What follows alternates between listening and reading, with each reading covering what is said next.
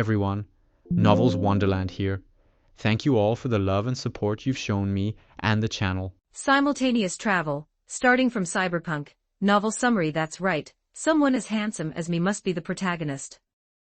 Chin Noa looked at his counterpart, who appeared before him, wearing the helmet that symbolized his pilot identity, and couldn't help but breathe a sigh of relief. There's a cheat. This is a sure thing. Cyberpunk, Titanfall 2, Tokyo Ghoul, Goblin Slayer, Marvel. Chapter 1 to 50, Good morning. It doesn't make sense. Someone as handsome as me should be the protagonist, so why am I here making multigrain pancakes? Chin Noa's eyes were slightly vacant, his thoughts scattered, and he began to doubt his life, but this did not affect the skilled movements of his hands as he made the pancakes. As the batter made from synthetic starch flipped on the hot griddle, turning into a perfectly golden pancake, Chin Noa added what looked like tempting meat skewers inside. In reality, the so-called meat skewers were made from mass-farmed insects, typically earthworms, crickets, and the like. After grinding and synthesizing, they formed something similar to meat. If one ignored its true nature, it was actually palatable, and if cooked properly, the taste could even be decent. After all, it was full of various food additives, enough to trick your taste buds. Boss, want some spicy Cheetos? More, please. Upon receiving the reply, Chin Noa squeezed a generous amount of brightly colored spicy Cheetos onto the meat skewers and rolled them up in the pancake. It was called a multigrain pancake, but apart from the name, there seemed to be nothing else connecting it to actual multigrain pancakes. This was also a form of adapting with the times. Just as Chin Noa was collecting money and handing the multigrain pancake to the Tiger Claws member in front of him, a sudden gunshot in the distance immediately interrupted everything. Dare to cause trouble on my turf? Brothers, grab your weapons and go. The Tiger Claws mini-boss in front, wearing modified clothing that combined traditional kimonos, a tiger head decorative mask on his face, and neon glowing tattoos on his body, drew his ever-present katana, and rushed forward with a group of subordinates, yelling. "TSK, he hasn't paid yet." Chin Noa muttered softly, then, like the other vendors around him, continued with his business, completely unaffected by the ensuing gunfight and bloodshed. Life in Night City was like this. You can't expect it to adapt to you, you have to actively adapt to its environment. In fact, if you stay long enough, you'll find that Night City isn't as bad as you imagine, as long as you carefully follow its rules of life. Walk with your head down during the day, hide at home before dark, pay protection fees to local gangs on time, don't use chips of unknown origin, don't talk to strangers. Oh, and remember to carry some small change in your pocket when you go out. If you get robbed, hand it over. You can't let these guys who risk their lives for work go home empty-handed, or they really will shoot. Also, if a stranger calls out to you on the street, never look back. Just pretend you didn't hear anything. A stray bullet hit Chin Noa's stall, punching a hole in the griddle. Chin Noa's eye twitched. That bullet almost hit him. That damned Night City. I really want to blow you up with a nuclear bomb. Since his livelihood tool had a hole in it, there was nothing he could do. Chin Noa could only close up shop early today and go home. His current residence was near the Cherry Blossom Market subway station, specifically an apartment building northwest of the H8 Giant Building. The surrounding area featured typical Japantown landmarks, with stylized robots standing in front of shops to welcome guests, making it a tourist district with a relatively low danger level. At night, it would become even livelier, with neon lights of various colors dazzling people. After passing through a building covered in artistic graffiti, one could reach the side entrance of the apartment building. The first thing that greeted him was a strong, pungent odor. It was the result of various industrial chemicals mixed with excrement and fermented expired, rotten food. However, Chin Noa had long since adapted to this. What truly made him wary were the people around him, who were high on drugs or had just taken a shot. These people were hunched over, their postures twisted and deformed, like walking corpses, liable to have a mental breakdown and lunge at you at any moment to take a bite. Although such situations were rare, Chin Noa had actually encountered them, leaving him with some psychological trauma. As for others who were vomiting against walls or moving around with VR equipment, these were actually the least dangerous. One just had to be careful not to get splattered. After stepping over several people sleeping on the ground, Chen-Noa quickly passed through the access control at the entrance and entered the apartment building. Once inside, the situation improved slightly. Chen-Noa's rented room was on the top floor of the apartment building. The floor wasn't high, so he didn't need to take the elevator. He also didn't really dare to take the apartment's elevator. He had gone in once before, and it was filled with excrement and trash, with no place to even stand. "You're back a bit early today." Suddenly, a female voice came from above. Chen-Noa looked up. The girl was leaning on the railing, gently shaking a cold drink in her hand. Her distinctive bob haircut, paired with a subtle rainbow gradient hair color, formed a stark contrast with the grim surroundings. He actually ran into this living ancestor. Today's luck really wasn't right. Chen-Noa let out an emotionless and continued walking. A moment later, he was parallel with the girl. Without the railing obstructing his view, her appearance was fully revealed before his eyes. Her delicate face was adorned with light red eye makeup and lip makeup, adding a touch of softness and mystery. She wore a white short jacket over a black netrunner jumpsuit, with white shorts, gray thigh-high socks, and knee-high boots on her lower body.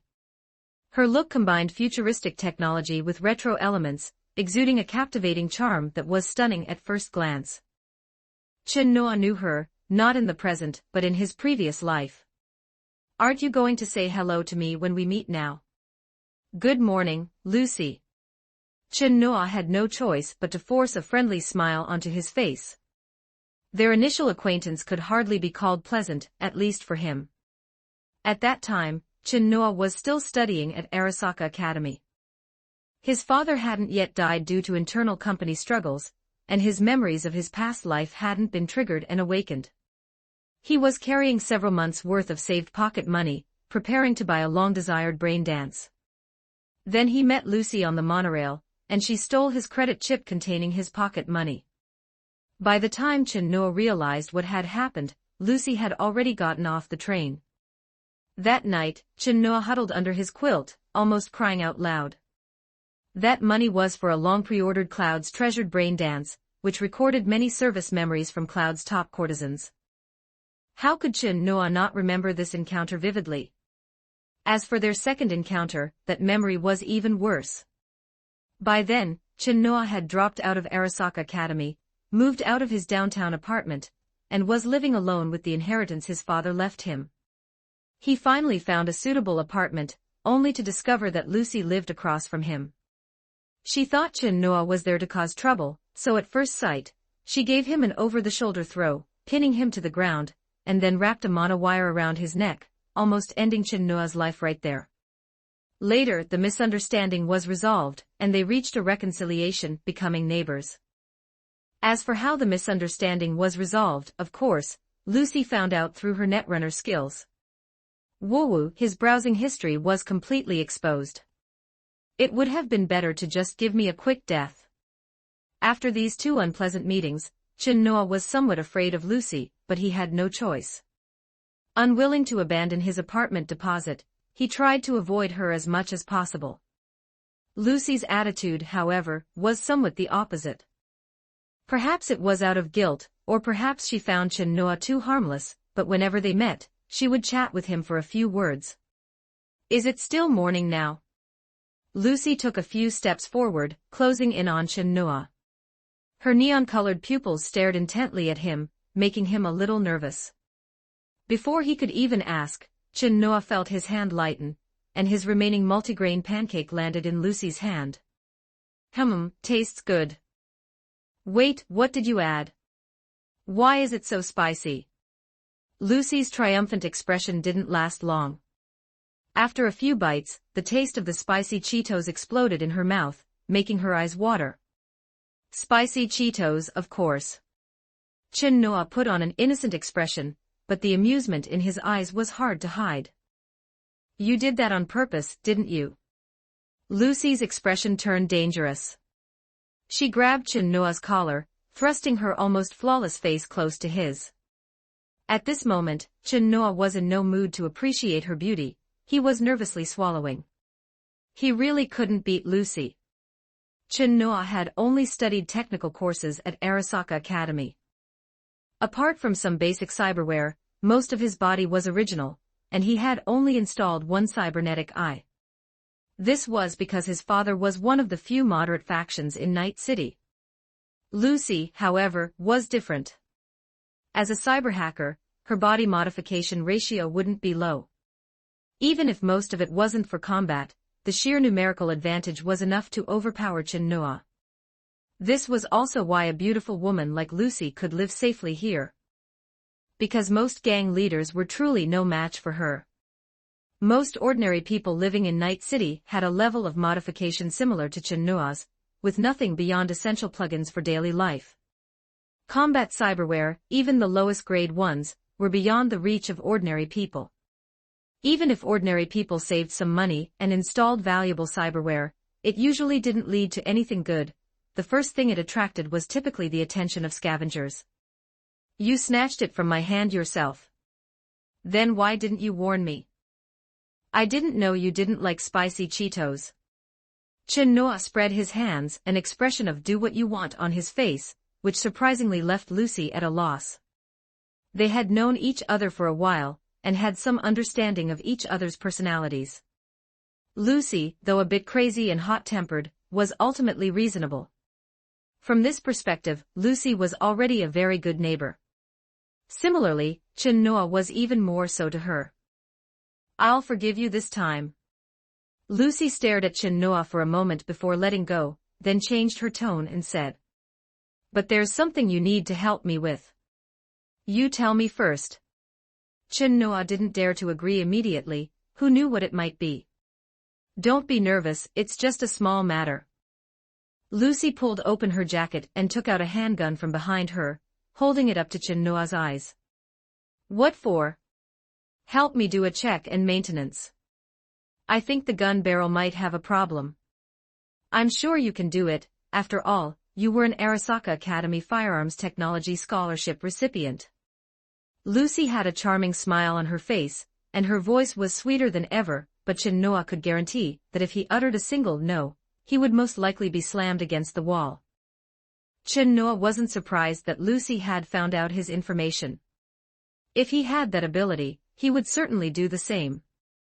Living in this city made one feel incredibly insecure.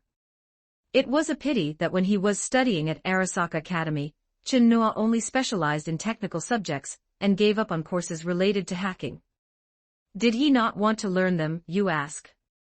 He simply didn't have the energy or talent for it. Just to win the technical scholarship, Chin Noa had to put in 12 times the effort. Good boy. Lucy slightly stood on tiptoe and gently patted Chin Noa's buzz cut, as if giving a reward. Damn it, catching a glimpse of that rising curve out of the corner of his eye and smelling that faint fragrance, Chin Noa actually felt like he had been rewarded. Can't you be more self-respecting? Think about how Lucy bullied you before, don't be fooled by her appearance. Chin Noa internally scolded himself. However, at this moment, the sound of money arriving echoed in his ears. I've already transferred the money to you. If I'm not satisfied, you'll have to return the full amount. Lucy said, leaving Chin Noa with a graceful silhouette as she disappeared around the corner of the hallway. Looking at the 300 euros added to his account, Chin Noa suddenly felt that Lucy wasn't so bad after all. But was this price too much or too little? Chin Noa had no idea. He had never done this kind of work, so he didn't know the market rate. To be honest, Chin Noa didn't dare to easily reveal his firearms modification skills. His technical expertise might not be remarkable in major corporations, but on the streets, he would be a highly sought-after technical talent.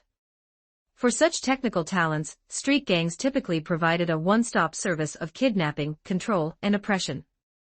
It was precisely because of these concerns that Chin Noa, a prospective outstanding graduate who had received Arasaka scholarships for many years, chose to sell pancakes on the street.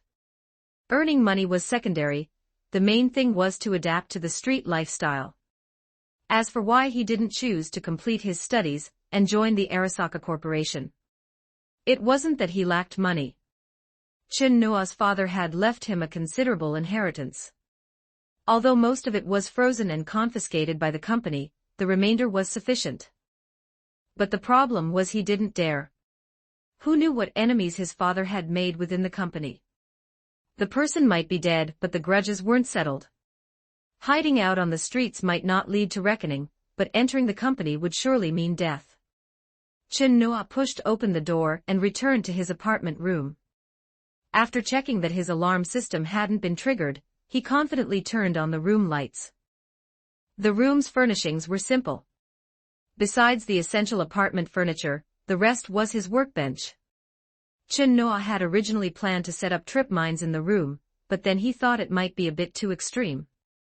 It was just that the cyber madness of Night City was too severe, and he had been somewhat infected by it. More importantly, landmines were hard to buy. Chin Noa placed Lucy's gun on the workbench, not rushing to examine it now, intending to catch up on some sleep first. He stripped off his clothes and flopped onto the bed. However, before entering his dream, his consciousness first plummeted into a pure white space. To the power of Sa Noa Chapter 2, the power of 3 Chin Noas. Where the hell did this take me? Chin Noa lay on the pure white floor, a head full of question marks. Get up, what are you still lying there for? A voice came from above. Chin Noa looked up and saw a hand extended in front of him. He instinctively grasped it, and in an instant, countless memory images exploded in his mind like fireworks. However, this didn't shock Chin Noa at all. On the contrary, he absorbed and assimilated all these memories at the same time, as if they had always belonged to him. Now you know what's going on, right? The voice sounded again. Chin Noa stood up and looked at the person wearing a pilot helmet in front of him, knowing he was another version of himself from a different world. I knew it. Someone as handsome as me must be the protagonist. Chin Noa couldn't help but curl the corner of his mouth. After waiting so long, his cheat had finally come online. Could you put some clothes on first? Titan Chin Noa was speechless. Although they were all Chin Noa, their bodies were different. He really couldn't stand seeing a naked man standing in front of him. Sorry.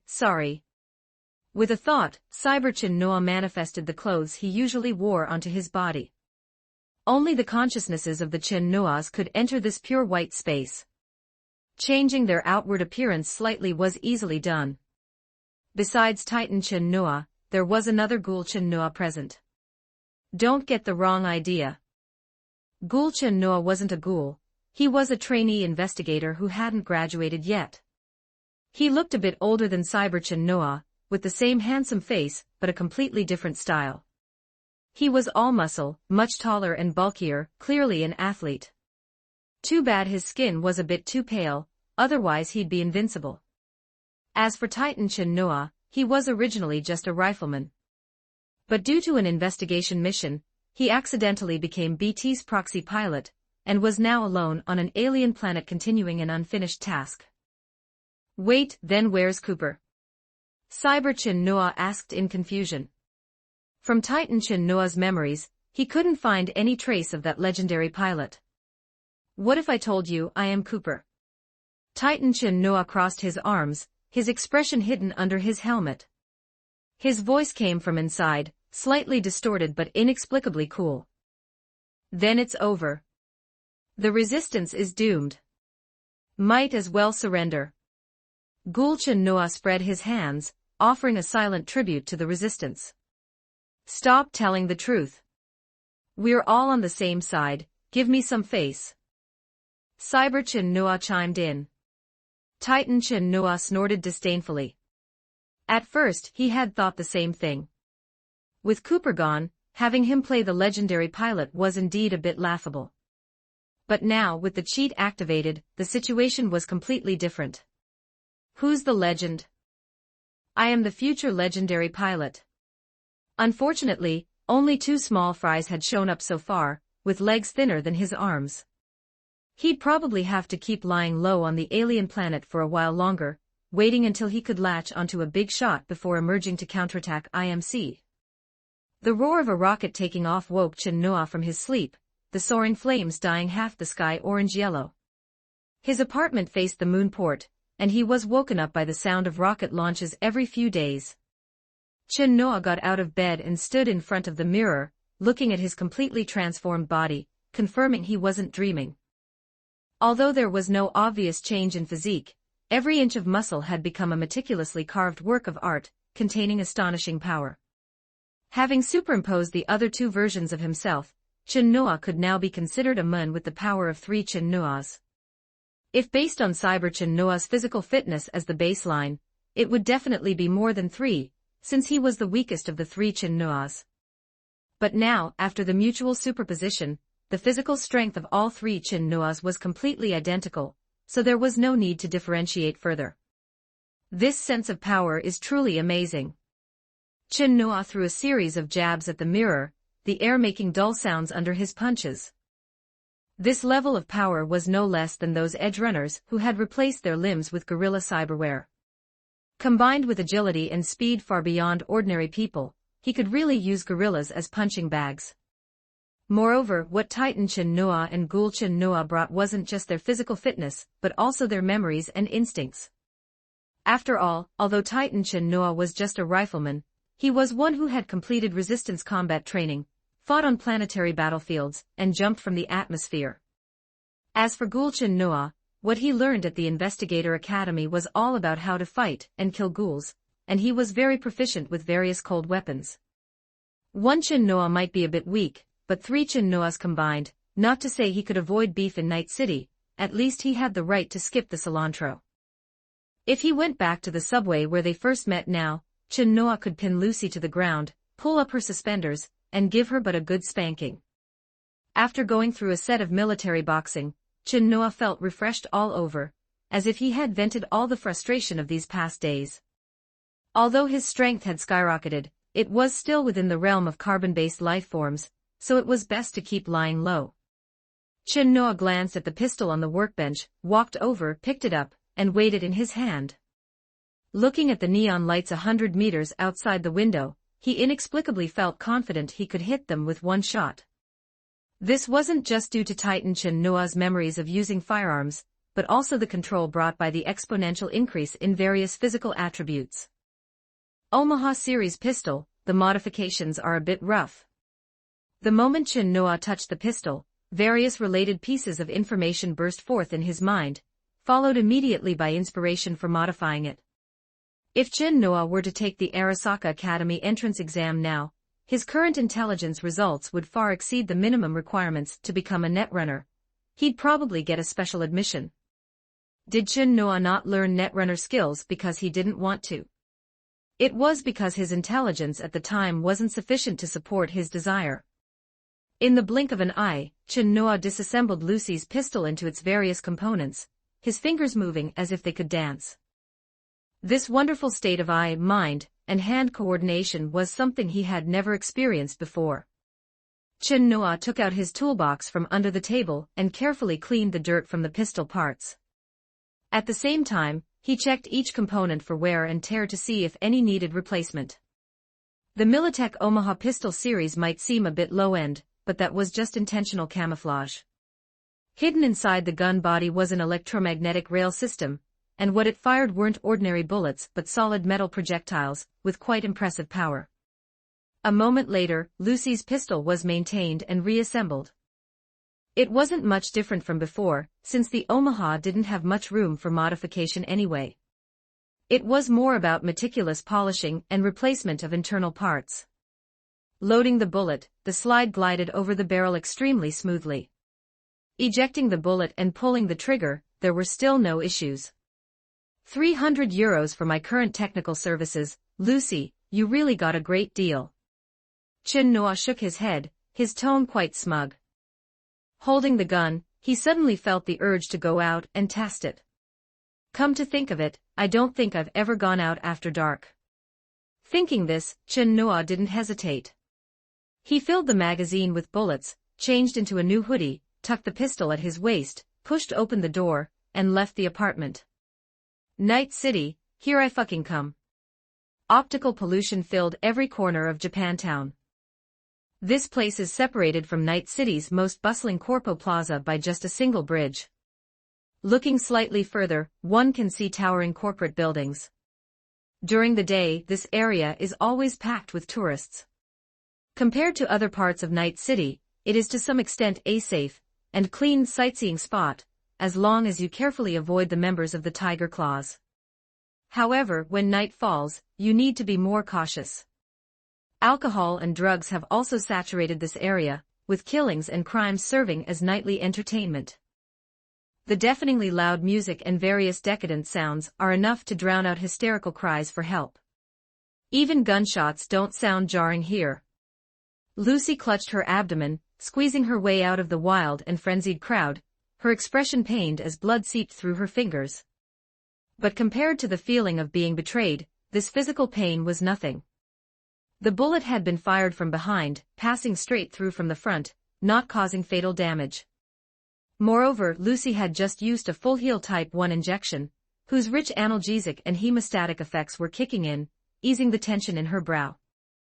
If she could just get through the alleyway ahead, Lucy could board the city rail and escape. What unsettled her was that there wasn't a single homeless person in sight on this path. Just as Lucy was about to turn back, a familiar voice stopped her. Almost let you get away. That last move was pretty vicious, considering we were partners before. I was only planning to dismantle your cyberware. The man's response was the sound of a monowire slicing through the air. But this time it didn't hit. The man had been prepared, stepping back as soon as Lucy made her move, or his remaining hand would have been gone too. Enough useless talk. Hurry up and grab this chick so I can have some fun. Damn, she's so hot I bet even the girls at Clouds can't compare. A rough voice came from the other side. It was a pale-skinned man, shirtless and wearing an apron, with two mismatched cybernetic hands. The translucent mask on his face marked him as a scavenger. Besides him, there were several others, all clearly scavengers by their attire, their eyes gleaming with greedy red light as if analyzing a piece of meat on a chopping block, deciding which part was more valuable. A cyber netrunner like Lucy would inevitably be equipped with neural system cyberware. Even the lowest grade ones could fetch a high price, not to mention her figure and looks. Even sold by weight, she'd command a good price. Normally, these goblin-like scavengers wouldn't actively attack a netrunner, the risk is too high. But this time, someone had taken the initiative to lead a collaboration. Lucy's face darkened as she instinctively reached behind her back, only to find nothing. She then remembered she'd given her pistol to Chin-Noa for maintenance. Now she was really in trouble. Lucy's monowire was just ordinary. Though its lethality was strong, it required charging and warm-up, preventing continuous attacks. Against the current number of enemies, it was almost impossible to help her escape. The same limitations applied to her netrunner skills. These people wouldn't give her enough time to initiate an intrusion. Beyond that, Lucy had no other means of attack. Her own modifications weren't extensive, not much different from an ordinary cyber netrunner. It wasn't entirely Lucy's fault for exposing her hiding spot. The man in front had planned it, deliberately having scavengers search nearby to pressure her. Combined with the good cooperation from previous times, which had made Lucy let her guard down a bit, she revealed her location. What awaited her wasn't backup from a companion, but a bullet from behind. Lucy, stop struggling. Don't worry, I'll definitely. Before he could finish, 3 bullets pierced through the man's forehead, blowing his skull open. The sudden gunshots stunned the scavengers present. Before they could react, the gunfire continued, each bullet precisely piercing a skull. Guns in Night City sure pack a punch. The power of a pistol rivals that of a heavy machine gun. After all, everyone here modifies their bodies, installing various cyberware. The recoil of a pistol isn't even considered in the design. The scavengers fell one after another like dominoes. However, when a bullet struck the forehead of the apron-clad shirtless man, it only tore off a layer of scalp, revealing the thick alloy skull beneath. Didn't expect that, did you? The apron-clad shirtless man laughed triumphantly, but before he could finish, the next bullet passed through his throat, cutting off the rest of his words. Yet the apron-clad shirtless man still didn't die. The bullet had only passed through his jaw, tearing open a large area of muscle, exposing pale bone and bloody, mangled flesh, but it finally lodged in the steel-forged spine. This guy had undergone extensive cybernetic modifications to his body. Quite thick-skinned and tough. Chen Noa holstered his pistol, mainly because he was out of bullets. Ignoring the apron-clad shirtless man charging at him with a saw blade, he scanned the surroundings. "Watch out!" Lucy shouted anxiously, flinging her monowire to block the apron-clad shirtless man. Unfortunately, she was a bit slow, the wire only cut through a bit of his skin. Just as the apron-clad shirtless man's raised saw blade was about to fall on Chen Noa, a steel pipe stabbed into his cybernetic eye, instantly sparking. The immense force simultaneously pried open the steel skull. The apron-clad shirtless man's heavy body slumped powerlessly to his knees. So dirty. Chen Noa shook off the sticky substance on his hand with disgust, not wanting to dwell on what it was. Lucy slowly came to a stop, halting about a meter in front of Chen Noa. Looking at this face that was still the same, she inexplicably felt a strong sense of unfamiliarity. Where did all that usual cleverness go? If I hadn't just run into you on my way out, I might have only seen you in a XBD next time. Chen Noa spoke up, breaking the silence between them. Hearing this, the unfamiliar feeling that had just arisen vanished completely. Lucy retorted defiantly. If my gun weren't with you, I would have dealt with these disgusting rats long ago. What does he mean? You don't believe me? Lucy felt mocked, especially by Chen Noa, who she'd once pinned against a wall. Subconsciously, she closed in on him as before, just about to rise on her toes when a warm hand pressed down on her head. At a time like this, you should be saying thank you. Chen Noa leaned down slightly, taking the dominant position. Times had changed, offense and defense had switched. Lucy's fair face flushed visibly, as if overheating, nearly steaming. Biting her lip for a moment, she finally forced out two words with effort. Thank you. What did you say? I didn't hear clearly. Could you speak up? You didn't talk like this before. Did you leave your vocal cords at home in your rush to go out? Chen Noa tilted his ear, cupping his hand like a megaphone. Thank you. Lucy seized the chance, grabbing Chen Noa's earlobe and pressing her mouth close, shouting so loudly it nearly shattered his eardrum. Chapter 3, Accomplice. The next morning, Lucy woke up in her bed. She had already tended to the wound on her abdomen last night.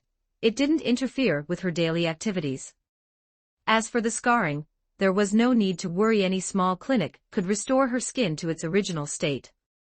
Medical aesthetics technology in Night City was just that advanced. However, Lucy looked a bit out of sorts, clearly suffering from a lack of sleep. The moment she closed her eyes, Chen Noa's silhouette would haunt her. An indescribable emotion kept Lucy tossing and turning all night, even sparking a thought she had never had before. Maybe she should form a permanent team with Chen Noa. Once this thought took root, she couldn't shake it from her mind. Lying in bed, Lucy gently stroked the pistol she had returned last night, as if she could still feel Chen Noa's residual warmth on it. The sensation made her body flush with heat. Even with a netrunner's heat dissipation capabilities, she couldn't lower this rising temperature from deep within her heart. Lucy's hacking skills were actually quite good. While not top tier, she was definitely above average. Most importantly, she was still young, and had the potential to keep improving. Because of this, many edgerunner groups had extended invitations to Lucy, but she had rejected them all. Her past experiences made it difficult for her to integrate into this city, let alone trust others. But for a netrunner, not having a fixed team for coordination and protection was a fatal weakness. This meant many high-yield commissions were out of Lucy's reach. She could only scour the dark web for scraps that other netrunners looked down upon, even stooping to stealing chips on the metro. What self-respecting netrunner would do something so demeaning? A whole day of stealing chips only earned enough for 2 bottles of immunosuppressants. Low returns were one thing, but the risks were also high. If she missed this chance with Chin Noa, Lucy didn't know when she would ever find someone else she could trust with her back again. Just consider it a way to save up enough money for the moon sooner. With that thought, Lucy finally convinced herself. She found Chin Noa's name in her contacts and dialed the number.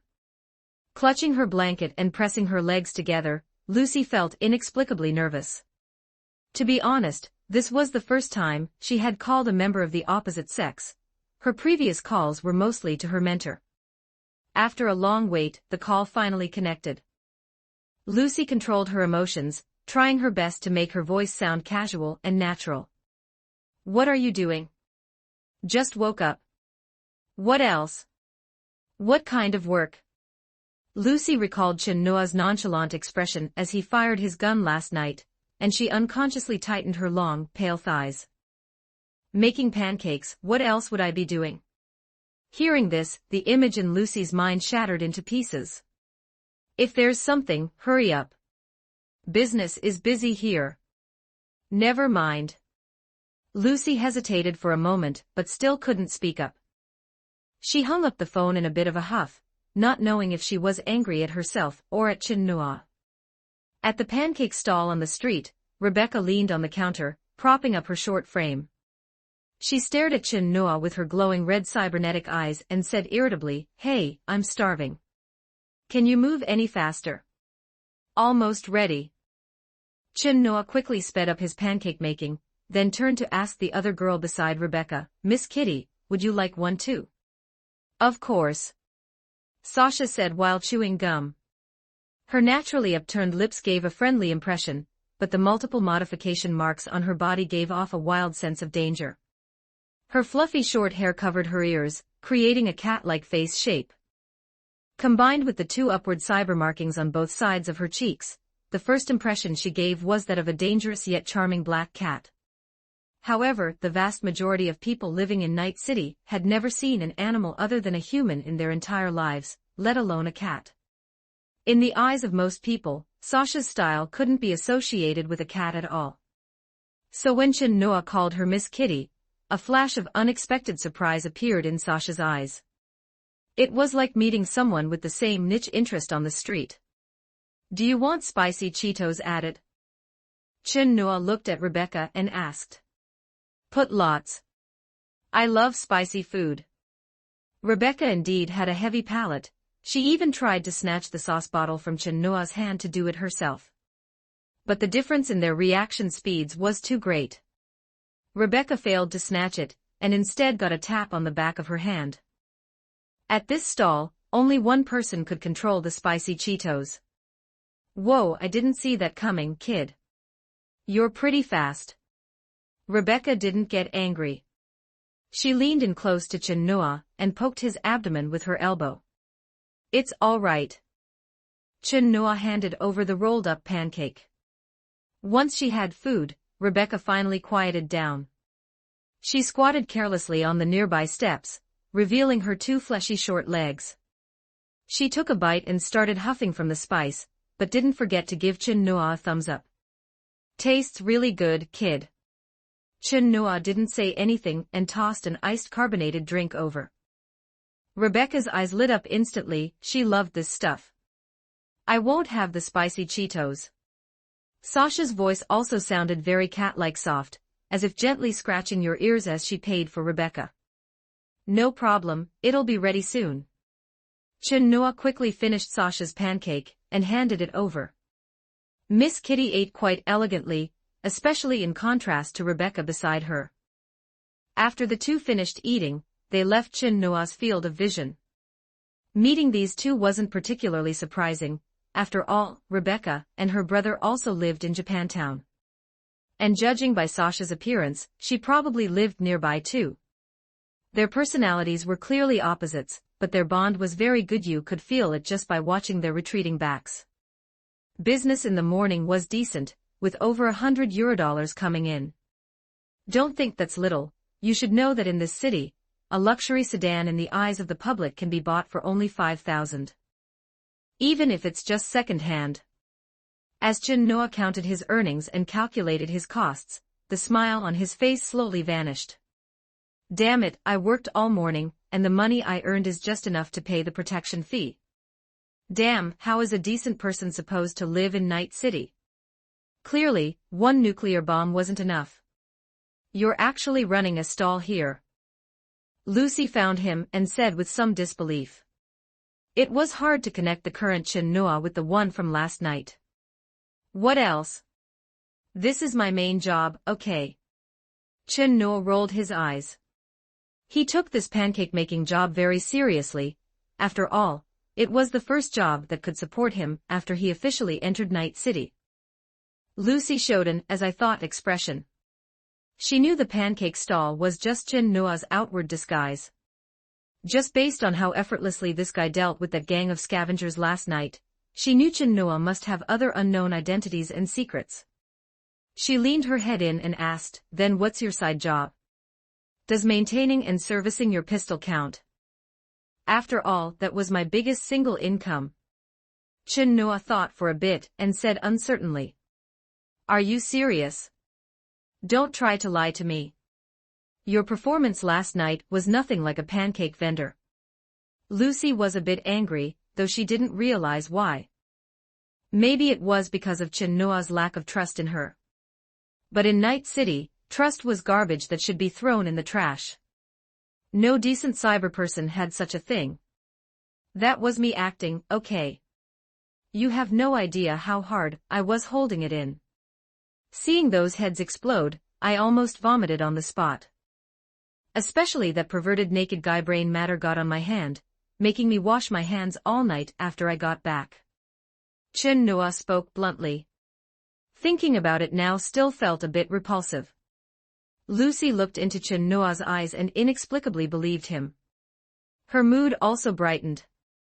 She inadvertently closed the distance between her and Chin Noa and asked curiously. Since it was so uncomfortable, why did you endure it? Were you afraid I'd laugh at you?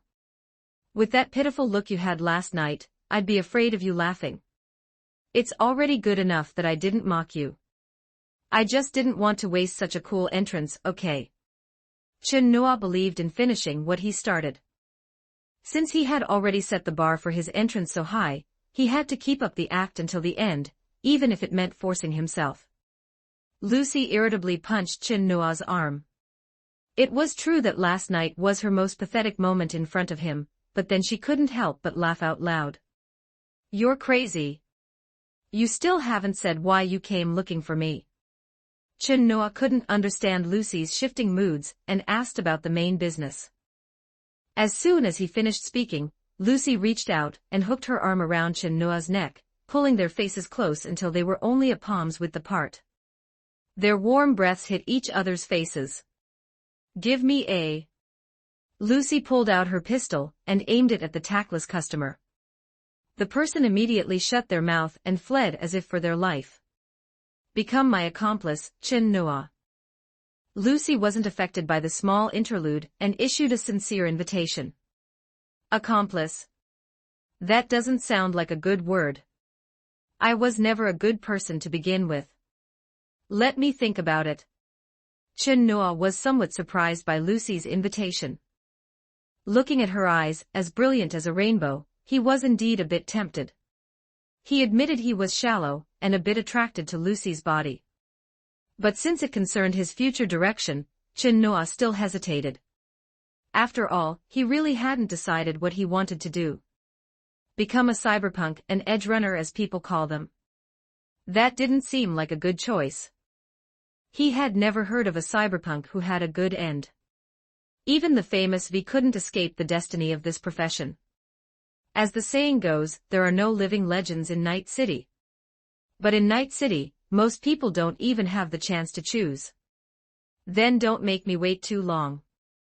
Lucy felt a bit disappointed deep down, but she didn't show it on her face. While letting go of Chin Noa, she gently scratched his cheek with her fingertip, like an ambiguous threat. It was as if she were saying, "You'd better give me the answer I want." Lucy was still Lucy. Before opening her heart, she was used to using a strong front to cover the fragility and insecurity buried deep inside. "I'll try." At this moment, Chen Noa didn't quite dare to look Lucy in the eye. This cyber vixen was just too good at this, making his blood surge downward. He had to distract himself to avoid losing his composure. However, Lucy's insight was quite keen.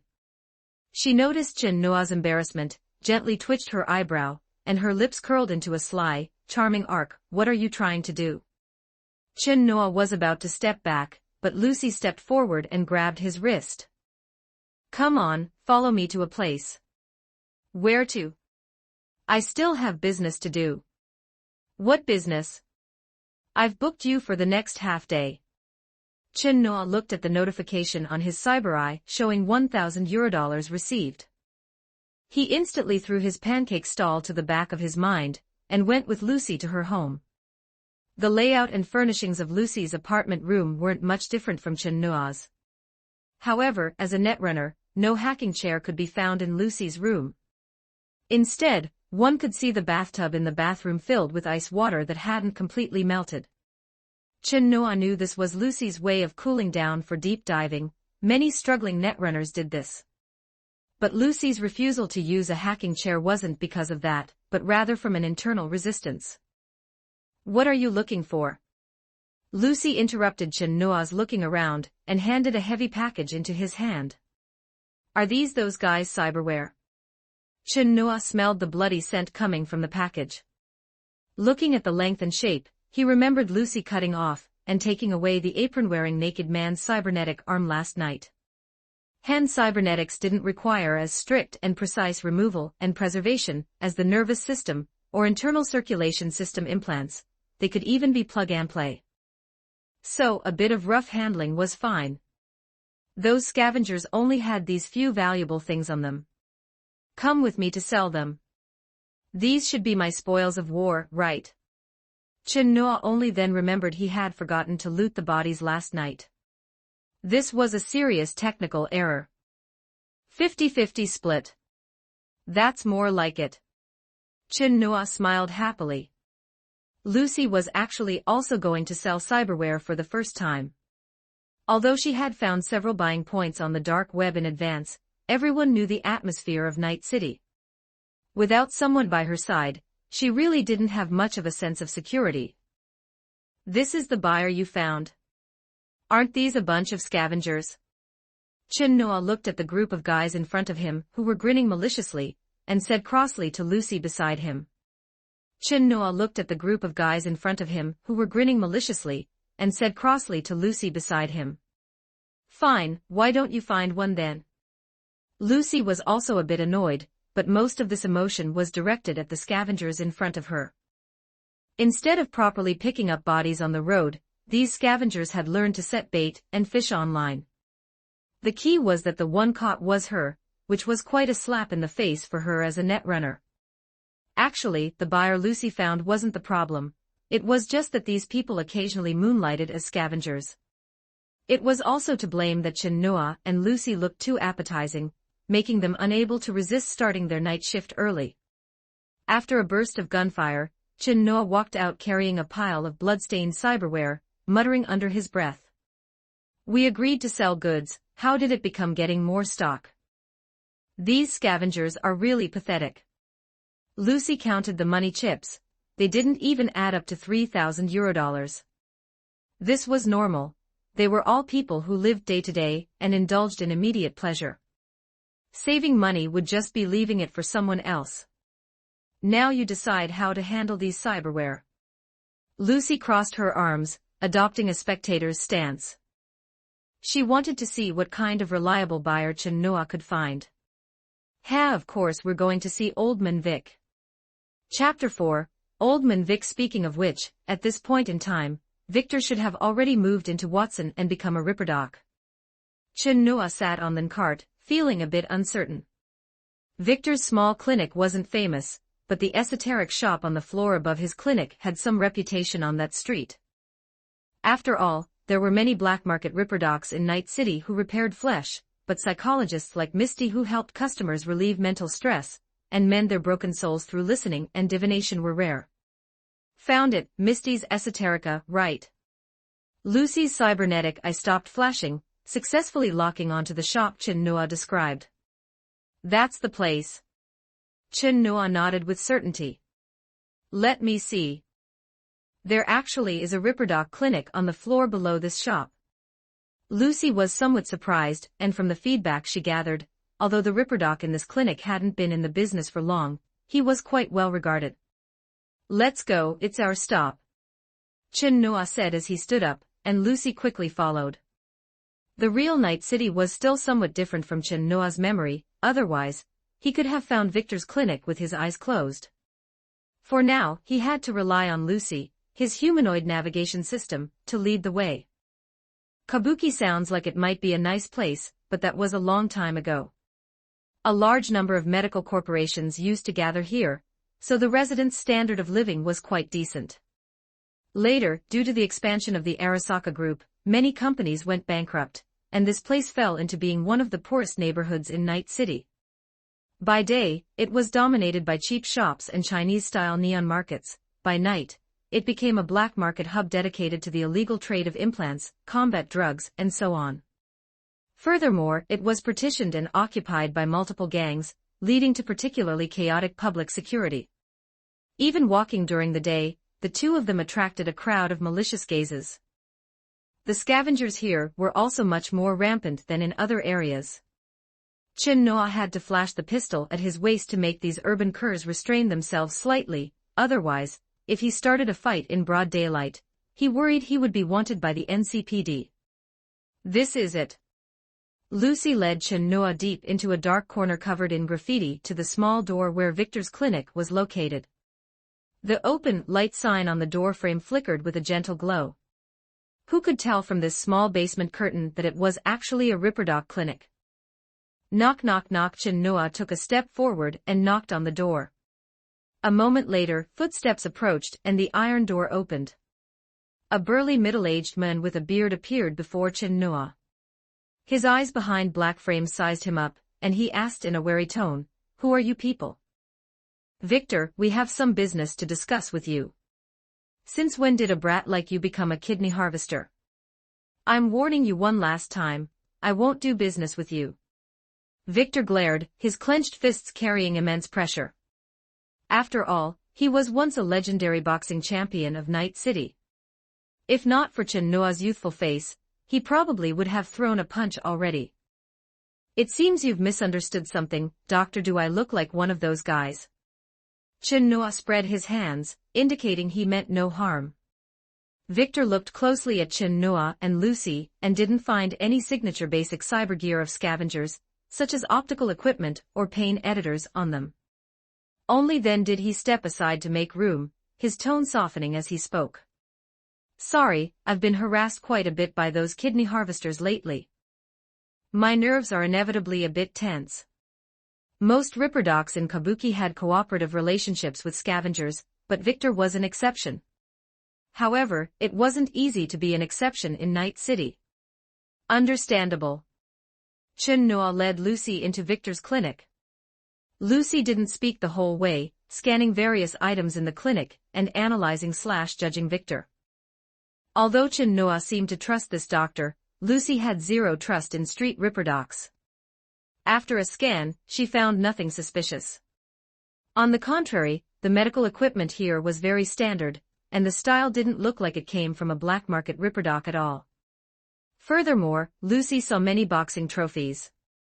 After a search, she learned that this Dr. Victor was actually a retired legendary boxer. "Then please have a seat. What business do you have for me?"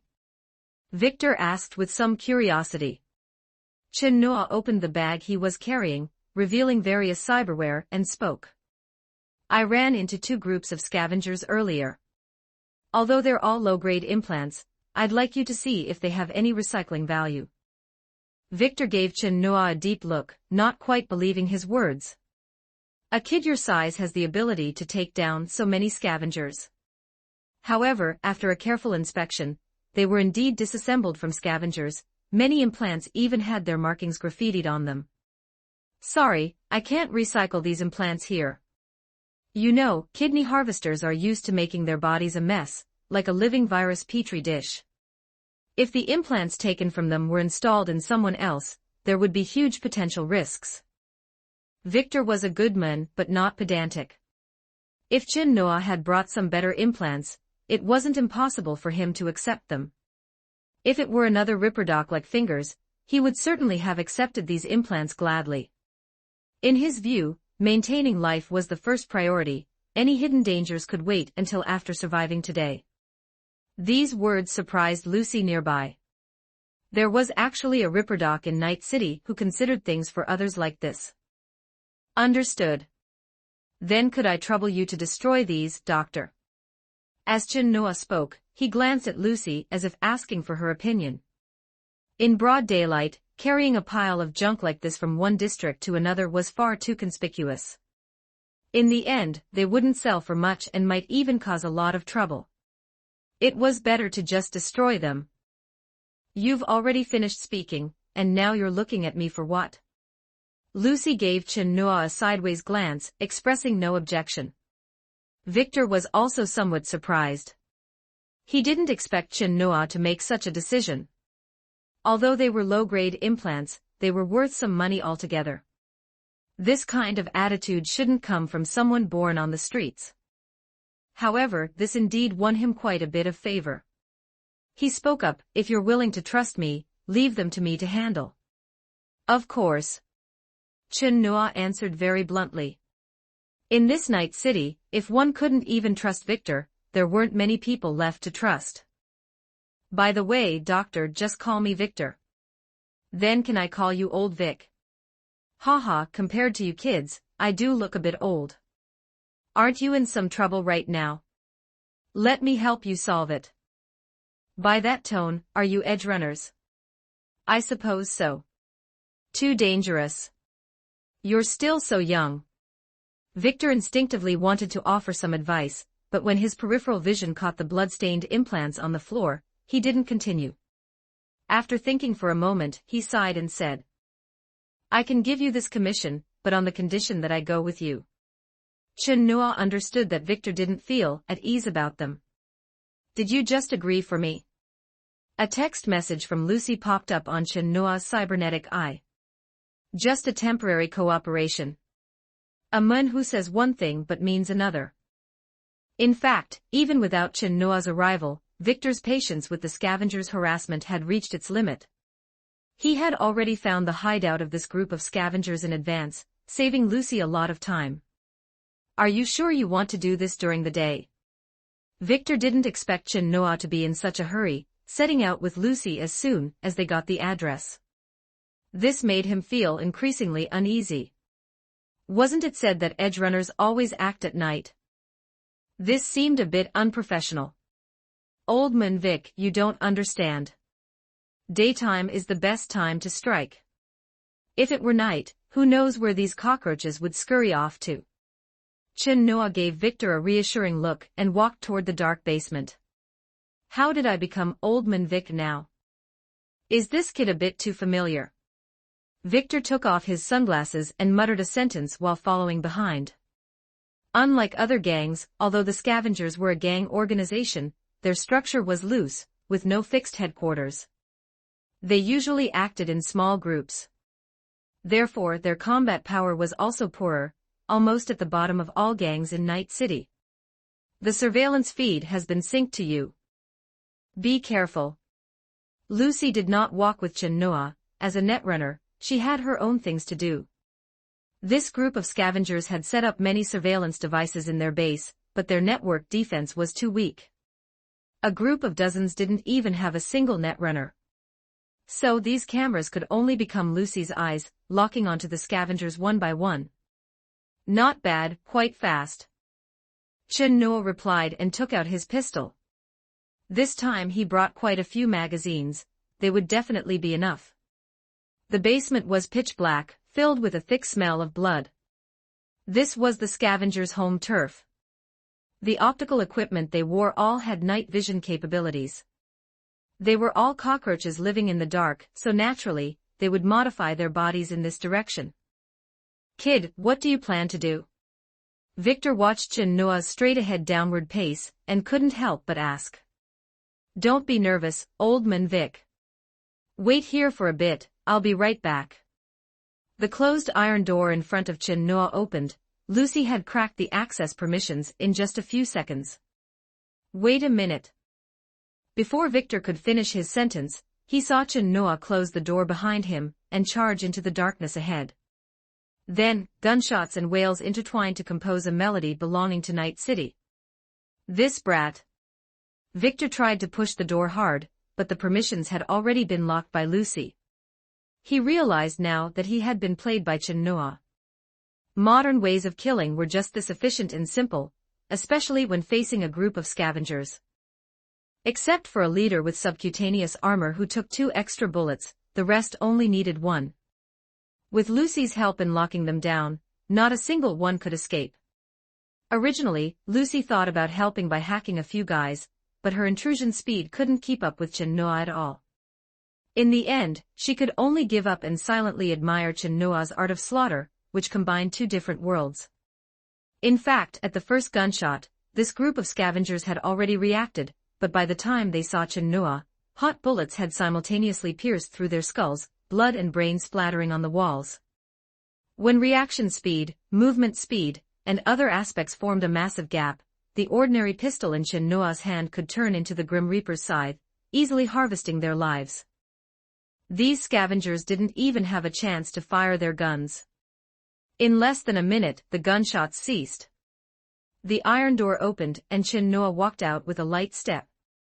There was no pressure in executing these disgusting cockroaches, as long as he didn't let their blood get on him.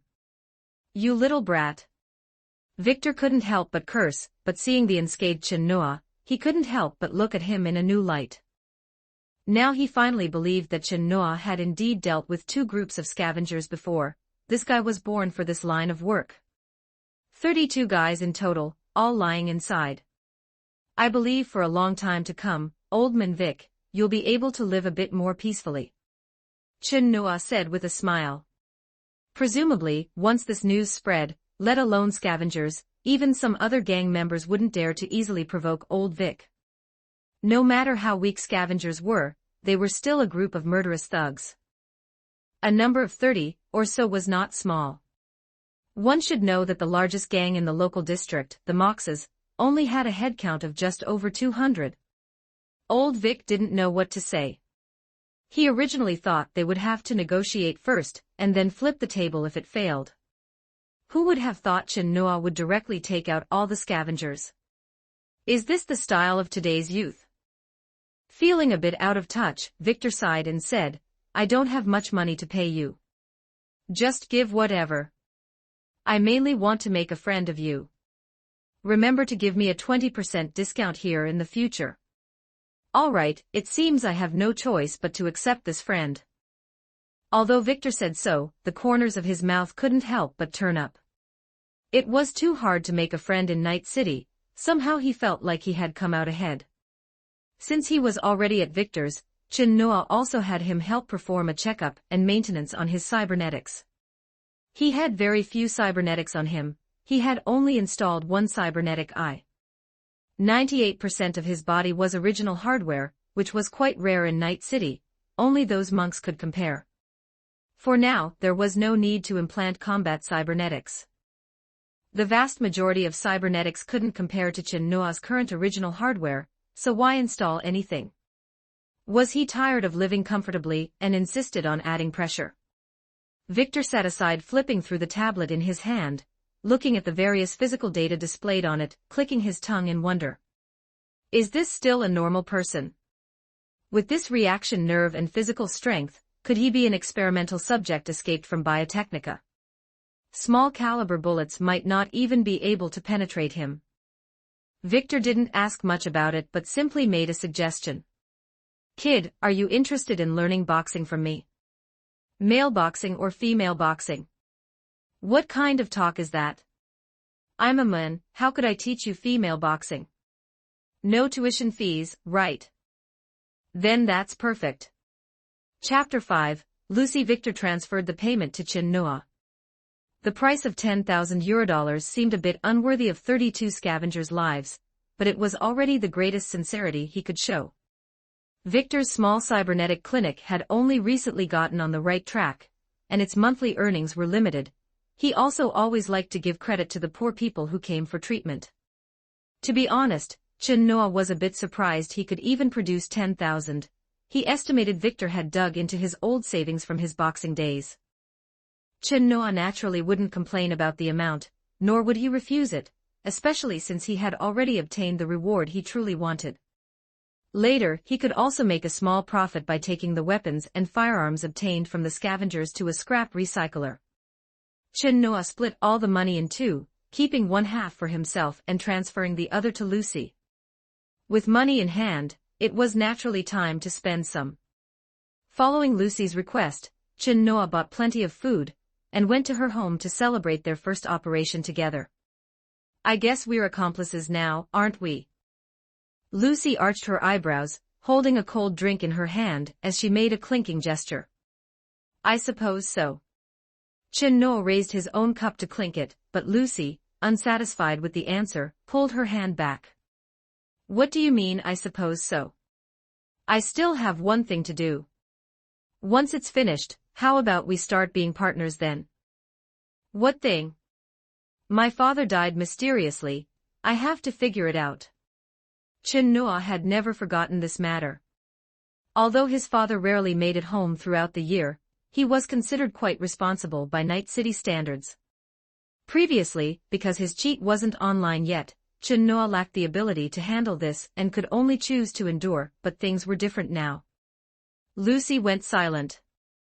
She knew Chin Noa's father came from Arasaka. Her eyes flickered, and the air suddenly grew quiet. If it were anything else, Lucy might not have hesitated, but Arasaka was different. It was a nightmare that still haunted her to this day. Unlike the vast majority of cyberpunks in Night City, Lucy's childhood life could be described as quite beautiful. Her father was also a member of Arasaka Corporation, and a veteran of the Fourth Corporate War, while her mother was a member of a senior netrunner group. After the two united, they settled in an independent community established by Arasaka Corporation, owning a villa and a garden. Lucy lived in this seemingly happy family for many years. However, once she revealed her talent as a netrunner, the situation changed. When Lucy was 7 years old, out of curiosity, she hacked into her father's computer and saw the great achievements he had made during the Fourth Corporate War. Her original worldview collapsed in an instant. Lucy became rebellious from then on and began to immerse herself more and more in the network world to escape her perfect family. However, even those days couldn't last for long.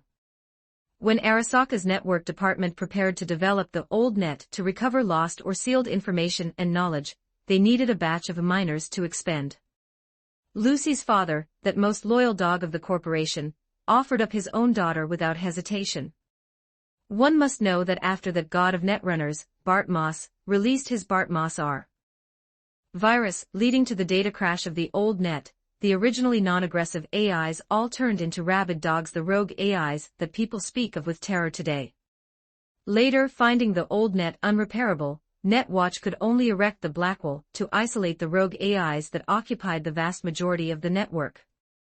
At that point, the concept of the internet completely became history in textbooks, and the world returned to the era of LANs. And what Lucy and the others had to do was cross the Blackwall and go deep into the old net to salvage valuable information. During this process, once discovered by a rogue AI, the only ending waiting for them was basically having their brains fried. This was also why Lucy resisted using a netrunning chair. As soon as she lay on it, she felt as if she could smell the scent of her companion's scorched brains beside her.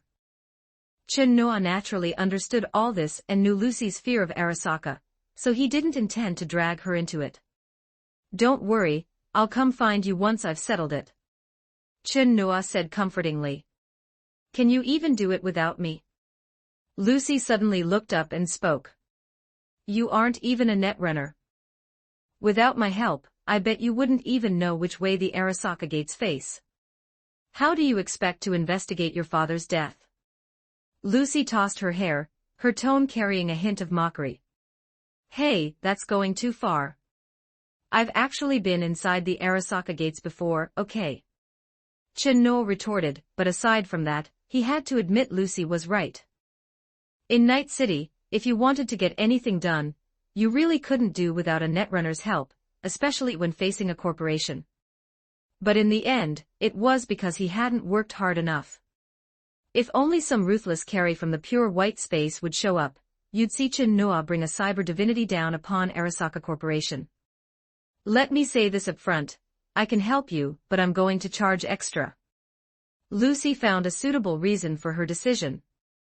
Chin-no scooted his butt forward, leaning on the edge of the sofa, and reaching upward to close the distance with Lucy, asking with a raised eyebrow. Lucy, you're being so good to me, have you fallen for me? Lucy's face gradually began to turn red, as if scorched by Chin-no's burning gaze. Seeing Chin-no constantly closing in, her mind went blank, and she had no idea what to do. Don't be fooled by how mature Lucy seems, in reality, she's a complete rookie when it comes to relationships. After escaping from the Arasaka base, Lucy wandered through various cities until she was saved by Chin-no that night. Only then did her drifting heart find peace for the first time.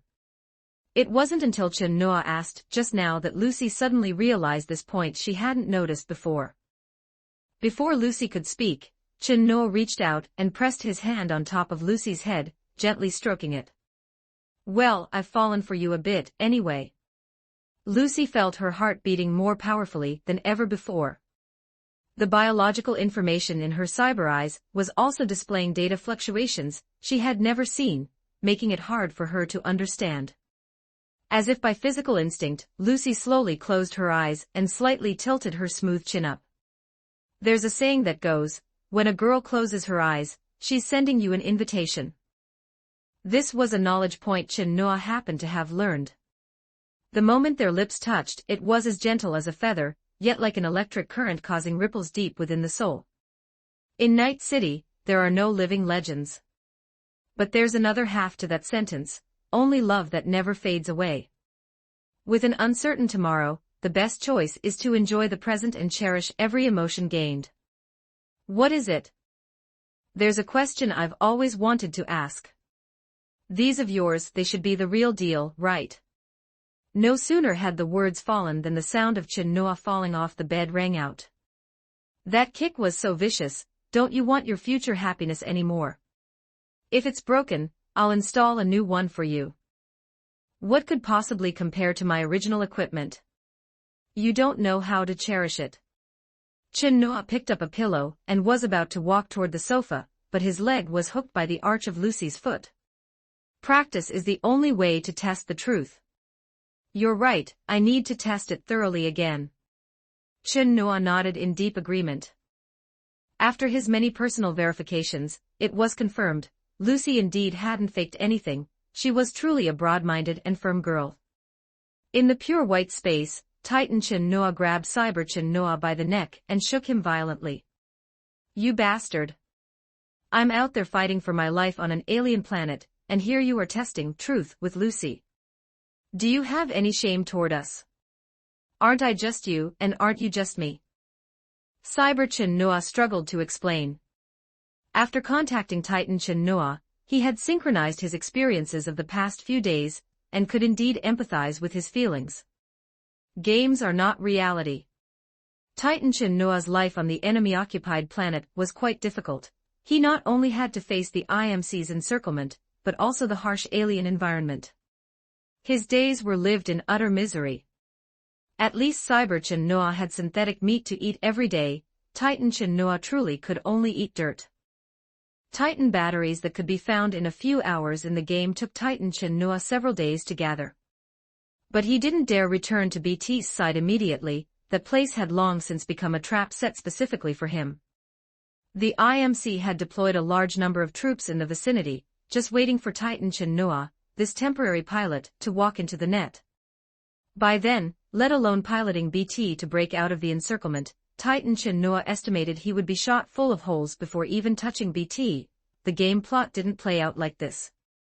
Titan Chin-no now hoped more than anyone that a powerhouse would descend for him to cling to, but before that, he had to survive first, which was already extremely difficult. If not for the power of 3 Noahs added to him, Titan Chin Noah would have kicked the bucket long ago.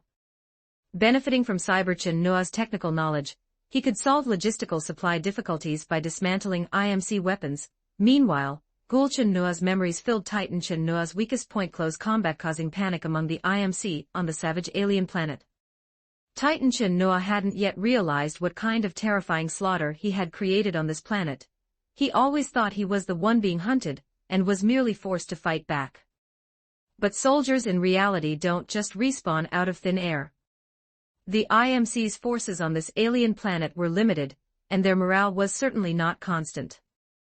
It was also thanks to Titan Chin Noah's hard work that Cyber Chin Noah and Ghoul Chin Noah simultaneously gained these precious combat experiences, while their memories also eased Titan Chin Noah's mental pressure.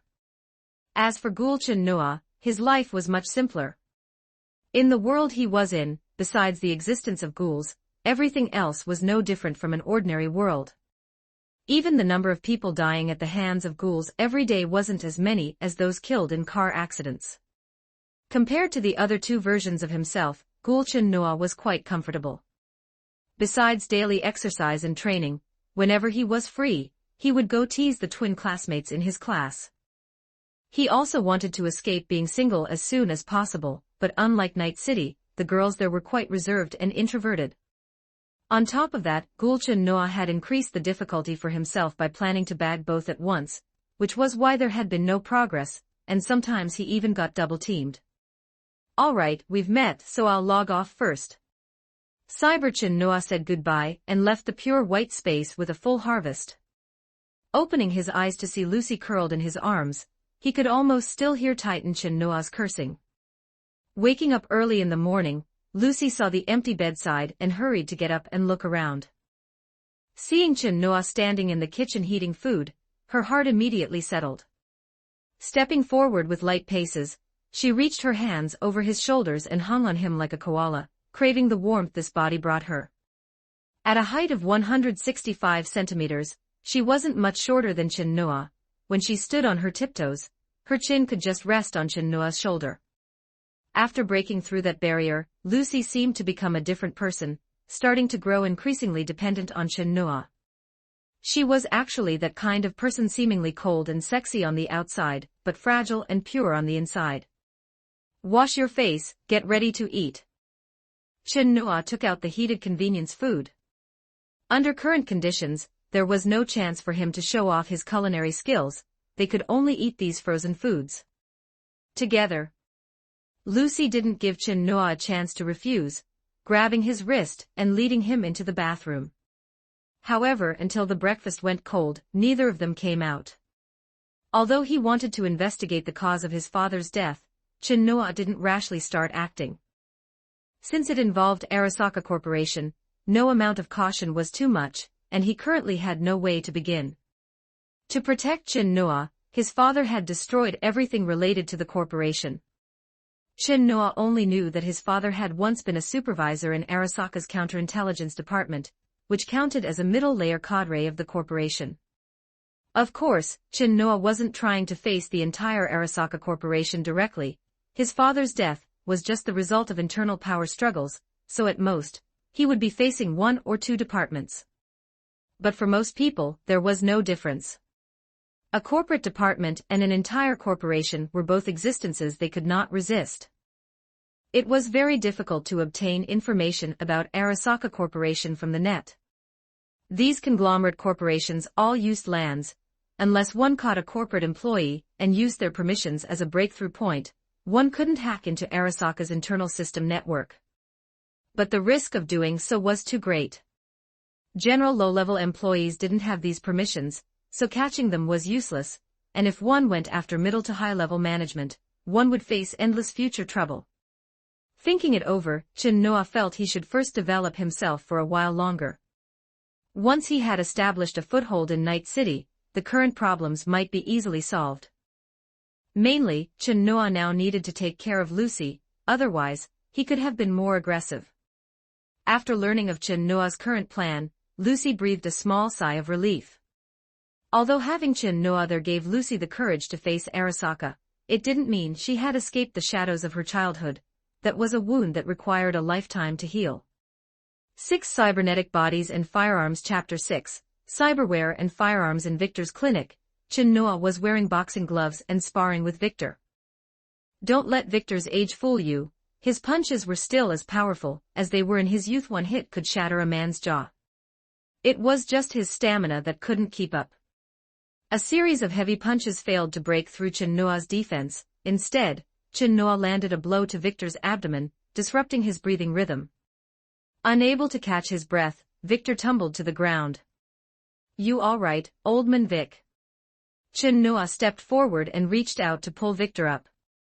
Quite a kick, cough cough. Victor laughed even as he coughed. Chin Noa's learning ability was too strong, he caught on instantly. Teaching him boxing was a pure joy, filled with a sense of accomplishment. What was even more astonishing was Chin Noa's physical fitness, which simply exceeded Victor's understanding of flesh and blood. Despite looking so lean, the explosive power he displayed was more terrifying than Victor's own when he was a boxing champion. The only regret was that Chin Noa learned too fast. Victor felt that if this continued, it wouldn't be long before everything he had to teach was completely drained. Have some water. Seeing the two finish their session, Lucy, who had been sitting nearby, stepped forward to hand Chin Noa some water and gently wiped away his sweat.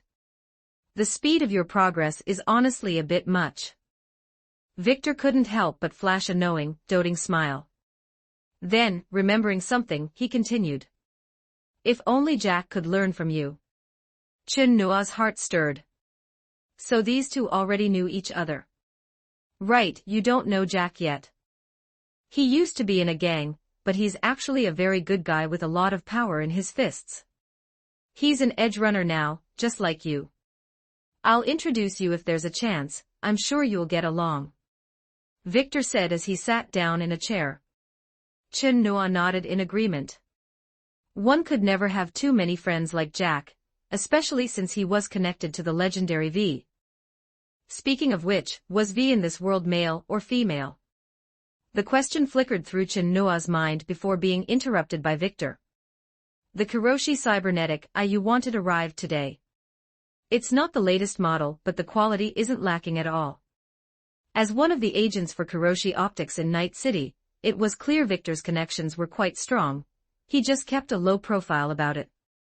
This brand of cybernetic eye was originally developed to protect astronauts in space from external light damage, and it was considered a high-end product among cyber eye brands. Not bad, old Vic. You got your hands on it fast. Chin Noa happily threw an arm around Victor's shoulder and gave his arm a friendly punch. Not calling me old man Vic now. I'll tell you up front, the price for this thing isn't low. Even with a discount for you, it'll be tens of thousands. Victor didn't intend to profit off Chin Noa, but he couldn't afford to take a loss either, or the clinic wouldn't be able to stay open. The most he could do was extend the payment deadline. I have the money here, it should be enough, Lucy spoke up proactively. She had saved a lot of money over the years for the moon landing, but now that money had a more important use. The moon landing was merely a pursuit born out of a desire to escape. Now that her heart had a new anchor, her original wish naturally became less urgent. Hearing this, Victor couldn't help but feel envious. In Night City, being willing to shell out such a large sum for someone else was definitely true love. If he could have met a girl like Lucy, would he still be single today? My dad still left me quite a bit of money. Chin Noa noticed Lucy's gaze and didn't continue.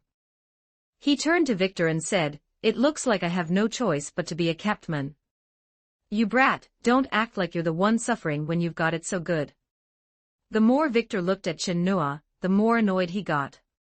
He was clearly very handsome when he was young, too. Why didn't he have such good fortune? Should he give this guy a little less anesthesia later?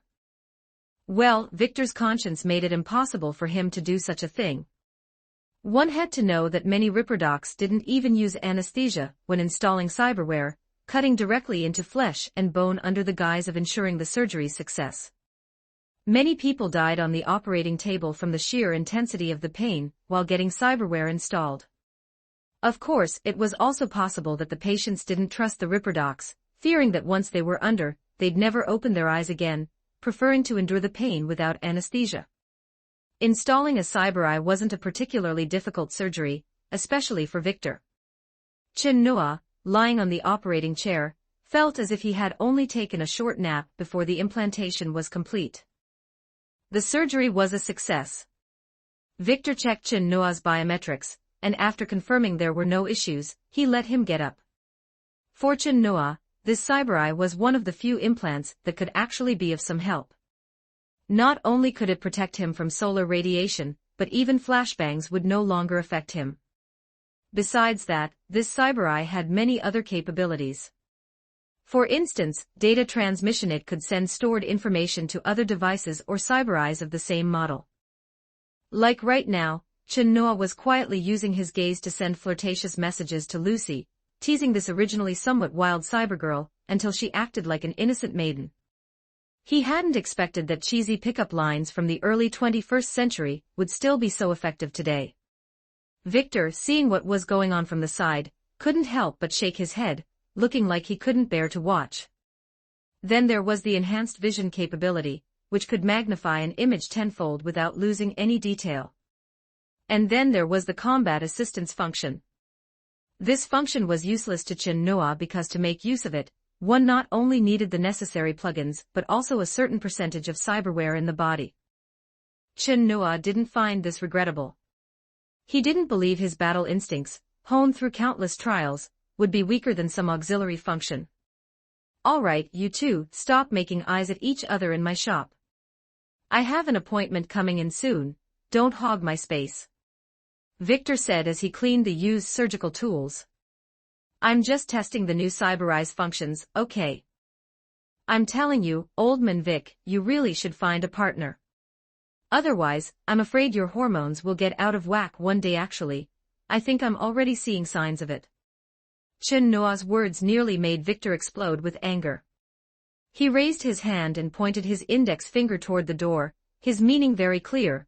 If he stayed in the same room as Chin Noa any longer, he really feared what would happen to his endocrine system. Fine, I'm leaving. Chin Noa left the clinic with Lucy. Besides replacing his cyber eye, he had something else to do today: buy firearms. In Night City, buying a gun was as easy as buying a condom. But that only applied to low-end firearms. Those small-caliber guns were fine for intimidating ordinary people, but against gang thugs or veteran cyberpunks, they weren't enough. The bullets probably wouldn't even penetrate their subdermal armor. Night City also had high-end weapon shops, but those were all in the city center, beyond what Chin Noa could currently afford. Chin Noa didn't expect to find any suitable firearms on the streets anyway. He planned to modify a few suitable ones himself to diversify his offensive methods. An interesting thing was that Night City had a crime called illegal possession of a firearm. So how did one possess a firearm legally? The answer was simple: pay to get your gun a license. All legitimate weapon shops in Night City provided this service. Of course, you could also take a gun bought on the black market to a shop to get it registered. It just cost an extra tip for the clerk. Otherwise, if a passing NCPD officer caught you with an illegal firearm, they'd have an excuse to extort you. Business at gun shops was generally very good. Upon entering, you'd look up to see a fully automatic sentry turret aimed at your head, reminding you not to act a fool. Even so, there were always people trying to make a quick score. Just look at the thick glass partition between you and the clerk. Night City never lacked for psychos. Welcome, is there anything I can help you with? The clerk was a middle-aged man, but his attitude was very enthusiastic. Well, enthusiastic for the money in Chin Noa's pocket. Buying a gun. Of course, what else would you be here for? Looking at the beauty next to you, I don't think you need me to recommend any good joy toys nearby. Asterisk cough cough star.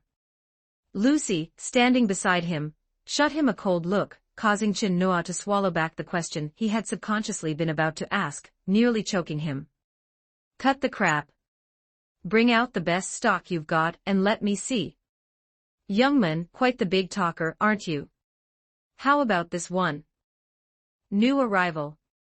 Look at this muzzle, it's big enough to fit my own big steel cannon inside. The shopkeeper took a shotgun down from the wall behind him, his mouth running with constant filth.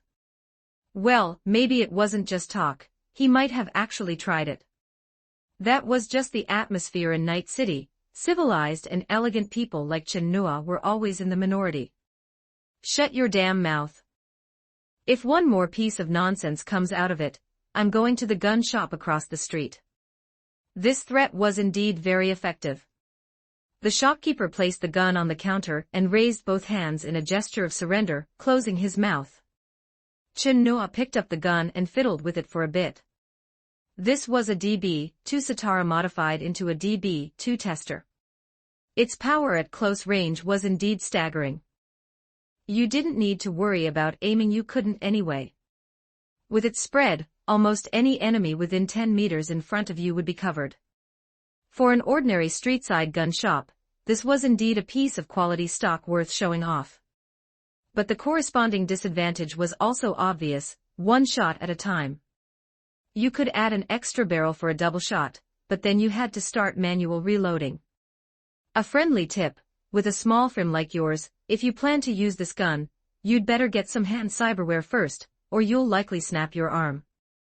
This shopkeeper still had a bit of professional ethics, surprisingly offering a fairly reasonable suggestion to his customer. I need a quieter weapon. Fire this thing once, and the whole street will know I'm here. Chen-Nua's reason for rejecting the gun was exactly as he stated. The shopkeeper clearly didn't believe him, but he still brought out two more guns according to his request. One was a Militech Lexington, and the other was an Arasaka Kenshin. It was only in situations like this that you could see these two rival corporations serving the same person at the same time. The latest top-shelf goods. You can even smell that seductive machine oil scent on them, makes you want to give them a lick. The shopkeeper seemed to be getting a bit carried away as he spoke. If your tongue touches this gun, you won't be handing it over to me. Chen-Nua was already starting to regret choosing this gun shop. According to the intel Lucy had gathered, this shop was supposed to be the most highly rated in Japantown. Could it be that the other shopkeepers were even more neurotic than this one? That wasn't entirely impossible. A germaphobe? Not many people in Night City have that bad habit. You'd better correct it soon, or... Never mind, never mind. Seeing Chen-Nua turn to leave, the shopkeeper quickly called him back and handed over the guns with a smirk. Chen-Nua took one look at the Lexington and crossed it off his list. While the gun met most of his requirements, it had one fatal flaw: it wasn't fatal enough. Although Chen-Nua had the technical skill to modify and strengthen it, doing so would be a thankless task. Its design philosophy was to incapacitate enemies, making it a favorite of the Night City police. The Kenshin was different. This was currently the most lethal machine pistol on the market. It used electromagnetic technology to fire tungsten-tipped rounds that could pierce armor. The only thing that could usually outperform a Kenshin pistol was the next-generation Kenshin. Just like a certain tech giant in Chen-Nua's memory, the megacorporations of Night City were very good at squeezing the toothpaste tube. The same model of firearm would be updated every year, yet with no substantial improvements. This one. Chen-Nua didn't feel like picking any more. If there were anything better, the shopkeeper would have already put it out. Good eye. Since you're a new customer, I'll give you a 10% discount and throw in a box of ammo for free. Just tell me how much. 50,000. Chen-Nua didn't say a word. He put the gun down and stared straight at the shopkeeper, giving him one last chance to quote a price. 30,000. And add that tester shotgun. The shopkeeper smiled like a fox that had just stolen a chicken. It seemed there was something wrong with the origin of these two guns. Using the regular market price as a reference had clearly been a mistake. But it wasn't exactly a loss. Even if they were hot goods, the shopkeeper had surely laundered them. Chen-Nua didn't haggle further. He packed the two guns away and asked for a few extra boxes of ammo while he was at it. Let's exchange contact info, kid. If I get any more good stuff, I can let you know right away. The shopkeeper said with a grin. He had a hunch that Chen Noa would be a very good customer. Anyone who could shell out tens of thousands for guns already had proven spending power. Most people in Night City with that kind of money would choose to buy themselves an armored car. Chen Noa accepted the shopkeeper's friend request, and then gave him the middle finger before walking out the door. Chapter 7, Kinetic Assist Equipment. Chen Noa sat at his workbench, adjusting the firearms in his hands to better suit his personal use. With his current technical skills, this didn't take much time or effort. However, Lucy, having just finished her shower, slid into Chen Noa's arms like a mermaid, interrupting his work. "Don't be like that," Chen Noa said with a hint of helplessness. How was he supposed to focus on his work now? "You just do what you need to do," Lucy said as she shifted her body, straddling Chen Noa's lap like a clingy cat, her soft hair gently brushing against his neck. "It seems I'll have to deal with you first," Chen Noa said as he picked Lucy up. Just as he reached the bedside, the doorbell rang outside, followed by a somewhat youthful voice shouting at the top of its lungs. "Anyone home? Get out here and pay for your delivery." Lucy clicked her tongue, making a sound of annoyance. She had finally managed to get Chen Noa worked up, and was about to start enjoying herself, only for someone to show up at the door and ruin it.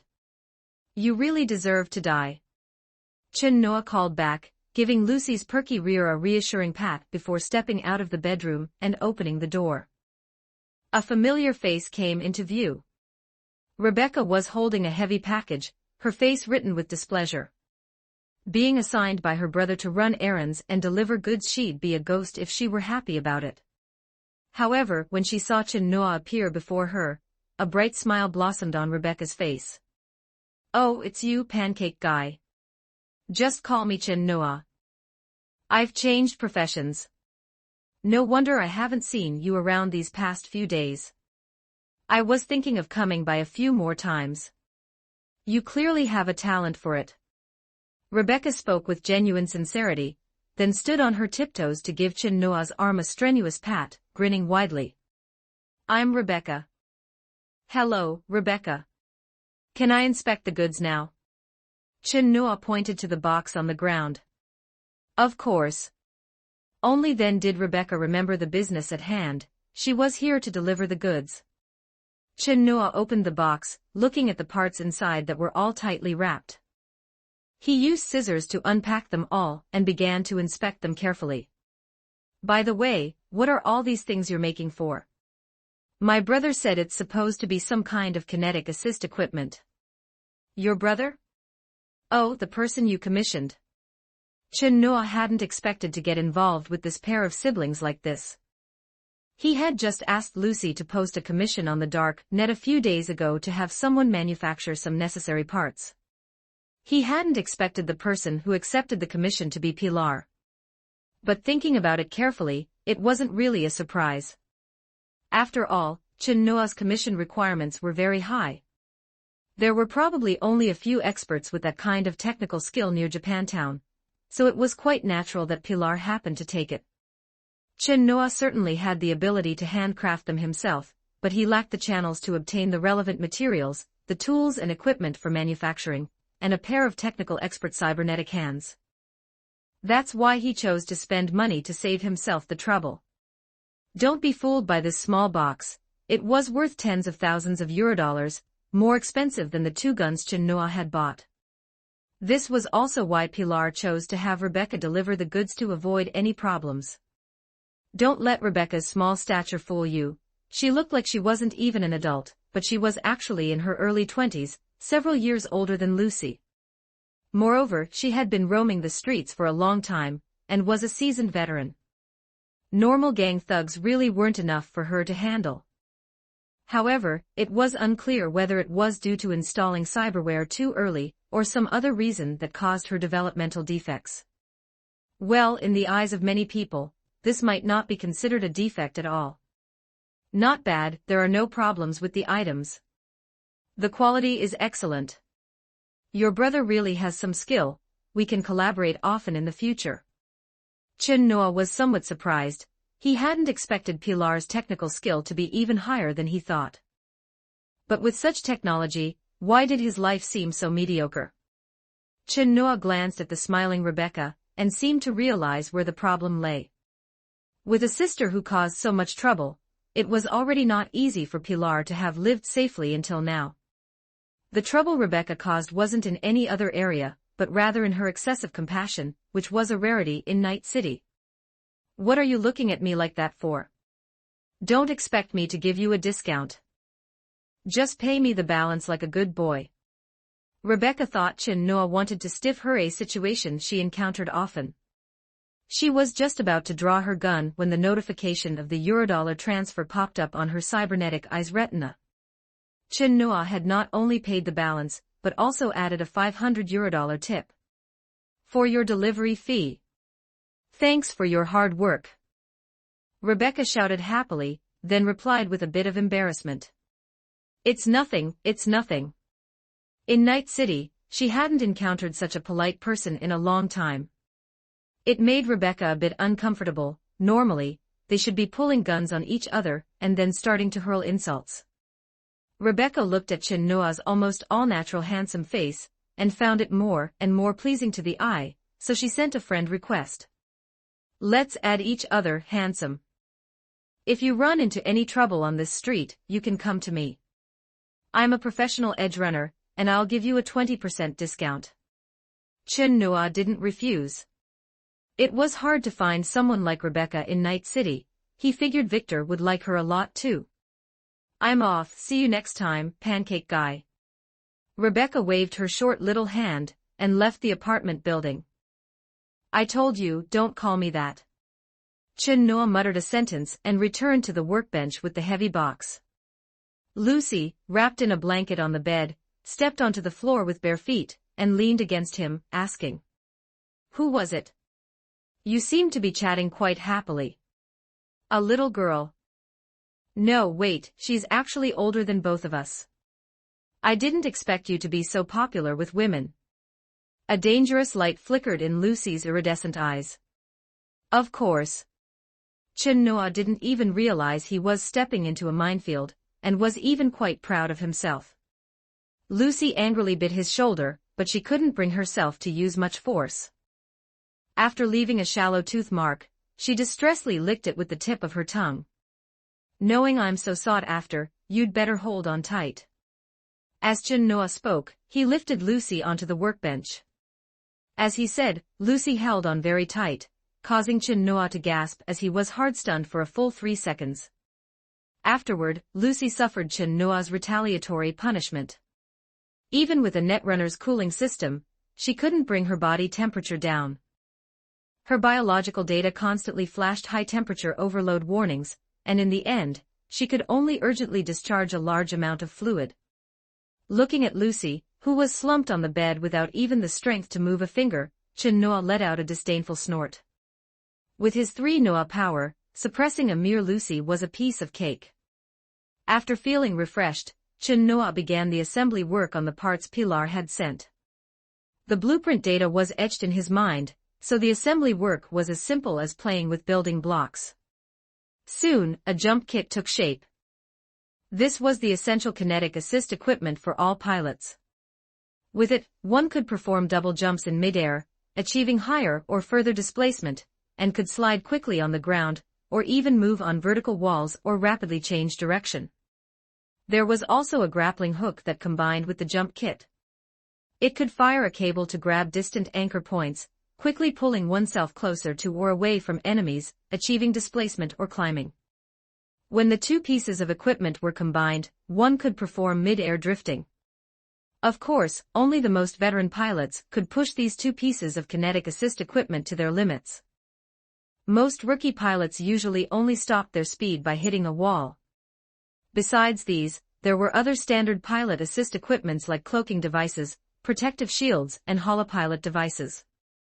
Chin Noa couldn't craft those just yet. Titan Chin Noa hadn't fully mastered the related technology, but if conditions allowed, it wouldn't be a problem to replicate a set 1-to-1. As for the nuclear battery to power the jump kit, Chin-Noa definitely couldn't handcraft that, but he had alternative options. The energy development of this world naturally couldn't compare to the Titan world, which was capable of interstellar migration, but being able to build large armored robots, it naturally wouldn't be that weak either. Using it to power the jump kit would definitely be no problem. In fact, Chin-Noa had already asked Lucy to help pre-order several batteries originally used to power military drones, but for some reason, the batteries that were supposed to arrive yesterday still had no news today. Now that the jump kit was already made, Chin-Noa was a bit impatient to test it out. So he took the initiative to send a message to the seller, inquiring about the situation. However, after waiting for a while, the reply from the other party made Chin-Noa frown. As expected in Night City, the absence of accidents is the real accident. Chin-Noa put on his clothes, took his modified and enhanced Kenshin, and tucked it into the holster at the back of his waist. "What's wrong, Noah?" Lucy asked with some concern. "Some guy swallowed my deposit. I need to go have a heart-to-heart talk with him."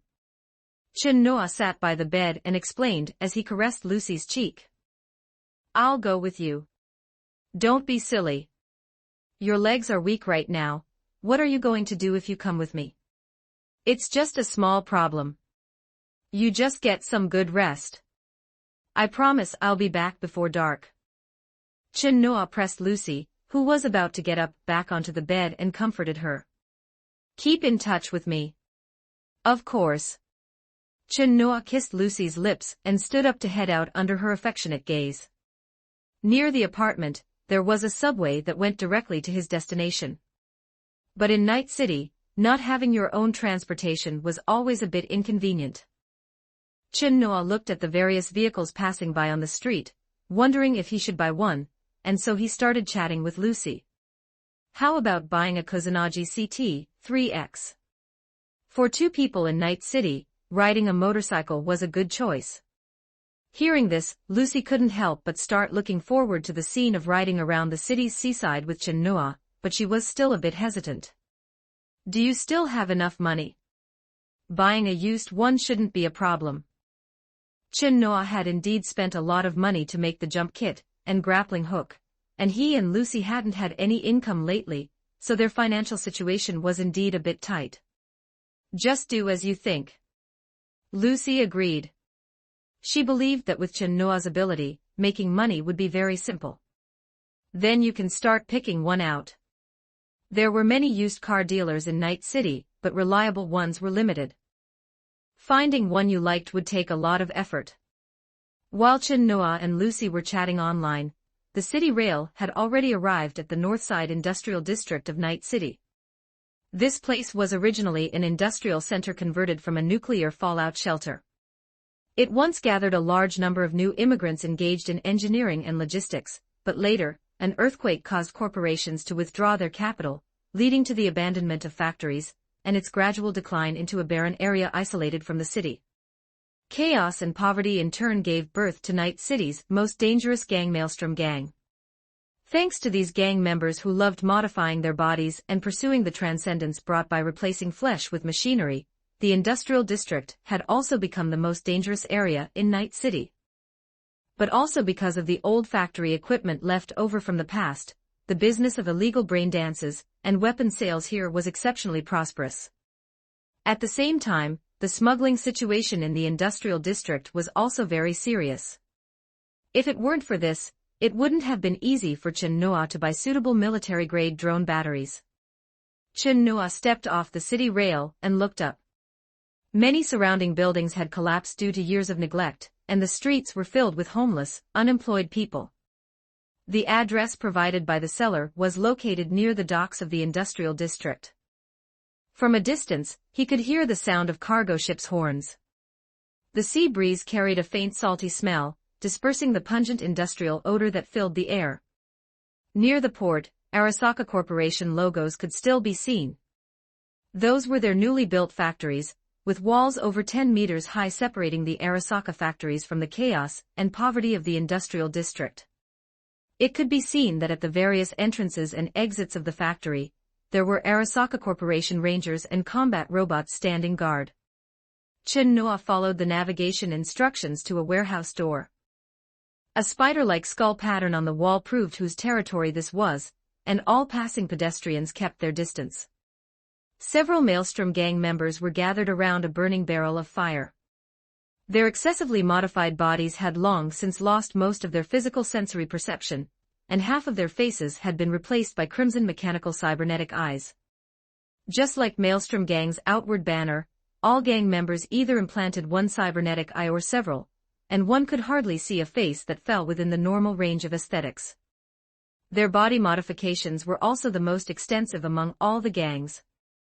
They would remove their limbs and replace them with cybernetics, implant plating under their skin, cover their bodies with black metallic tattoos, and they needed to drink suppressants like water to maintain their sanity.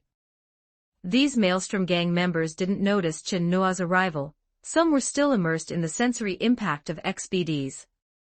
Because the main defensive force of this warehouse was not these people, but 2 sentry turrets. Chin Noa glanced at these 2 outdated machines, estimating that with his strength, speed, and technical skill, it would only take him a second to dismantle them. Hey, Six Eyes is here, right? Chin Noa's question made these Maelstrom gang members turn their heads. Because of excessive modification and long-term hormone injections, it was already difficult for these people to control their facial expressions, which had become sickly and distorted. Looking for Six Eyes? Heh, he's right inside. Just go in. One of them said, grinning to reveal 2 rows of sharp, serrated teeth. Should I say you're welcome? Ha ha ha. Chapter 8, Six Eyes. Chin Noa walked into the warehouse, which was filled with smuggled goods. Judging by the labels, firearms weren't the majority, most of it was illicit drugs. You're the one looking for me? A member of the Maelstrom gang stepped out from a room inside the warehouse. Based on his degree of physical modification, he had to be at least a leader. A regular lackey couldn't afford gorilla arms like those. They just looked a bit crude, not military grade, but more like something used for hauling bricks on a construction site. But that didn't stop them from being able to easily crush a human skull. Chin Noa counted the eyes on the man's face. There were 6 of them. I'm BT, the one who contacted you online to buy batteries. Didn't you tell me to come here to pick up the goods? One couldn't use their real name while out and about. Chin Noa went by BT online. Borrowing his future old buddy's name, he figured it wouldn't mind. Pfft, ha ha ha. You actually dared to come here. You look so soft and tender, I didn't expect you to have such guts. Six Eyes leaned on the railing and laughed loudly, his voice grating on the ears. These Maelstrom gang guys were all more or less psychotic, their emotions usually unstable. This was the result of reckless cyberware. They had to drink immunosuppressants like water every day. Where's the stuff? Chin Noa glanced at his surroundings. There were 7 other Maelstrom gang members in the warehouse. Including the ones outside, this was likely a significant stronghold. Normally, Maelstrom gang operated in small squads of 4 to 5 people. Come over here. Six Eyes turned and walked into a room within the warehouse. Chin Noa didn't hesitate, following him under the watchful gaze of the other Maelstrom gang members. The stuff you wanted is right there. This isn't easy to get your hands on. What are you planning to do with it? Six Eyes lay back on a sofa and pointed to a crate on the side. His 6 red mechanical eyes reflected Chin Noa's figure like a humanoid spider, a sight that would severely test a normal person's sanity. Chin Noa didn't answer. He stepped forward and opened the crate. Seeing 4 palm-sized military drone batteries neatly arranged inside, he took them out and inspected them. After confirming there were no issues, he transferred the final payment to Six Eyes. The money's been sent. I'm taking the goods. With that, Chin Noa prepared to leave. However, the sound of a gun being cocked behind him stopped him in his tracks. Six Eyes held a gun, tilting his head as he spoke. Not enough. How much more? It'll be enough if you just stay here. Chin Noa sighed. Why was it so hard to just do business honestly? This damn night city. With a loud bang, a shot rang out. 6 eyes instantly became 5 eyes. The eye in the center was replaced by a dark hole, from which a thick red and white substance flowed. 6 eyes' body slumped back weakly. His titanium alloy head clearly couldn't withstand Chen Nuo's tungsten-tipped bullet. Especially at such close range, his skull was practically blown open. Even in death, 6 eyes hadn't realized what happened. He never even considered that Chen Nuo would resist. Why would he dare to resist? This was his territory. However, the gunshot alerted the gang members outside. Half of them rushed in immediately, while the rest surrounded the exterior. You actually... The leading Maelstrom gang member saw the dead 6 eyes and cursed as he tried to raise his gun. However, he soon followed in 6 eyes' footsteps, losing an eye to Chen Nuo's muzzle. But he didn't have 6 eyes' titanium alloy helmet. A hole exploded directly through the back of his head, spraying red and white matter onto the faces of the Maelstrom gang members behind him. The stimulus of death gave these Maelstrom gang members, who were already on the edge of psychosis, a final shove. Unfortunately, before this group of Maelstromers had a chance to go berserk, Chen Nuo's muzzle began to call out their names for death one by one. In just over a second, Chen Nuo discharged 7 bullets, finishing off even the few outside the room's window. As for the Maelstrom gang members outside the warehouse, they didn't realize what had happened inside. The soundproofing here was decent, and the report of the Kenshin pistol wasn't loud.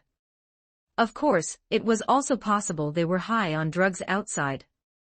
Chen Nuo waited a moment before putting away his gun and walking to a monitor to check the surveillance footage.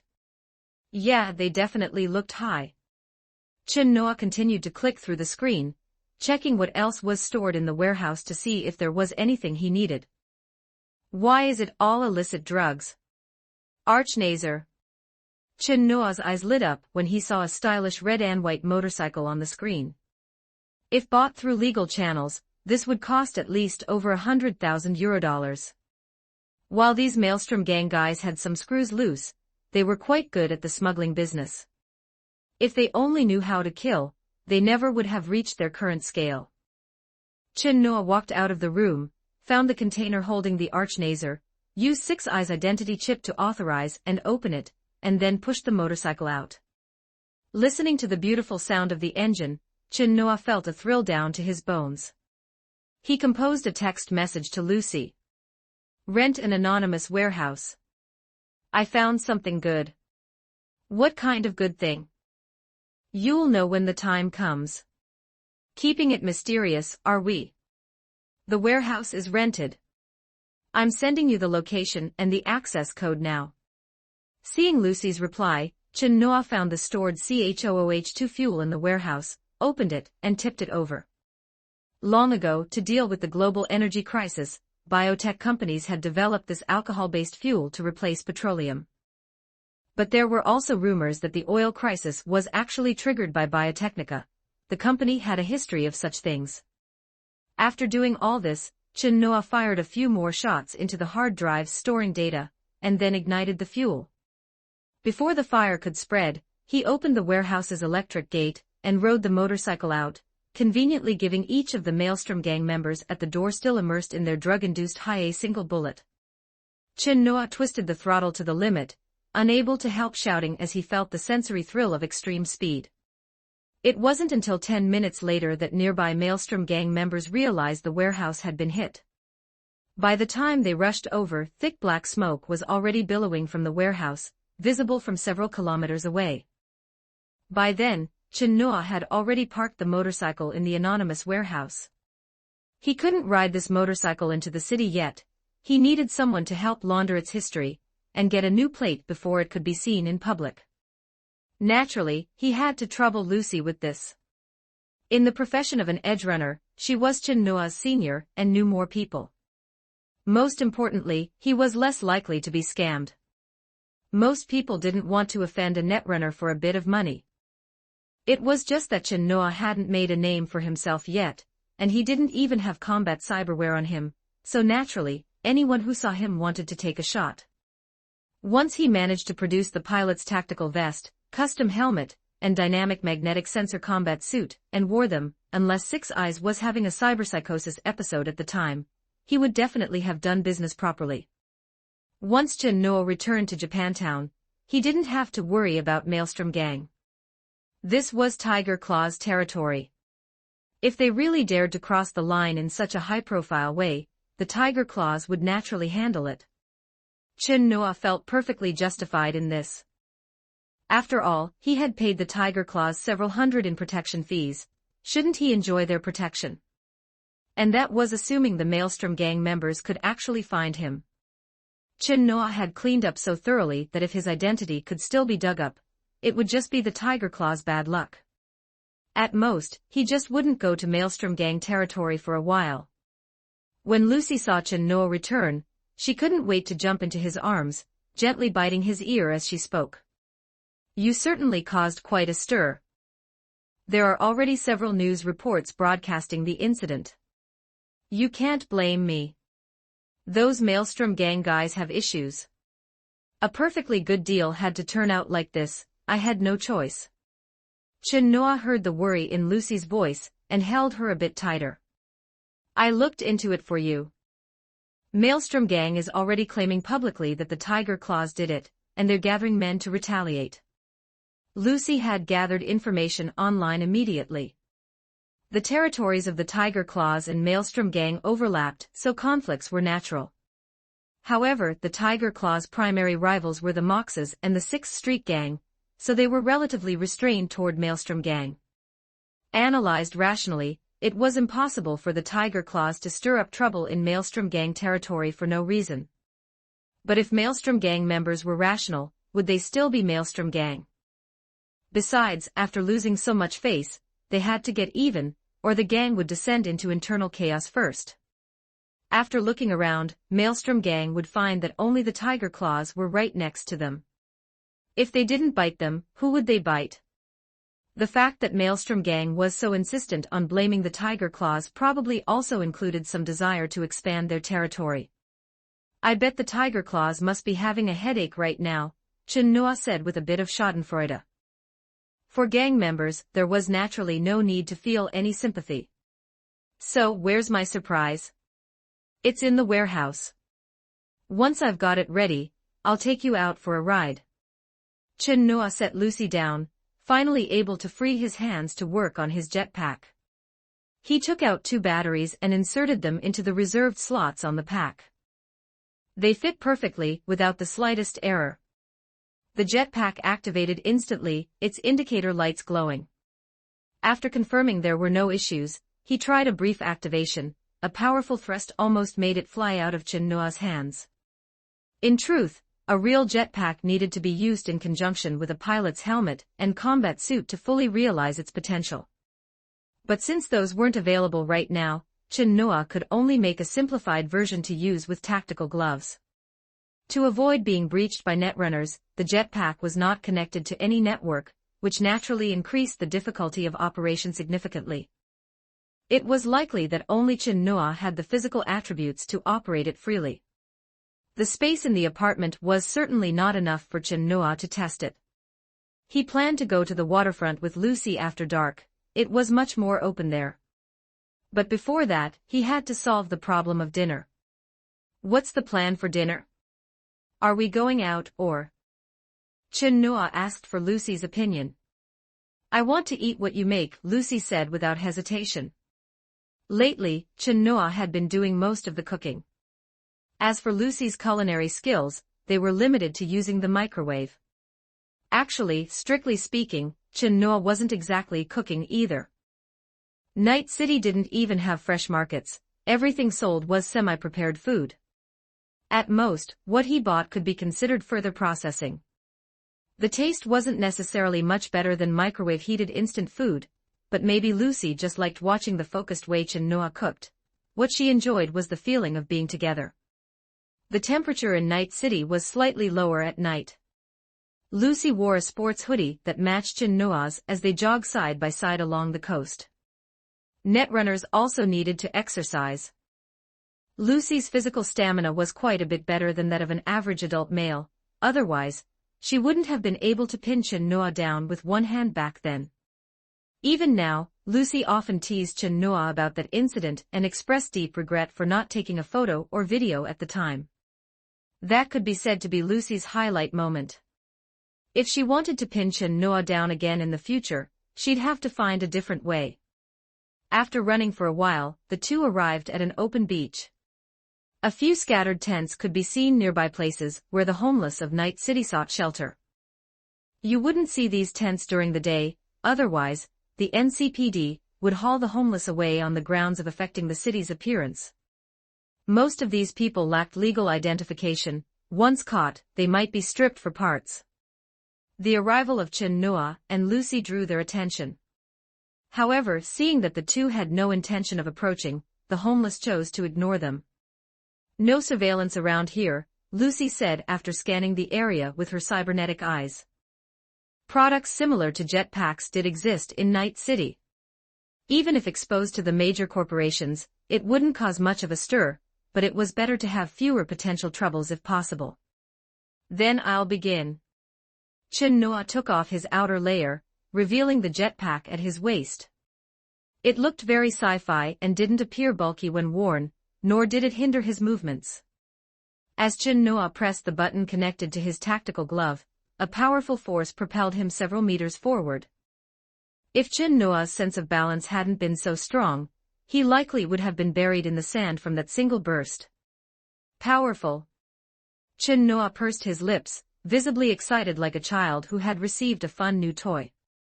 Then, the previously quiet beach was filled with the repeated muffled sounds of the jetpack firing.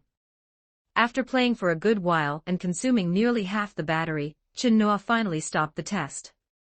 The jetpack had no issues, but the accompanying tactical vest needed to be arranged as soon as possible. Otherwise, the transmission of kinetic energy would be uneven, lowering Chen Noa's operational ceiling. Making a tactical vest would be much simpler. He just needed to buy a bulletproof vest and modify it slightly. "Played enough?" Lucy asked, sitting on a nearby reef. "I'm testing equipment, okay." You were clearly smiling very happily. "Fine, I was playing, but that doesn't interfere with the testing." "Then may I ask if you can stroll along the beach with me now?" "Of course, no problem at all, my beautiful and charming Miss Lucy." Chen Noa stepped forward and took Lucy's outstretched hand, leaving side-by-side footprints in the sand. Chapter 9, Wakako the Intruder is BT. "Run, don't block my way, ah. Spare me, please, give me a chance. I'll quit the scavengers right now." An underground scavenger's hideout in Kabuki suffered a devastating blow. 3 minutes later, Chen Noa returned to the surface, wearing a high-imitation pilot helmet, a tactical vest, and a jetpack on his back. This was the 4th scavenger's base he had wiped out this month. That took a bit longer this time. Lucy leaned against a red and white motorcycle by the roadside, speaking to Chen Noa. The high-waisted leather skirt visually elongated her already perfect lower body proportions, making it hard to look away. "These guys started running as soon as they saw me, so it took some effort to hunt them all down." Chen Noa pressed a button on his helmet, causing the visor to retract upward, transforming it into a motorcycle helmet. He then took the coat Lucy handed him and put it on, effectively concealing his gear. The video has been edited and uploaded. Many people have left comments and made requests, but unfortunately, they're still just small jobs, Lucy said with some regret. Thanks to the sacrifices of the scavengers, the name BT has gained some reputation in Kabuki, attracting quite a bit of attention. If you don't want to start from the bottom as an edge runner, doing menial tasks like running errands or sweeping floors, the easiest way is to use others' corpses as stepping stones. Even if scavengers are looked down upon by edge runners, they are still an undeniable gang force in Night City. A scavenger's hideout typically has at least a dozen or 20 cybernetic thugs with armed cyberware. Even a seasoned edge runner might get taken down by these guys. After all, bullets fired from scavengers' guns are just as deadly. Even advanced subcutaneous armor can't withstand large-caliber armor-piercing rounds. Even the most arrogant edge runners had to admit, after watching Chen Noa's raid footage, that this guy has some skills. Of course, facing a bunch of scavengers doesn't really showcase Chin Noa's true strength. They all just one-shot kills. No need to rush, have a little patience. Chin Noa got on the motorcycle, pressing close behind Lucy, wrapping his arms around her slender waist, and happily resting his chin on her soft shoulder. I think you're addicted to killing scavengers. Many people online are calling you the scavenger killer now. What a nickname. It sounds terrible. Lucy put on a matching couple's helmet, twisted the throttle hard, and the motorcycle accelerated sharply, shooting out of the alley like an arrow onto the street. Even in heavy traffic, she showed no intention of slowing down. When gripping the handlebars, Lucy couldn't help but get carried away. Cyber madness is ingrained in her bones. But now, when with Chin Noa, that madness might only surface, probably all used up in bed. But Lucy's driving skills are indeed excellent. The nearby surveillance devices only then return to normal. Lucy's hacking skills aren't bad, she's considered upper tier on the streets. Those who can completely outmatch her are among the famous edge runners, like veterans such as T-Bug. With Lucy handling the cleanup, Chin Noa's tasks became much simpler. Not long after, NCPD arrived at the scene in response to a call and started collecting the scavengers' bodies. They didn't seem interested in investigating at all. If ordinary residents had died, NCPD would at least put on a show, but for scavengers, providing a body bag is the limit of what they're willing to do. It's that BT again. Just look at the gunshots, every one is a headshot. It's frighteningly accurate. After examining a few bodies, an officer couldn't help but marvel. This is the fourth incident. He's probably killed over 100 scavengers by now, no wonder he's called the scavenger killer. There must be some story behind it. I don't think it's that complicated, probably just another one trying to make a name for himself. Why bother? They're just scavengers. We should thank him for boosting our performance bonuses. This month's pay will be much higher. You're right, the officers chatted while cleaning up the bodies. Back home, Chin Noa took off his gear, and was about to take a bath with Lucy to wash off the bloodstains when an unknown call came in. Is this BT? In the video call, an elderly woman with glasses and graying hair appeared, exuding a tough, no-nonsense aura. That's me. Chin Noa immediately recognized this most famous fixer in the Westbrook area. It seemed his advertising was effective. I've watched all your videos. Talented newcomers like you are rare these days. Interested in doing a job for me? No problem, as long as the pay is good, of course. I'll send you the job details shortly. Show me what you've got, BT. With that, Wakako hung up the call, efficient and to the point, with no intention of further conversation. Well, Chin Noa was just a rookie, after all. Wakako probably saw some potential in him, and since he was in her territory, decided to test him with a job. If Chin Noa performed well, there might be more opportunities for collaboration in the future. As one of Night City's most famous fixers, Wakako had no shortage of powerful edge runners under her. But Chin Noa didn't take Wakako too seriously either. He hadn't even checked the job details she sent. With a fragrant cyber beauty waiting for a shared bath, an old lady could wait. After some intense activity in the bathtub, an exhausted Lucy lay on Chin Noa's chest, her fingers lightly tracing circles as if reminiscing. Who called earlier? Oh, it was Wakako. You've heard of her, right? Hearing this, Lucy became a bit more alert but still didn't look up. In the past, she might have been more excited, needing to earn money for upgrades, but things were different now. What's the job? I haven't had a chance to look yet. Chin Noa shared the information Wakako sent with Lucy, and they reviewed it together. The job details were brief, targeting the Maelstrom gang. Just yesterday, Maelstrom gang members hijacked a Tiger Claws transport vehicle. The Tiger Claws wanted to save face without triggering an all-out gang war, so they hired edgerunners to handle it. In a way, this was related to Chin Noa. If he hadn't burned down a Maelstrom gang warehouse earlier, they might not have targeted the Tiger Claws. But who cared? As long as there was money to be made.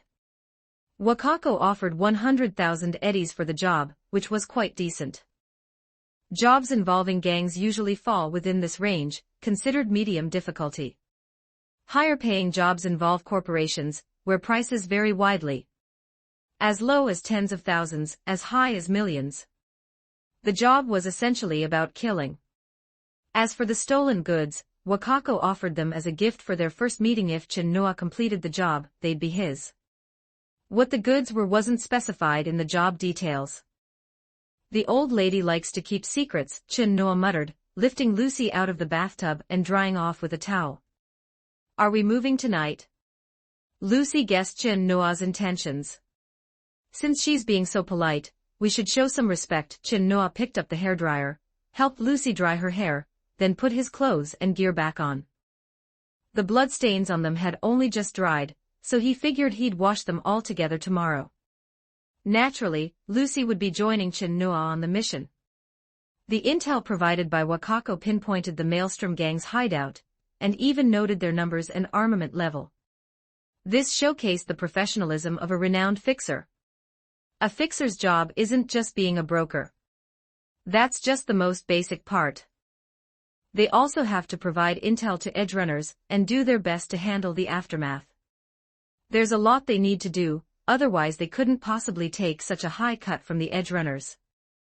The red and white Nazer carried Chin-Noa and his companion through the neon lights of Night City.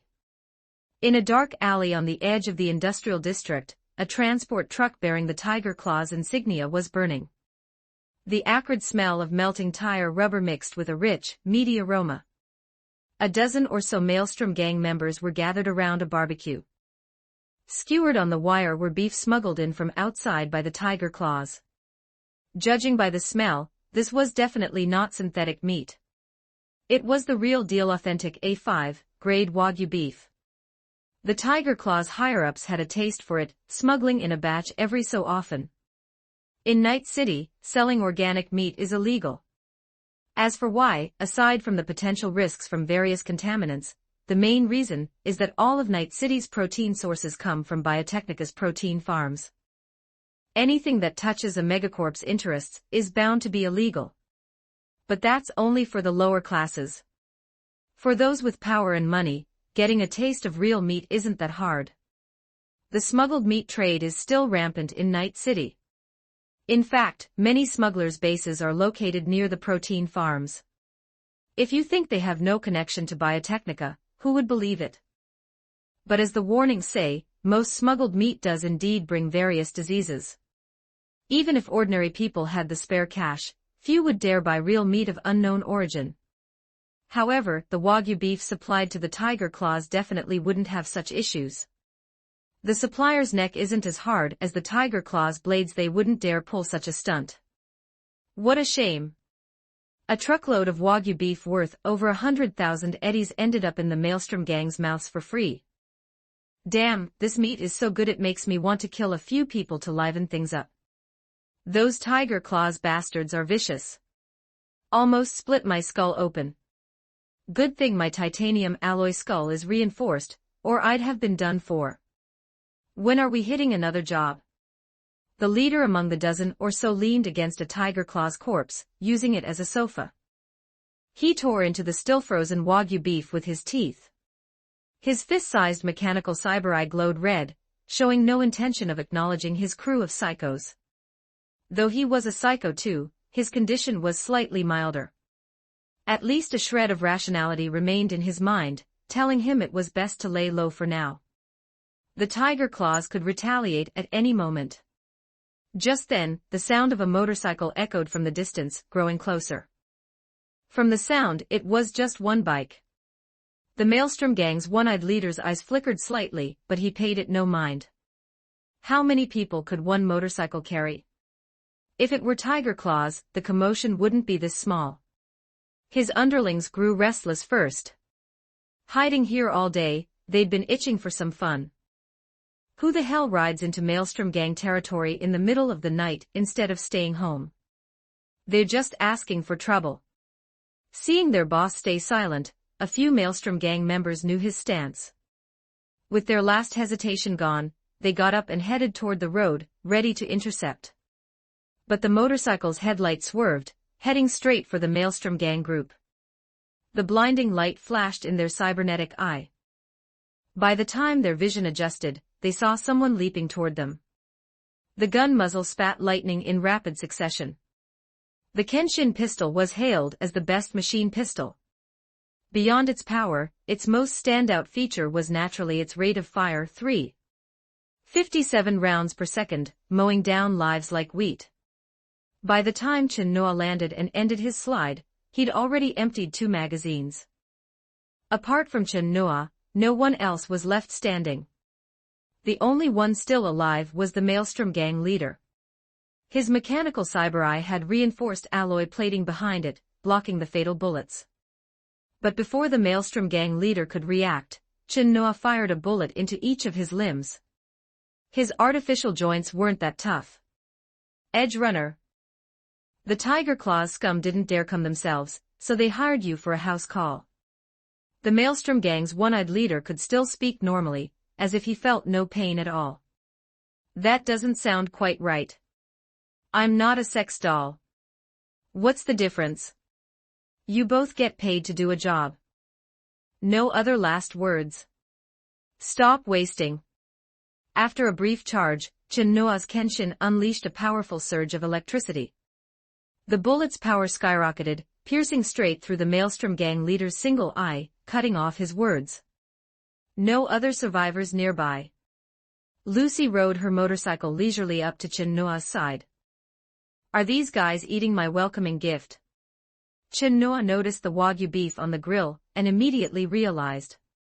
He was so furious he wanted to kick these Maelstrom gang members awake, and put another bullet in each of them.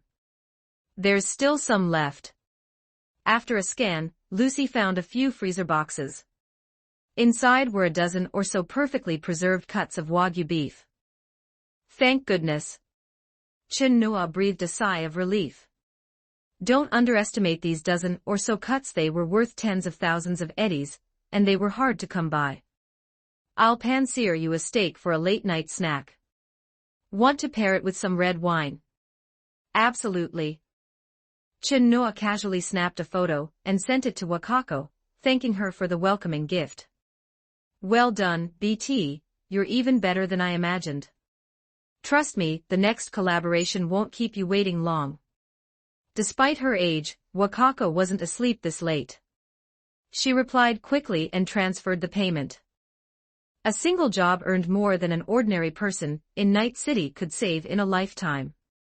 This showed just how lucrative mid to high-tier edge runners could be, and why so many were drawn to this line of work. Looks like we'll be able to move to a new apartment soon. Chen-Noa said to Lucy. What's wrong with our current apartment?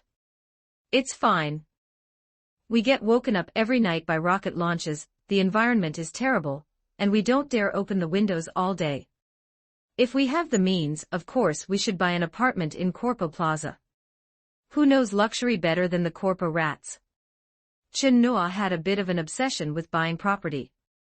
Besides, if he didn't spend his money on enjoyment, where else would he spend it? He didn't need to install any cyberware. Lucy was the same. Her current cyberware were sufficient. Further upgrades weren't something money could solve.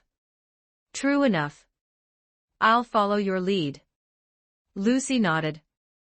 The environment really was noisy. She hadn't noticed it before. 10 Cyberpsychosis Chapter 10, Cyberpsychosis. Just as Wakako had said, a few days after the first job was completed, another commission targeting Maelstrom gang arrived. This time, the objective was to destroy a Maelstrom gang all-foods factory. It seemed the conflict between the Tiger Claws and Maelstrom gang was escalating, as they had begun targeting each other's economic pillars. War is fought on the economic front, a principle that applies just as well to gangs. After all, aside from smuggling and black brain dance, the all-foods factory was Maelstrom gang's primary source of income. This was naturally good news for Chen-Noa. The more intense the fighting between the two gangs, the more commissions he would receive, and the more money he would earn. It was a bit of a butterfly effect. Originally, the relationship between the two gangs shouldn't have been this tense during this period. The reward for this commission was also more generous, a full €200,000 for Chen-Noa. The difficulty of the task could be inferred from the amount alone. Since it was a vital Maelstrom gang factory, there was no telling how many members were hidden inside, or what traps had been set. Fighting on someone else's home turf was exceptionally dangerous. Thus, when Wakako issued the commission, she specifically reminded Chin-Noa that she could recommend a few people if he needed extra hands, preferably including a netrunner. However, Chin-Noa refused. He had Lucy, and even if he were to recruit someone, he wouldn't want Wakako's recommendations. The old woman's ties to the Tiger Claws were too deep. While he could cooperate with her, it was better to maintain a certain distance in other matters. He was just an edge runner doing a job for money. Aside from that, Wakako was satisfactory in other respects, particularly her straightforward and generous nature when it came to payment. This was also because money was no longer the most important thing to her. Chin-Noa temporarily rented an armored car and parked it near the Maelstrom Gang All Foods factory. This spot was at the edge of the All Foods factory's local network, so the signal was poor. Lucy would need more time to breach the system, but there was no other choice. There were too many Maelstrom Gang members on guard nearby. Getting any closer would surely attract their attention. Lucy sat in the passenger seat, her fingers moving with a light, agile grace, as if they were boneless, leaving afterimages on the terminal. There are many ways for a netrunner to breach a network, but a cyberdeck is the foundation of everything. Skilled netrunners use internal setups, but that doesn't mean external terminals are obsolete. In fact, using an external terminal is safer. Even if one is counter-hacked, there's no need to worry about one's brain being fried. At most, a terminal is lost. However, this prevents a netrunner from fully utilizing their strength. But for breaching a gang factory, Lucy didn't need to use her full strength. Chin-Noa was considering whether to recruit another netrunner to handle all the dangerous work in the future. Lucy tapped the computer one last time, let out a sigh of relief, and stretched lazily, revealing her enchanting curves. How is it? There are over 30 Maelstrom Gang members inside. I've locked onto their positions through the surveillance equipment. There are also 4 automated turrets, but I've already uploaded demons. Once you're inside, you can trigger them to shut down. Lucy's face beamed with confidence and radiant charm, making Chin-Noa unable to resist kissing her deeply. After a brief exchange of fluids, he began his move. Be careful. Chin-Noa looked back and signaled Lucy to close the car window. The Maelstrom Gang All Foods factory was almost entirely sealed. Aside from the main gate they used for daily entry, there were only a few skylights on the roof for ventilation. Using his grappling hook and jetpack, Chin-Noa easily scaled to the top of the factory. Looking down through a skylight, he could see rows of machinery in operation, with plastic bags containing red meat tissue being moved from the conveyor belt into crates by Maelstrom Gang members. This was all hydroponic meat, which looked just like fresh meat. There was also synthetic milk made from soy and protein, as well as vegetables and fruits from hydroponic greenhouses. Though it sounded ironic, cybergangs like Maelstrom Gang were truly integrated into Night City, becoming a part of the city's functional infrastructure. Without them, the protein supply for the ordinary citizens of Night City would likely face issues for a while. Lucy transmitted the footage from the factory's surveillance cameras to Chin-Noa's cyberware. He had done plenty of frontal assaults, but this was his first time performing a stealthy assassination. Chin-Noa attached a silencer to his pistol, and aimed the barrel at the Maelstrom Gang members working below. Even after joining a gang, they still had to work 996 shifts. It was a bit of dark humor. Actually, in Night City, a 996 schedule really was a blessing. From that perspective, Maelstrom Gang's benefits weren't half bad. Chin-Noa pulled the trigger, and the faint gunshot was completely muffled by the sound of the factory's machinery. The fallen Maelstrom Gang member caught the attention of the person next to him, but before they could even turn around, they fell as well. A Maelstrom Gang supervisor patrolled forward, failing to notice what was happening behind him. Just as he finished his round and was about to turn, a bullet from above pierced through the top of his head. The Maelstrom Gang members in the factory's security room watched the normal footage on their screens, unaware that Lucy had intercepted the feed and was playing a loop. It wasn't until Chin Noa pushed the door open that the guard realized the factory was under attack, but a bullet quickly silenced him. Chin Noa walked to the control console and inserted a hard drive containing an overload self-destruct virus into the interface. After waiting quietly for a moment and seeing smoke rise from the production line, he returned the way he came. By the time other Maelstrom gang members discovered the machinery was overloading and catching fire, Chin Noa had already driven away with Lucy. 200,000 in the bank, easy as that. Looking at his surging balance, Chin Noa realized he could already let Lucy pick out an apartment. Apartments in the night city center weren't actually that expensive, veteran edgerunners could afford them, but most chose to spend their money on combat cyberware rather than improving their quality of life. Based on Chin Noa's current income level, completing a few more of Wakako's commissions would make buying a 100-square-meter apartment no problem. BT, your work is truly flawless. I have some good sake here, come by and have a taste when you have time. Wakako's tone was much warmer than it had been at the start. Fixers and edgerunners complement each other. While edgerunners need a fixer's commissions, edgerunners are also the leverage a fixer uses when negotiating with corporations and gangs. Clearly, Chin Noa's outstanding performance had made Wakako want to recruit him and establish a long-term partnership. Chin Noa had no objections to this. After all, he mostly operated in the Westbrook area, and no other fixer in this region could compare to Wakako. Is there Wagyu beef? Chin Noa sent a message back. He had finished the gift from their previous meeting, and was craving more. Of course. Lucy didn't accompany Chin Noa to the cherry blossom market in Japantown. She was going to return the rental car, and then head to the city center mall. She heard there was a new brain dance device that allowed for two-person shared experiences. Lucy was looking forward to it, planning to buy it so she and Chin Noa could visit the moon together that night and maybe have some fun. Although she no longer had her past obsession with going to the moon, she still loved the lunar scenery. While you're at it, help me buy some of the latest instructional brain dances, Chin Noa said to Lucy. In Night City, knowledge has a clear price tag. You can learn anything through brain dance, and the efficiency is incredibly high. Come back early. And don't go to Jig Jig Street. Ahem, what would I do there? I'm a decent man. Promise me. That's not necessary, fine, I promise. Only then did Lucy turn her playful bite into a kiss. Leaving a faint lipstick mark on Chin Noa's face, she closed the window and drove off. Wakako's office was hidden within the cherry blossom market. This was the most prosperous and bustling part of Japantown, where many cyberware shops and weapon dealers conducted illegal trades.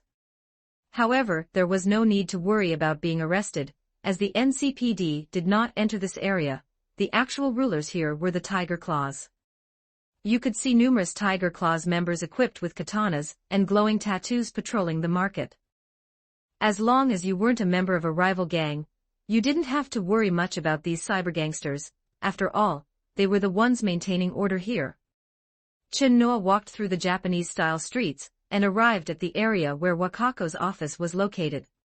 A group of people with cyberware had gathered here, and one look told him they were all edgerunners. Where'd this kid come from? You're in the wrong place. This isn't for you. If you're looking for Jig Jig Street, go the other way. A wall of flesh blocked Chin Noa's path. It was a man dressed as a sumo wrestler, wearing a black silk robe with a standard topknot. Standing nearly 2.5 meters tall and extremely burly, he looked to weigh over 500 pounds. His seemingly flabby belly actually contained no fat. It was filled with subdermal armor, enough to withstand a shotgun blast at close range. I'm here to see Wakako.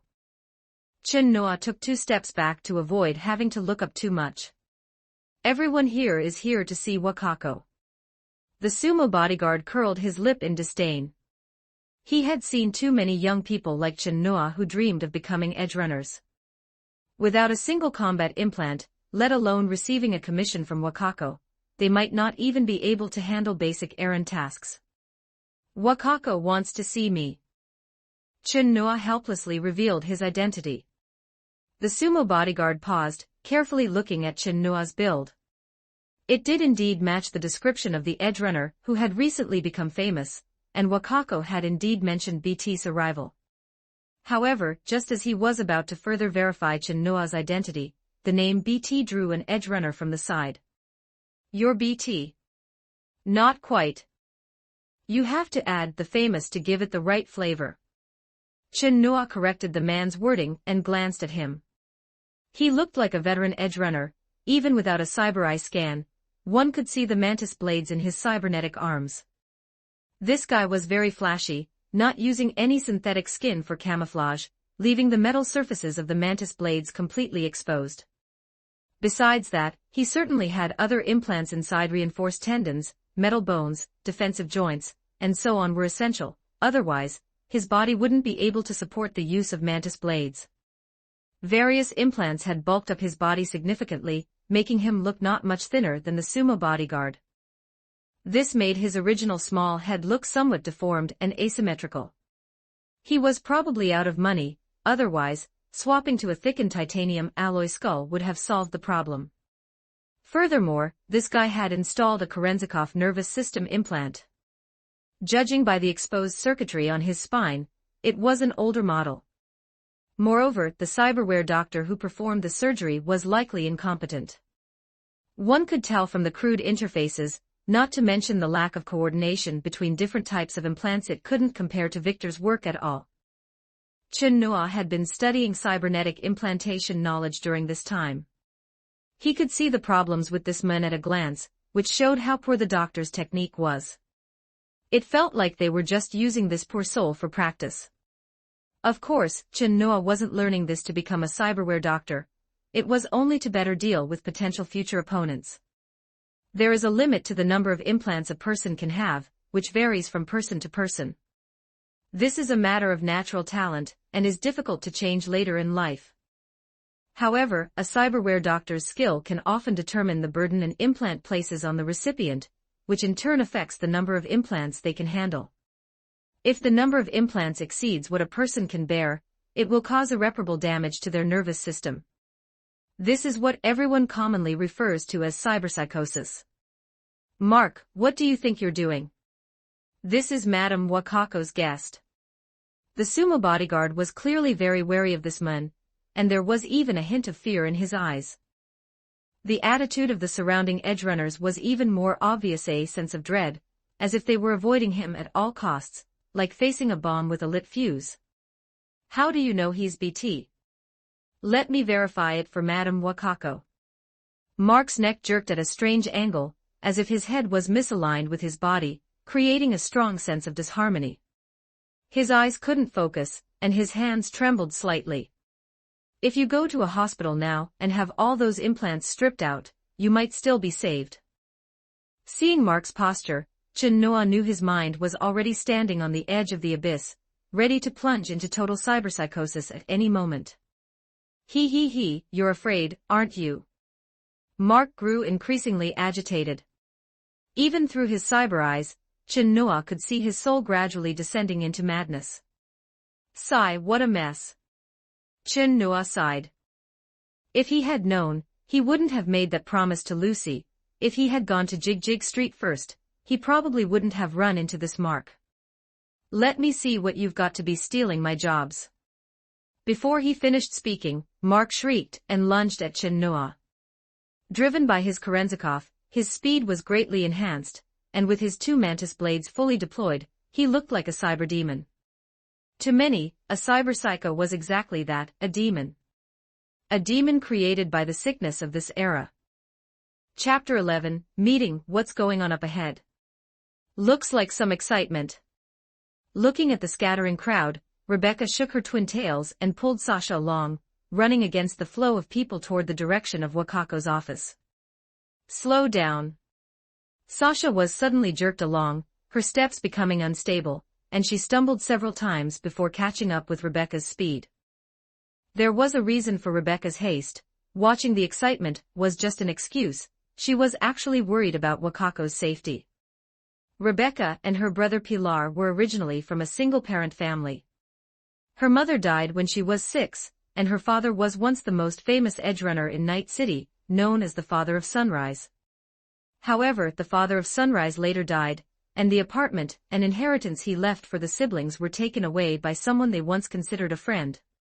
Fortunately, Pilar had undergone rigorous training from his father since childhood. His technical skills were excellent, and his strength was decent. With the care of his father's former employer, Wakako, he managed to raise Rebecca.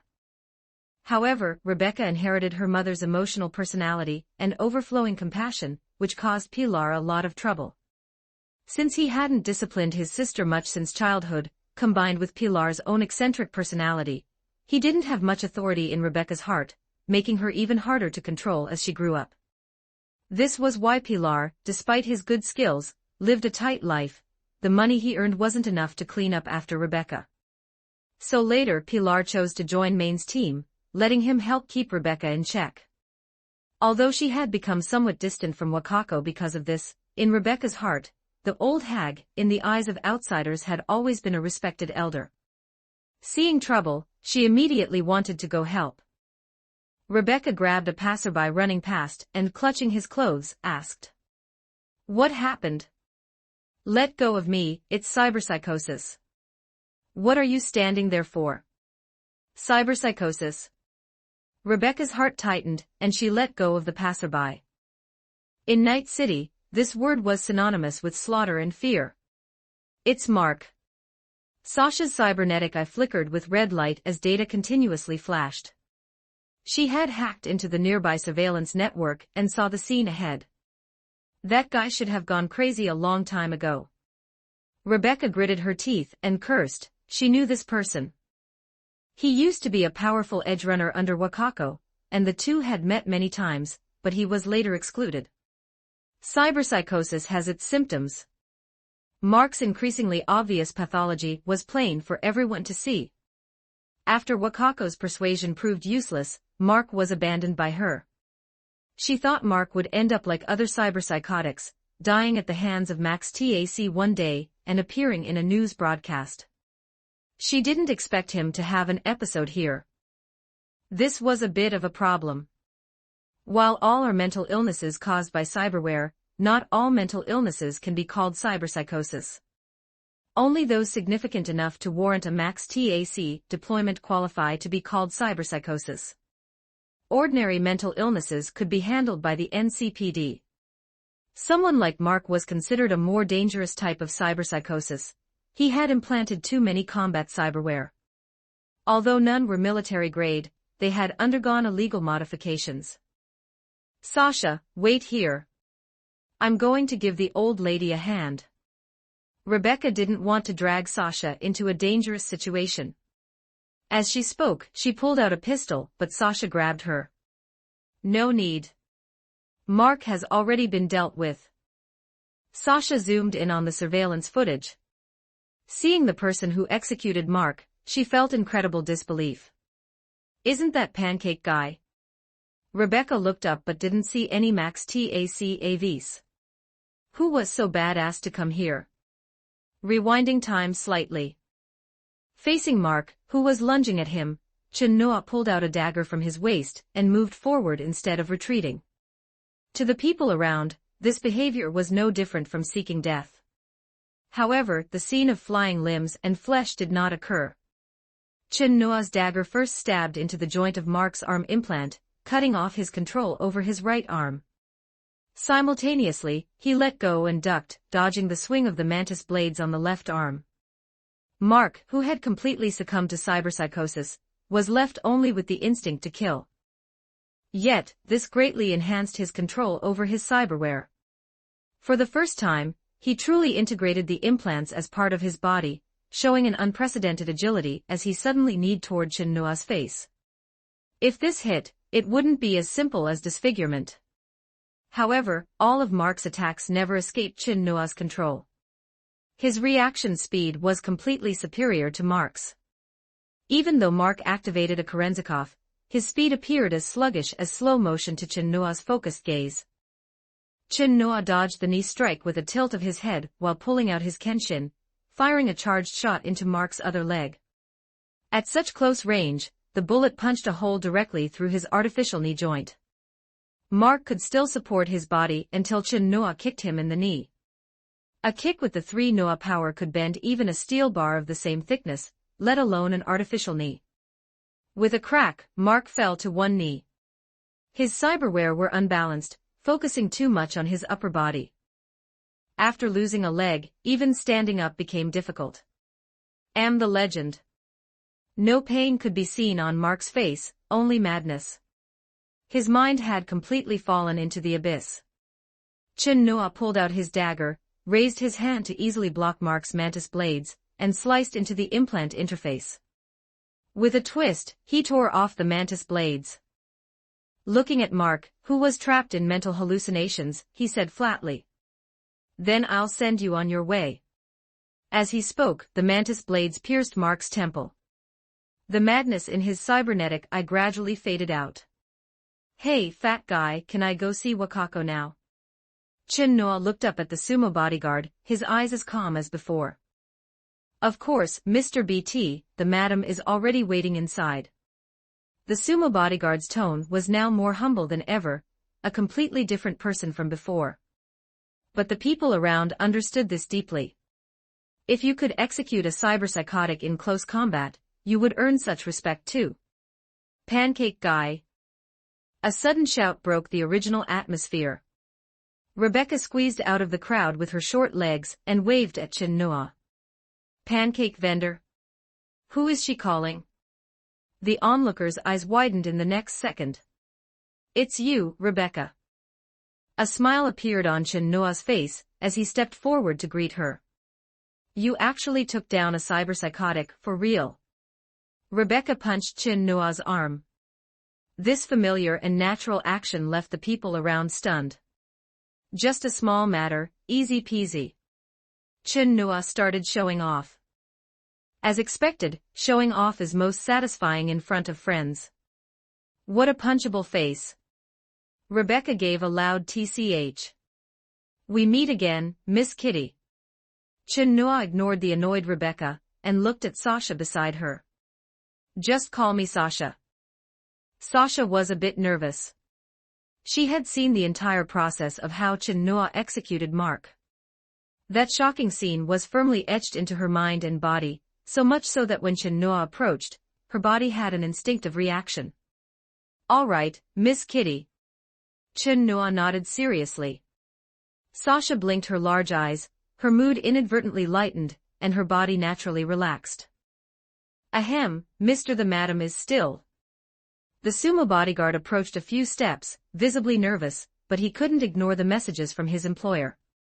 "Almost forgot. I'll go see Wakako first, let's talk later." Chin Noa looked enlightened and said goodbye to Rebecca. "What's so great about meeting that old hag?" Rebecca curled her lip but then said anyway. "See you next time then, pancake guy." "Just call me Noa." "All right, pancake guy." Rebecca mimicked Chin Noa's previous manner. Sasha couldn't help but laugh. Seeing Chin Noa look at her, she quickly covered her mouth. Chin Noa didn't say much, just pointed at Rebecca, telling her to wait for him. Rebecca was completely unafraid, hands on her hips, signaling him to bring it on. Sasha watched Chin Noa enter Wakako's office before asking Rebecca, "Since when did you two become so close?" "Oh, it's like this," Rebecca explained, and Sasha listened intently. Led by the sumo bodyguard, Chin Noa arrived at Wakako's office. The space wasn't large but the layout was very exquisite and sophisticated, full of classical Japanese style. The room was somewhat dim, illuminated by a single desk lamp. Seeing Chin Noa's arrival, Wakako, sitting behind the wooden desk, took the initiative to stand up and offer an apology. "Mark was my trouble. I didn't expect you to get caught up in it. This was my mistake, please forgive me." A verbal apology doesn't show much sincerity. Chin Noa directly asked for benefits. There was nothing to be embarrassed about, anyone else might have died at the hands of that cyberpsychotic Mark.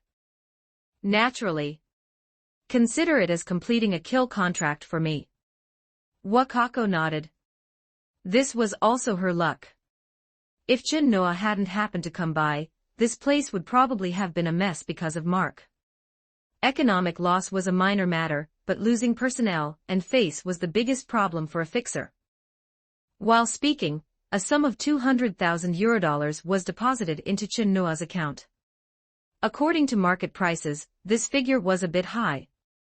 For a cyberpsychotic like Mark, an experienced team could actually handle him if they were prepared. Although cyberpsychosis enhanced Mark's aggressiveness and largely exempted him from the pressure generated by cyberware, it also made him lose the ability to think, turning him into a cyber beast. Whether by setting traps or long-range sniping, he could be dealt with.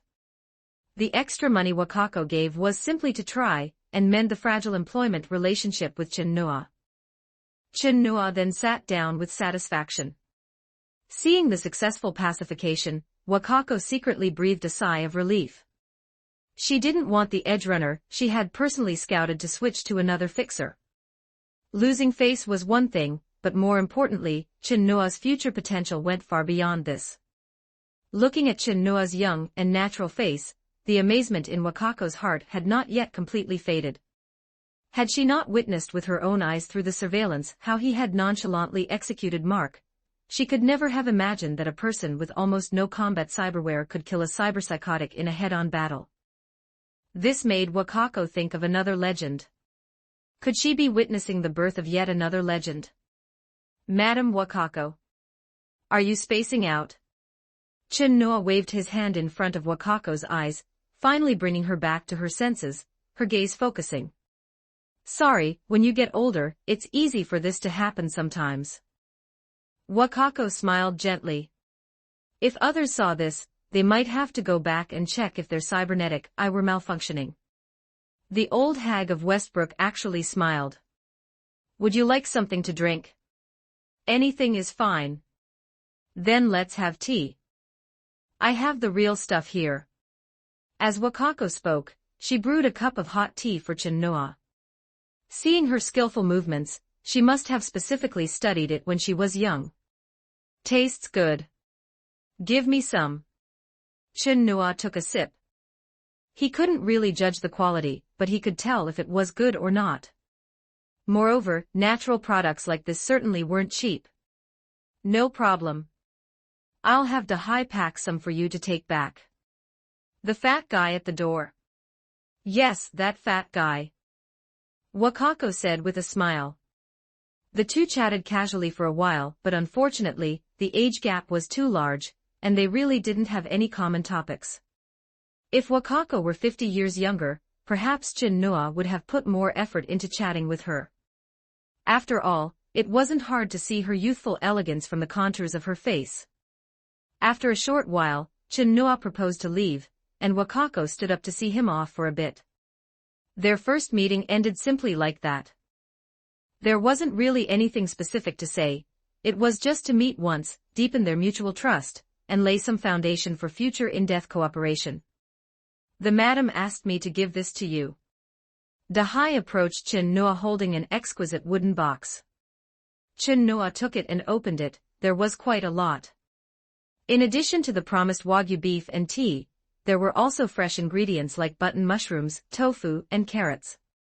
Is this for me to go back and make sukiyaki? You actually know about that? I think it would be better used for malatang. Chin Noa rubbed his chin, deciding to give these ingredients a different future. Dahai opened his mouth and then silently closed it. He didn't dare teach Chin Noa how to do things, so he turned to ask about another matter. BT, how should Mark's body be handled? The cyberware on this guy were worth quite a bit. If Dahai hadn't had people keep an eye on it, it probably would have been dragged away long ago. Find someone to strip it. We'll split the proceeds 80 to 20. Chin Noa said casually. He couldn't exactly drag this corpse to find Victor. He'd probably be tagged as a psycho by the NCPD halfway there. If he delayed too long, the most valuable neural and circulatory implants would likely be damaged. No problem, leave it to me. Dahai was proactive, he could make at least a few tens of thousands from this.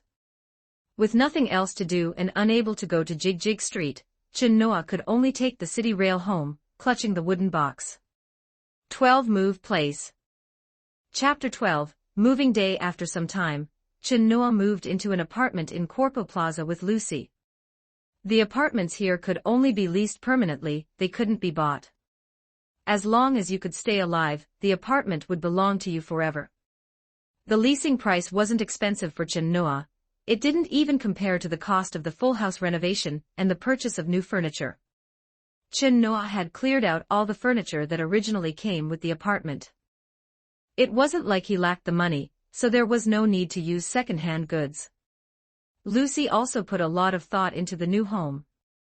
Her clever ideas and preferences could be found in every corner of the rooms. Standing in front of the window, the two of them could take in the entire view of Corpo Plaza. If one ignored the oppression and exploitation hidden in the shadows of the corporate buildings, the scenery of Corpo Plaza before them was full of sci-fi beauty. At night, the sight of various holographic projections soaring through the air was even more breathtaking. Of course, various corporate advertisements were also ubiquitous here. Want to try out the new bed? Chin Noa winked at Lucy beside him. As Lucy spoke, she straddled Chin Noa, pinning him onto the bed behind him. After a deep kiss, she said, "Let me go first." After a bout of tossing and turning, Chin Noa gave a thumbs up to the bed he had bought. It truly lived up to its price of tens of thousands of eddies. Only then did he begin to organize the rooms. Both of them had brought many things. Boxes of all sizes filled the living room, and they hadn't even had time to unpack them. Most of them contained Chin Noa's technical equipment, which needed to be moved to the apartment's custom tech room. As for Lucy's netrunner room, it was integrated with the tech room. Since there was no netrunning chair, Lucy's netrunner equipment didn't take up much space. In fact, Lucy's netrunning chair was the bathtub in the bathroom. To this end, Chin Noa had specifically customized an oversized bathtub. This way, he wouldn't have to worry about the water overflowing so easily and making the whole bathroom damp. While Chin Noa was tidying up the room, Lucy, who hadn't quite recovered her strength yet, was soaking in the bathtub, her face still carrying a faint flush that hadn't fully faded. She couldn't figure it out. Wasn't it said that in the interaction of the original biological equipment between men and women, the female should have the advantage? Why was it the exact opposite in her case? She felt as if the physiology courses she had secretly studied online recently were fake. Could it be that Chin Noa had secretly gone to Victor to get himself two-powered kidneys? Thinking about it, that seemed impossible. It wasn't that Lucy was competitive, she just felt a little guilty that she hadn't been able to let Chin Noa enjoy himself to the fullest. A sudden phone call interrupted Lucy's thoughts. Looking at the name on the caller ID, she couldn't help but be stunned for a moment. She had almost forgotten that she still had a guide in Night City. Since she had been with Chin Noa, she hadn't contacted the other person for a long time.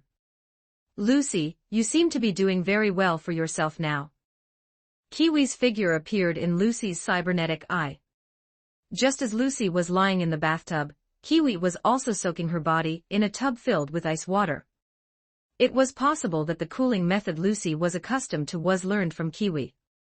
"I just moved into a new home." Lucy felt inexplicably guilty, though she didn't show it on her face. "You're actually willing to spend money now?" Kiwi was somewhat incredulous. She felt more and more that during the time they hadn't been in contact, a different change had occurred in Lucy. It could be seen from the complexion shown in the video, she looked as if she had been well nourished. "Are you using some kind of prohibited substance?" Kiwi's first reaction was normal. Drug abuse was too common in Night City. Not to mention netrunners like them, even corporate employees popped pills every day, otherwise, how could they hold on? "Of course not." "Forget it, that's not important. I'm looking for you for something else." "What is it?" "Some guy stiffed me on a sum of money, and I have no way to deal with him." "Didn't you say you knew a powerful edge runner?" "Ask him if he's interested in taking my commission. I can give him half of the money recovered." Kiwi said with some annoyance. It had been a long time since she had encountered such bad luck. Send the commission info over. If he's interested, I'll get back to you. Lucy didn't make the decision for Chin Noa. Even though Kiwi had been her guide, the favor she owed back then had long been repaid. No problem. Kiwi sent the information and then started talking about other things. When two girls get on a call, there are always endless topics to discuss. By the time Lucy came out of the bathroom, Chin Noa had already arranged everything and was sitting on the sofa watching TV. Lucy curled into Chin Noa's arms like a kitten, putting her full weight on him. She opened her cherry lips slightly and said, "There's a commission. Do you want to take a look? Is it from an acquaintance? Just do whatever you think is best." Chin Noa checked the commission information. The profit wasn't high. If he completed it, he would only get 20,000 eddies. Having done many commissions for Wakako, this small amount of money really didn't pique his interest. However, the Tiger Claws and Maelstrom gang seemed to be preparing for peace talks recently, so Chin Noa estimated there wouldn't be much work to do for a while. If he hadn't happened to encounter the conflict between the two gangs, Chin Noa wouldn't have been able to earn so much money in such a short time. Although many fixers had contacted him during this period, the commissions these guys gave were either traps or had no profit, and Chin Noa had blacklisted them all. After thinking about it, Chin Noa decided to accept it. The only netrunner Lucy was familiar with in Night City was Kiwi. He was somewhat interested in this veteran netrunner, and could consider getting to know her. If there was any dangerous work in the future, he could let Kiwi take Lucy's place. As for worrying about Kiwi's character, please, in Night City, being profit-driven was a compliment. I'll take this commission, but it'll have to wait until tomorrow night. As Chin Noa spoke, his nimble fingers began to get restless again. Lucy, who had just recovered a bit of strength, was not to be outdone, putting on a posture as if she would see it through to the end. Unfortunately, she was just a paper tiger. She looked intimidating, but she started begging for mercy in no time. Night at the Lizzie Bar, with its neon lights and wine. It was famous for providing excellent brain dance services. And of course, there were the sex dolls lingering near the Lizzie Bar. This was also the headquarters of the Moxes. All sex workers in this vicinity were under the protection of the Moxes, and some were even members of the gang. Don't underestimate the combat power of sex dolls. They had many cyberware in their bodies, and if equipped with appropriate combat chips, they could also display impressive strength. Unlike other long-standing gangs in Night City, the Moxes was a new gang, established for less than 10 years. Its history could be traced back to 2067. At that time, the Lizzie Bar was still a strip club. Its owner was Elizabeth Borden, whose nickname was Lizzie. It all started after a girl was brutally murdered by the Tiger Claws. Elizabeth picked up an axe to avenge her, and hung the bodies of the 3 perpetrators at the entrance of the club. Then the enraged Tiger Claws attacked Elizabeth's bar and killed her. But what happened next was something no one expected. Elizabeth's death sparked a long-lasting riot in Night City. The Tiger Claws became the target of public criticism and suffered a major blow during that time. Afterward, to commemorate Elizabeth, her followers rebuilt the Lizzie Bar and formed the Moxes, with the mission of protecting street workers from violence and abuse. Although it was a gang in name, unlike other gangs, the Moxes had no territory, and most of their income came from the adult industry. They even had their own clothing brand and radio station. However, don't mistake the Moxes for some kind of saints. In essence, they were still a gang organization, just with a bit more humanity compared to other gangs. Chin Noa stood in front of the Lizzie Bar, looking at the sexually suggestive posters on the wall, thinking to himself that he had come to the right place. He should take the opportunity to properly thank Kiwi. Without her commission, how would Lucy have agreed to let him come to this place? Have you seen enough? Are you coming in or what? Rita, the security guard at the entrance of the Lizzie Bar, shouted at Chin Noa. Chin Noa turned to look at her. She had a very standard Mox's appearance and dress, with many cyberware on her body, especially the spiked cybernetic arms, which looked very aggressive. The exposed skin revealed a plastic texture, looking like a rubber doll, which easily evoked an impulse to ravage her. Usually, sex dolls would also implant the same kind of skin to create a suggestion of weakness and helplessness. Her pink bun hairstyle paired with a baby face formed a sharp contrast with her highly aggressive cybernetics. "Of course I'm coming in," Chin Noa said with a smile, brushing past Rita, and stepping through the bead curtain into the bar's interior. The deafening music and brilliant lights seemed to transport one into another world. "Nonsense." Rita glanced at Chin Noa's back and muttered to herself. This person gave her an indescribable feeling. Having guarded the door for so long, she had seen all kinds of people coming and going. The bar's dance floor was crowded with swaying and dancing crowds. These hyped-up guys might be corporate white-collar workers during the day, or stars from somewhere, or even officials. On the contrary, ordinary street punks rarely came here. Chin Noa bypassed the dance floor and sat down at the bar counter. "What can I get for you?" the bartender asked politely. "What do you have here?" "We have everything." "Then give me a glass of Wangzai milk." Chin Noa narrowed his eyes and said casually. "Wang what?" The bartender's expression was clearly dazed. He had been in the business for over a decade, and this was the first time he had heard this word. Was it some kind of regional specialty? "Didn't you say you have everything?" Chin Noa glared at the bartender. Why was he putting on an act? He didn't even know what Wangzai milk was, yet he dared to make such a big claim. "Sorry, sir, it's my fault." The bartender immediately admitted his mistake. His service spirit was indeed good. "Give me a glass of iced cola." "You must have that, right?" "Just a moment." The bartender was somewhat speechless. If he wanted a carbonated drink, he could just buy it from a vending machine on the street.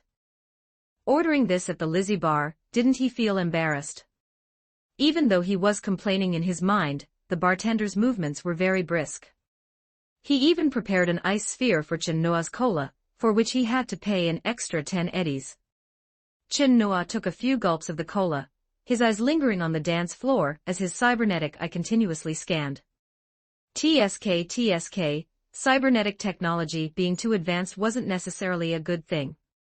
What looked like very graceful curves were actually fake, just good to look at.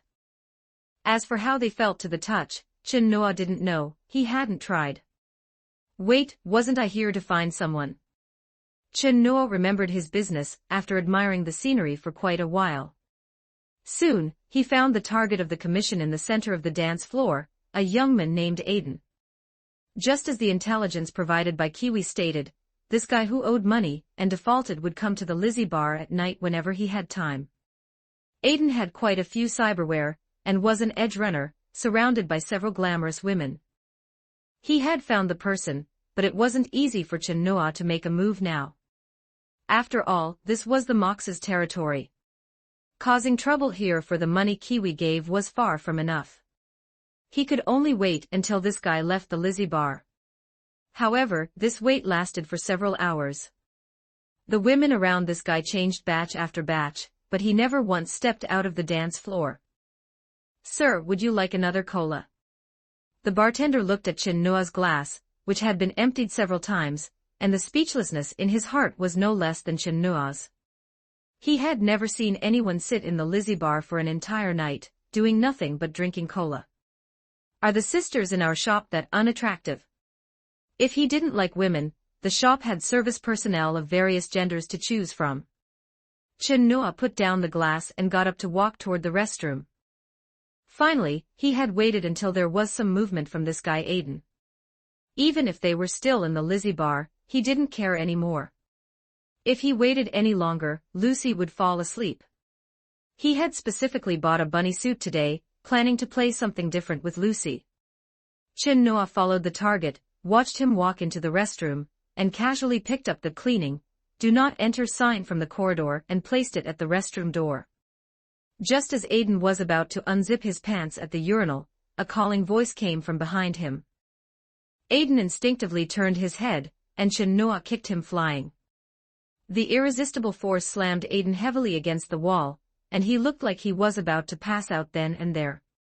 However, Chinoa had no intention of stopping.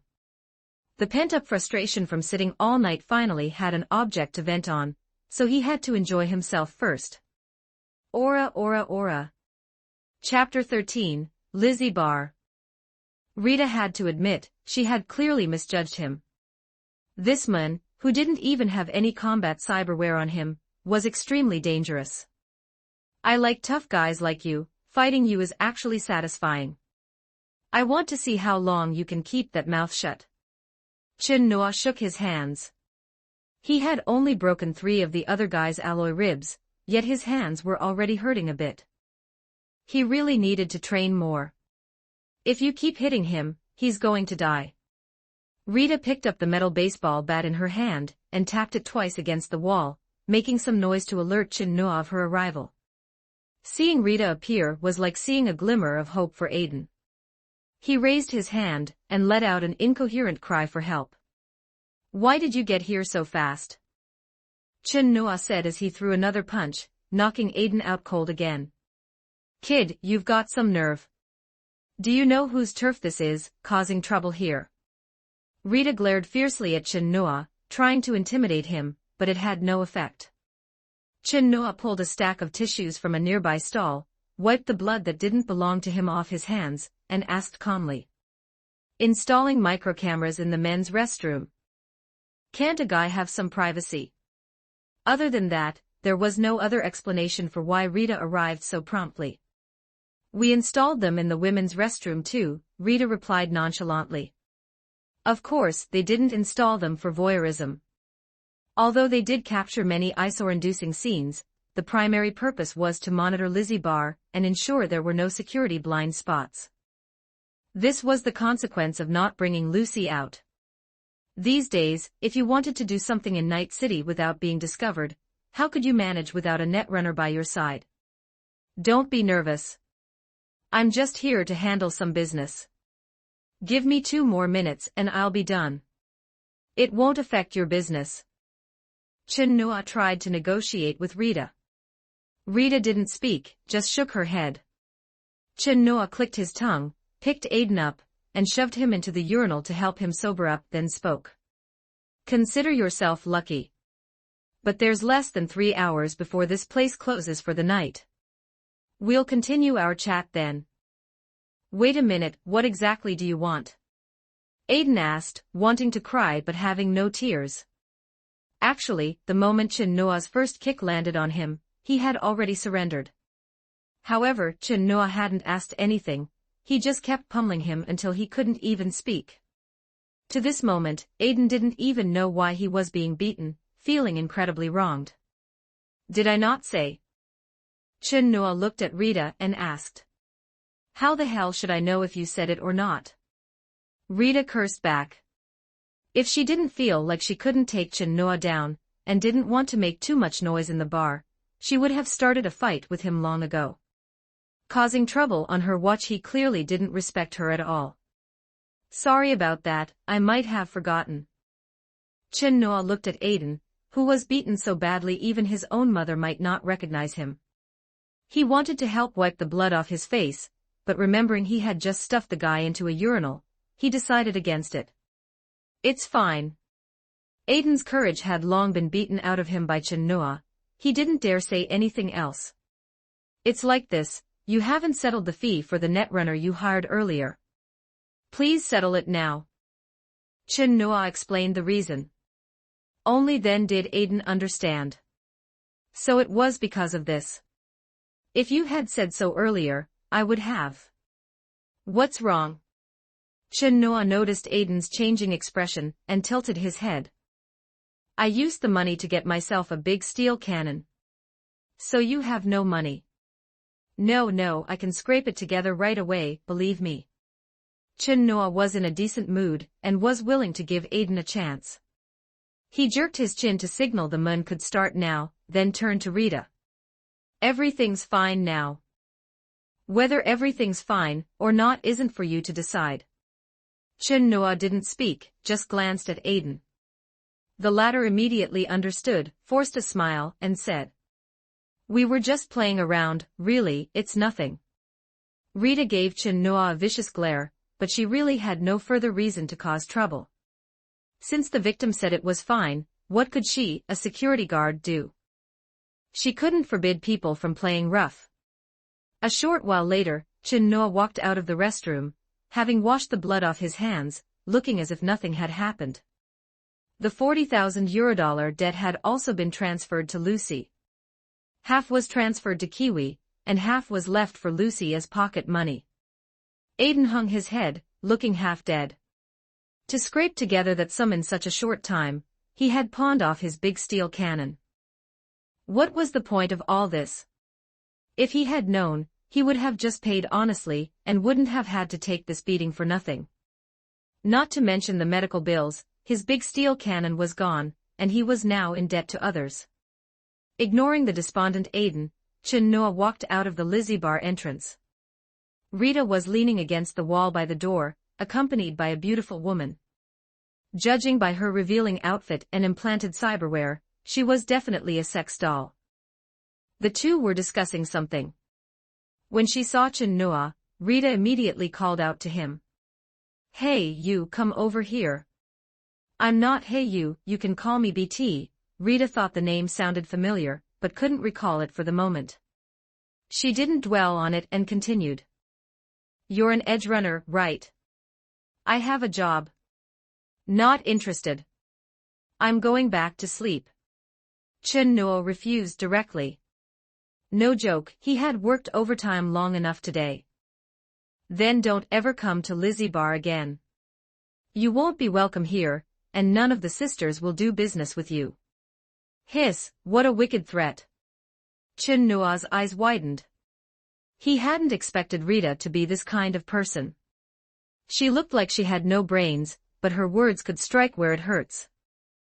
Although he was unlikely to seek out a sex doll, her directly stripping away the possibility of him doing so was a completely different matter. If it were anyone else, Rita certainly wouldn't have made such a threat, but Chin Noa had caused trouble in Lizzie bar, and was now walking away nonchalantly. "What's the job? Let's hear it." Chin Noa thought about it and stepped forward to ask. "She and a few of her sisters want to come to our turf to make a living, but their pimp is holding on to them and won't agree." "Aren't you good at communicating with people? Then I'm commissioning you to go and persuade him." Rita explained. The matter wasn't difficult for her. It was just a small-time pimp, who could be handled with a bit of intimidation. But Rita was restricted by her status in the Moxes. After all, that place wasn't within their sphere of influence. Taking action rashly might alert the surrounding gangs. It was already hard enough for the Moxes to gain a foothold in Night City. They didn't dare to actively seek trouble. "How much?" Chin Noa was more concerned about this. Rita held up 5 fingers and waved them. 50,000. "I didn't realize you were so rich." "No, 5,000. Chin Noa's expression instantly collapsed. What was this? Were gang members these days living such pathetic lives? "I just got new cyberware. This is all the money I have in my pocket," Rita explained. She probably felt the amount was a bit hard to justify herself, so she added, "If that's not enough, I can have these sisters keep you company for a few days." "Forget that." "What, you want me to keep you company?" "That's not out of the question." Rita seemed quite enthusiastic about it. Chin Noa was silent for a moment, then spoke. 5,000 it is. Payment first, then work. You really don't want Big Sister to sleep with you?" Rita put on a charming expression and winked at Chin Noa. "Damn, you're trying to take advantage of me." Chin Noa reached his limit and gave Rita the middle finger. Damn it, he could tolerate the low pay, but he really couldn't tolerate this. Was his high-quality original equipment something just anyone could use? "What's your name?" After taking the money, Chin Noa stopped looking at Rita and turned to the sex doll beside her. Just call me Katie. Katie said somewhat cautiously. Sex dolls like her were basically at the very bottom of Night City. When they were young, they could be exploited by gangs or pimps, but once they got older, they would be sold to scavengers. Then their removed cyberware would be resold to the next young woman embarking on this path of no return. Even worse was being sold to XBD producers, suffering unimaginable torture and ending their short lives in endless pain. Most of them didn't choose this path voluntarily. Every year, a large number of outsiders flood into Night City. There aren't many jobs for these undocumented people to make a living. Selling their bodies is the lowest threshold and the least harmful option. Other undocumented people might not even live as long as sex dolls. And the Tiger Claws are the biggest beneficiaries of this black industry chain.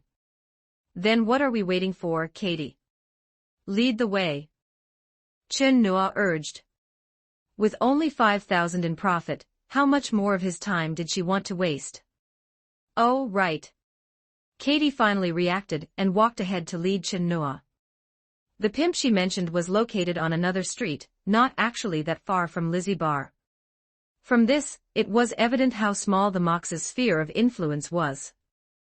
There was no helping it, facing the suppression of the Tiger Claws, who had over 5,000 people. It wasn't easy for the Moxes, with only about 200 members, to maintain the current situation. There were many brothels of this scale in Kabuki. Hidden within various residential buildings, when you saw sexually suggestive graffiti on the walls and half-closed doors, you knew what kind of place lay behind them. Chen Nua followed Katie to a dilapidated apartment. The environment here was more than 10 times worse than the place he had rented before. A large tattooed man was crouching at the stairs, holding a katana. One might have mistaken him for a member of the Tiger Claws. But this was actually just a disguise used to intimidate others. The tattoos on the Tiger Claws had clear hierarchical meanings, and weren't just inked randomly. If a real Tiger Claw member saw this guy, he wouldn't survive for a second. Where the hell did you? The tattooed man was somewhat agitated upon seeing Katie, and rushed forward while cursing. However, in the next second, he flew backward at an even faster speed, his head hitting the steps, and he passed out immediately. Katie froze on the spot, unable to process it for a moment until Chen Nua gently patted her shoulder. Keep going. Katie felt an unprecedented surge of courage. Looking at the unconscious tattooed man, she stomped hard on his crotch. Chen Nua, standing behind her, could hear the sound of eggs cracking. The tattooed man didn't wake up, his body just twitched uncontrollably. Most likely, even if he wasn't dead, he was pretty much crippled.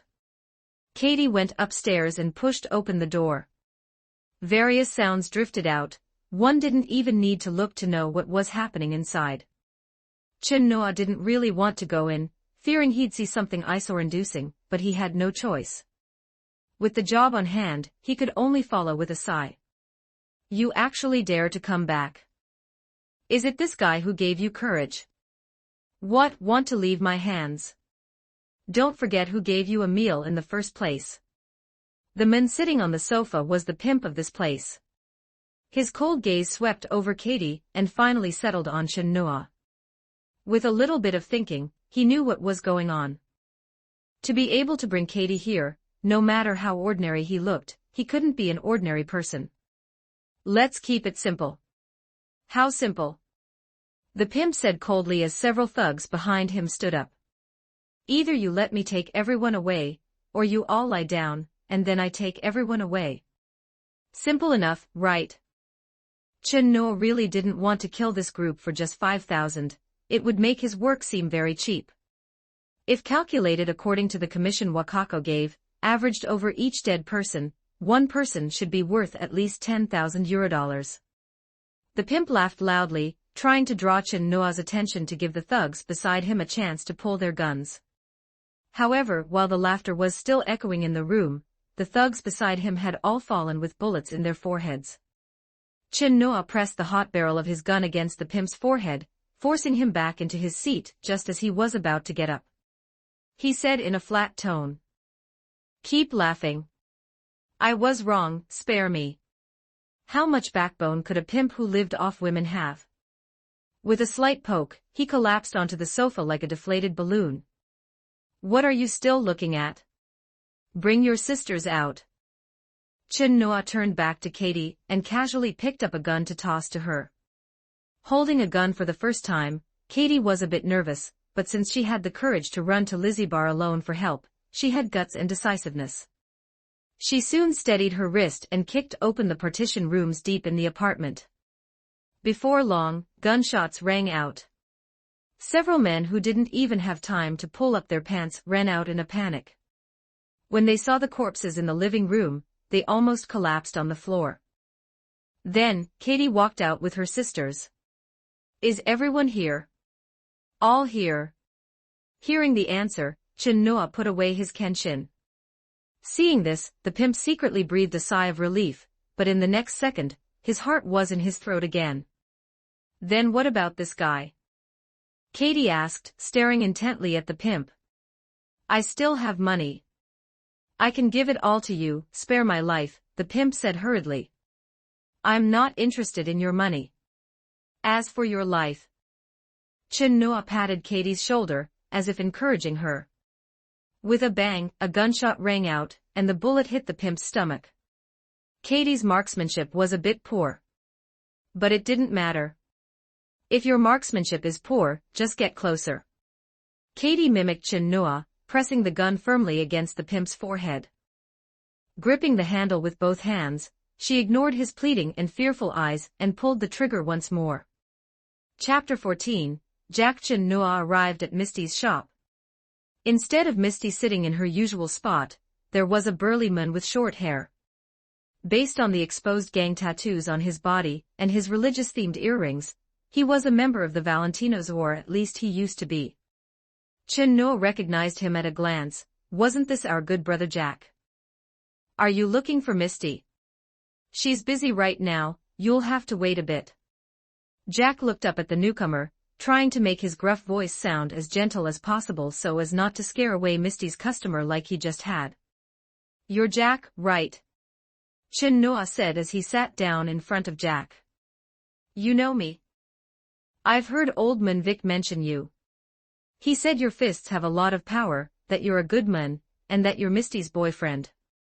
Jack was quite happy when he heard the first half, and instinctively straightened his back to prove Victor's words were true. However, the second half made him immediately shrink his neck and say hurriedly, actually, Misty and I aren't in that kind of relationship yet. That's great. Since Misty is still single, I'm going to start pursuing her. Chin Noa rubbed his chin, raising an eyebrow. Jack's reaction was a bit intense. He jumped up from his seat, as if his tail had been stepped on. Just then, Misty's voice rang out from the side. Noa, stop teasing Jack. Teasing him? I'm serious. If I have a chance with a good girl like Misty, how could I miss out? Right, Jack? Chin Noa nudged Jack with his elbow, but he soon lost his smile as Misty replied calmly. I'll send what you just said to Lucy first. If she agrees, I might consider accepting your pursuit. I was wrong. Chin Noa lowered his head and pressed his hands together, backing down instantly. Old Vic's surgery is almost finished. You can go down and find him in a bit. Misty said, clearly knowing why Chin Noa was here. No problem. Chin Noa swayed in the swivel chair, in no hurry to leave. His eyes darted between Jack and Misty, making them both a bit nervous before he finally stood up and left one last remark. But seriously, Jack, you've kept Misty waiting for too long. Misty's eyes widened. Scared, Chin Noa immediately raised his hands and left. Once only the two of them remained in the shop, she returned to her usual gentle self and said to Jack. Don't mind Noa. He can be unreliable sometimes, but he's usually very dependable. He has a good relationship with old Vic, you should get to know him. I'm not angry. I think he's right. Jack said as he gently took Misty's hand. He had long recognized the feelings between them, but hadn't mustered the courage to take the next step. Chin Noa had given them a good opportunity. Misty's gaze toward Jack was incredibly tender. Chin Noa didn't know what happened next. He eavesdropped for a moment, and after confirming they were making progress, he went to find old Vic. Inside the clinic, old Vic was cleaning surgical instruments. He was very happy to see Chin Noa. "You haven't come to box with me for a few days. I've been busy with quite a few jobs lately, as you know. The stuff is here. I don't need to teach you how to use it, do I?" Victor said as he took out a box containing several potent sedatives, usually used for surgical anesthesia. "Of course. I've studied some medical knowledge. I'm more than qualified to be your assistant. I can't afford to hire you," Victor said with a smile, asking after putting away the instruments one by one. "Do you have time right now? What, hands itching for a fight?" Victor didn't speak, he just tossed the boxing gloves to Chin Noa. A minute later, Victor was punched against the railing by Chin Noa. Even with full protective gear, the pain made him grimace. "You brat, how did your strength increase again?" "It's normal. I'm still growing," Chin Noa explained with a smile. The main reason was that he had updated his 3 Noa power again last night. Compared to the other 2 Chin Noas, he was improving the slowest. Titan Chin Noa, naturally, didn't need to be mentioned, his strength was constantly tempered through blood and fire. As for Ghoul Chin Noa, the CCG Academy actually had a specialized training method that could greatly tap into physical potential. After all, in a world where ghouls existed, the CCG's level in Biotechnica was not weak. In terms of physical enhancement speed alone, Ghoul Chin Noa was the fastest. Mainly because he had plenty of free time.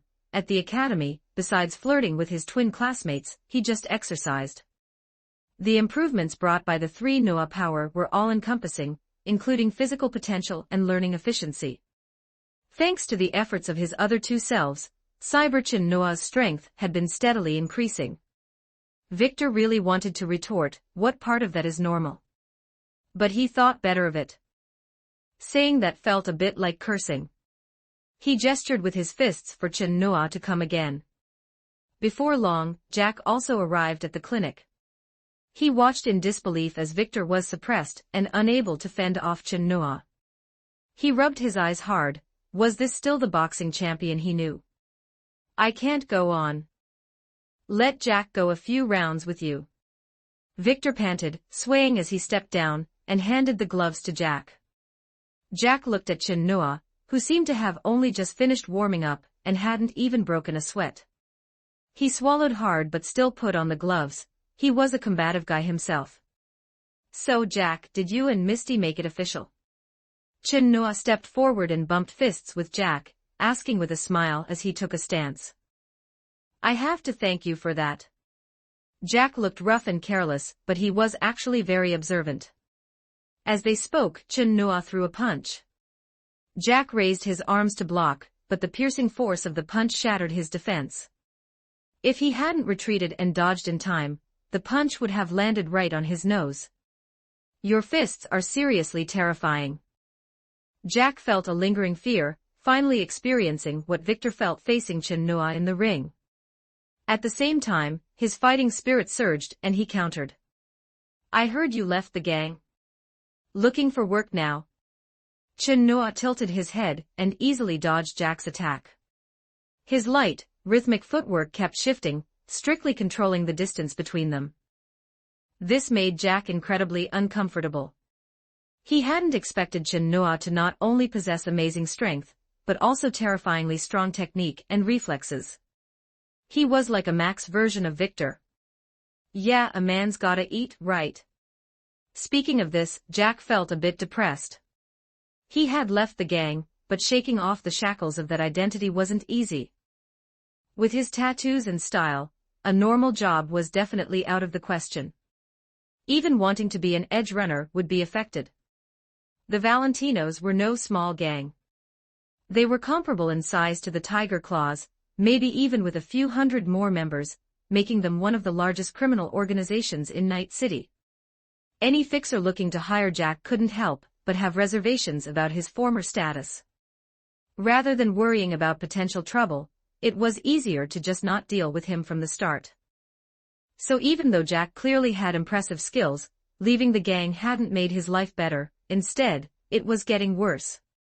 Coincidentally, I have a job. You want it? Chin Noa threw a low straight punch as he spoke.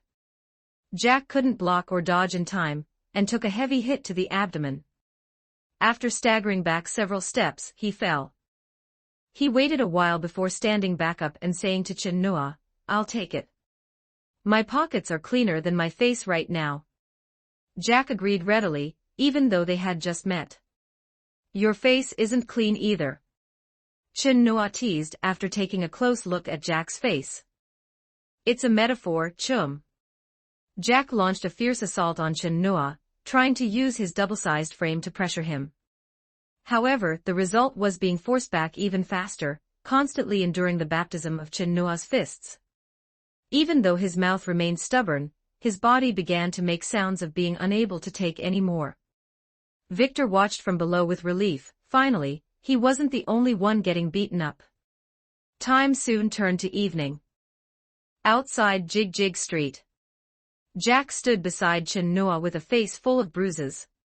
His expression was cold and fierce, and his solemn look made him appear very professional.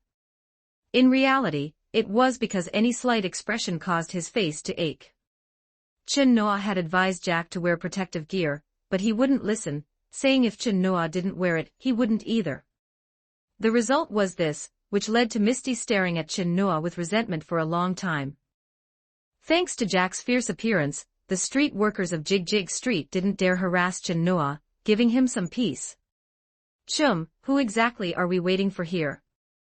Jack finally couldn't help but ask. "Didn't you say before you were only concerned with doing the work?" Chin Noa checked the time as he spoke, then replied, "Don't worry, they should be here soon." Sure enough, before long, the target Chin Noa was looking for tonight appeared in his field of vision.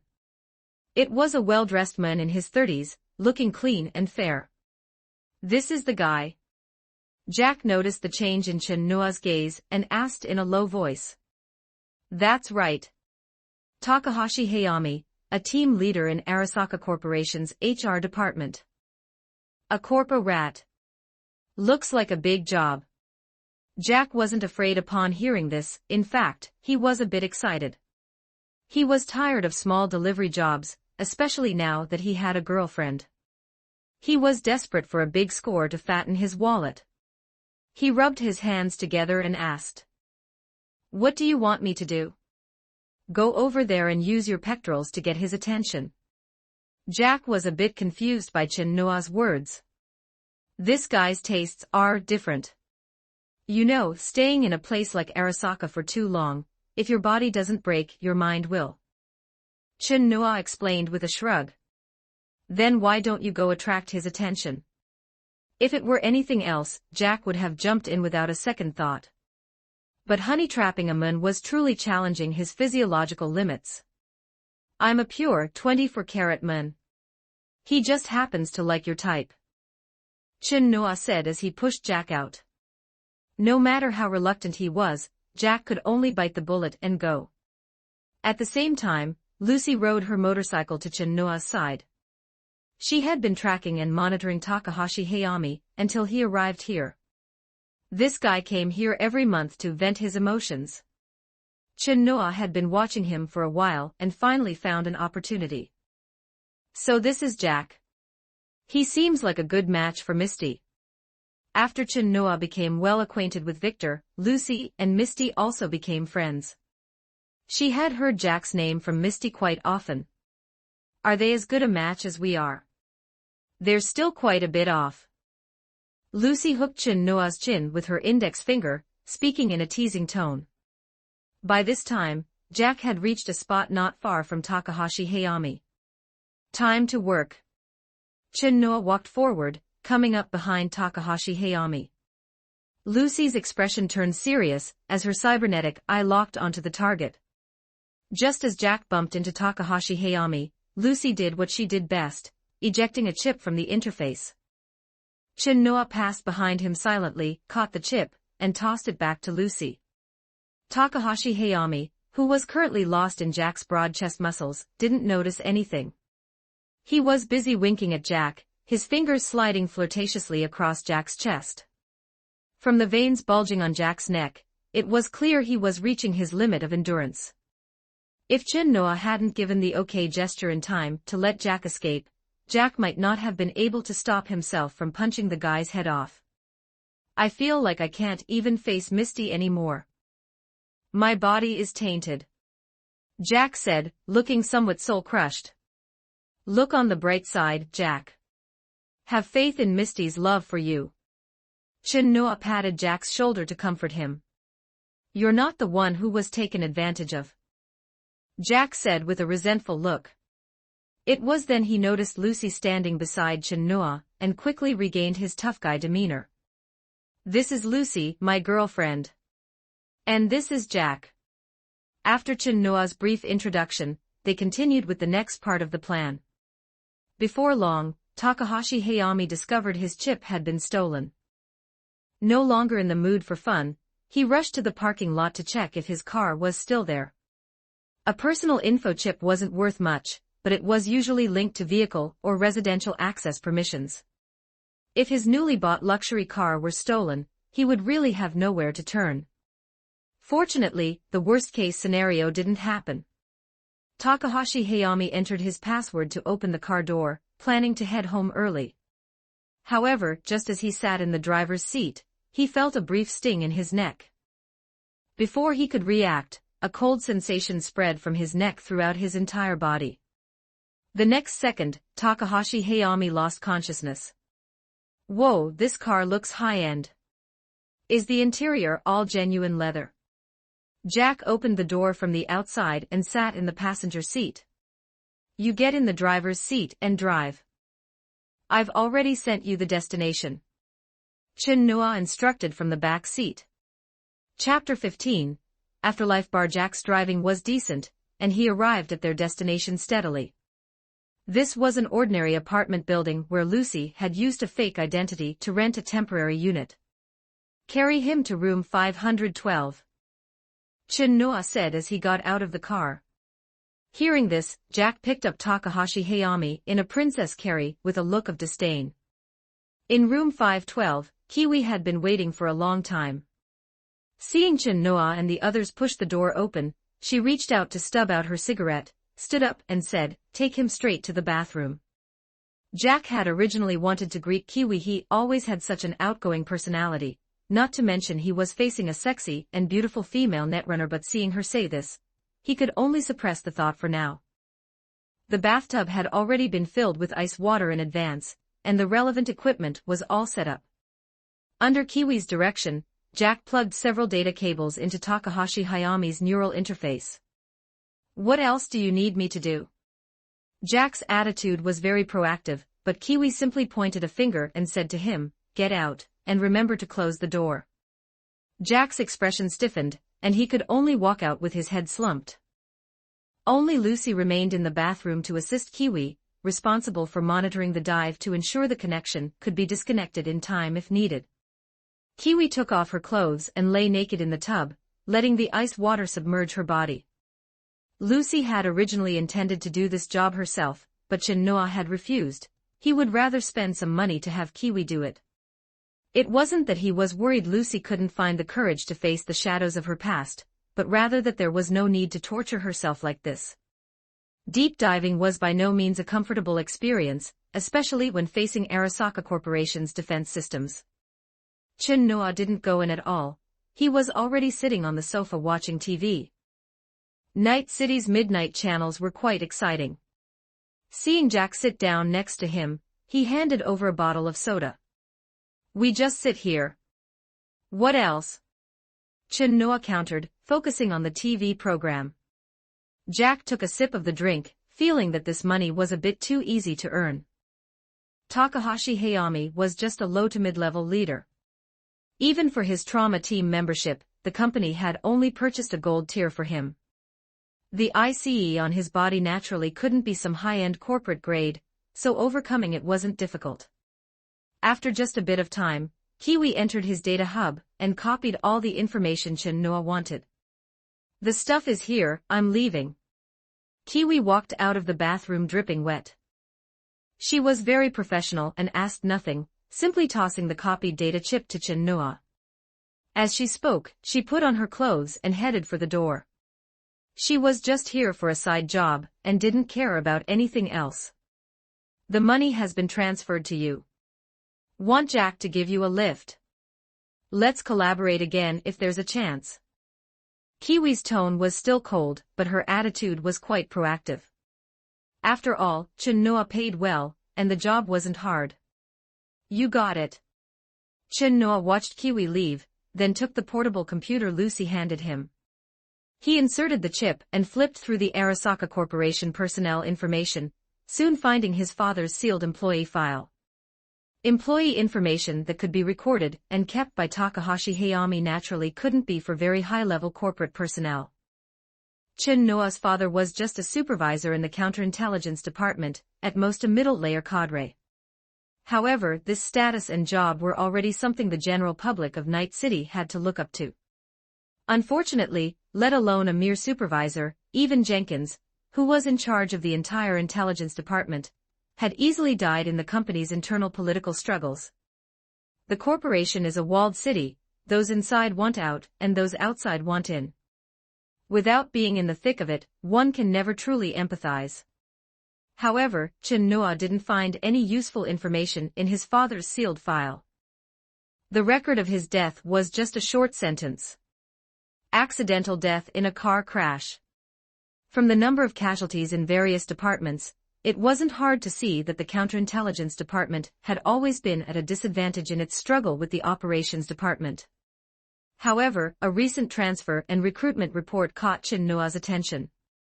The position to be filled was exactly the one left vacant by Chin Noa's father. Chin Noa pulled up this person's identity information. Jack, standing beside him, glimpsed the person in the photo and subconsciously blurted out his name. You know him? Chin Noa looked at the photo in the ID info, and was momentarily stunned. He hadn't expected the V of this world to be a man, especially since the V he had customized back then was a well-endowed girl with a surprise. V is a life-and-death friend of mine, but ever since V joined Arasaka, and was sent on an assignment, our contact has become less frequent. As Jack spoke, he couldn't help but scratch his head. A commission mission had suddenly involved V, and for a moment, he didn't know if this was a good or bad thing. Chin Noa's eyes shifted, he felt he had found a breakthrough. Trying to find the cause of his father's death from outside the company compared to looking from within were two entirely different levels of difficulty. Jack, if you have time, can you introduce V to me? Jack hesitated a bit. He was somewhat worried about whether Chin Noa would bring unpredictable trouble to V. Both were friends, but there was still a bit of a difference between them. Don't worry, this is a good thing for all of us. My father died in this very position. The trouble V will face will only be greater. I need his help and likewise he needs us. Chin Noa explained the situation openly. Jack was smart and knew Chin Noa was right, but he wouldn't make this decision for V. I'll contact V. If he agrees to meet you, we'll arrange a time to meet. No problem. Chin Noa nodded, not in a hurry. After all, the current V was still outside Night City, and wouldn't be back to start the job for a while. What do we do with this guy inside? Jack remembered Takahashi Hayami and asked. Put him back in his car, turn on the autopilot, and send him home. No need to silence him. Silence him for what?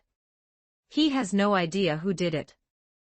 Besides, if he dares to speak out, the first person to be fired will be him.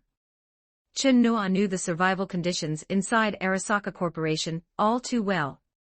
Even though Takahashi Hayami was just a team leader, there was a pile of people underneath waiting to replace him.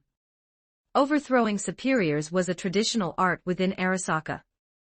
If Takahashi Hayami spoke about tonight's events, wouldn't he be proactively handing a knife to others?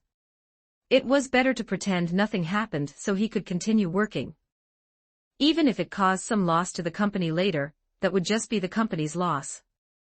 Whether it could even be traced back to him was another matter. Jack did as he was told and sent Takahashi Hayami away.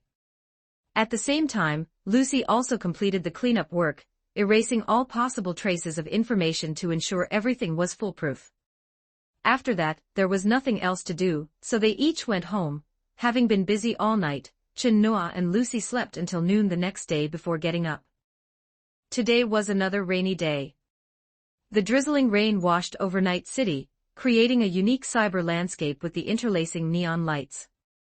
However, hidden within this beautiful scene was hazardous pollution enough to be fatal. The rain in Night City was only acid rain, and the fog was only toxic fog. Chin-Noa ordered restaurant delivery, which arrived at the door before long. Just as he and Lucy were sitting at the dining table enjoying the city rain view, he received an invitation text message. Opening it, he saw it was from the Afterlife Club. As the most famous edgerunner bar in Night City, if you didn't have a bit of reputation, you couldn't even enter the Afterlife stores.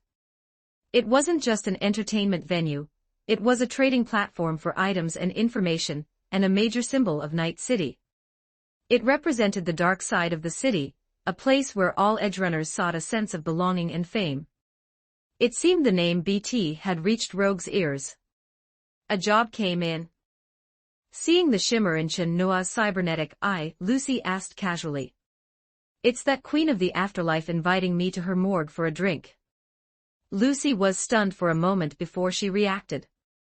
She chuckled, stabbed a piece of cut meat, and stuffed it into Chin-Noa's mouth, continuing, if the queen's followers heard that, they'd have to come looking for trouble with you.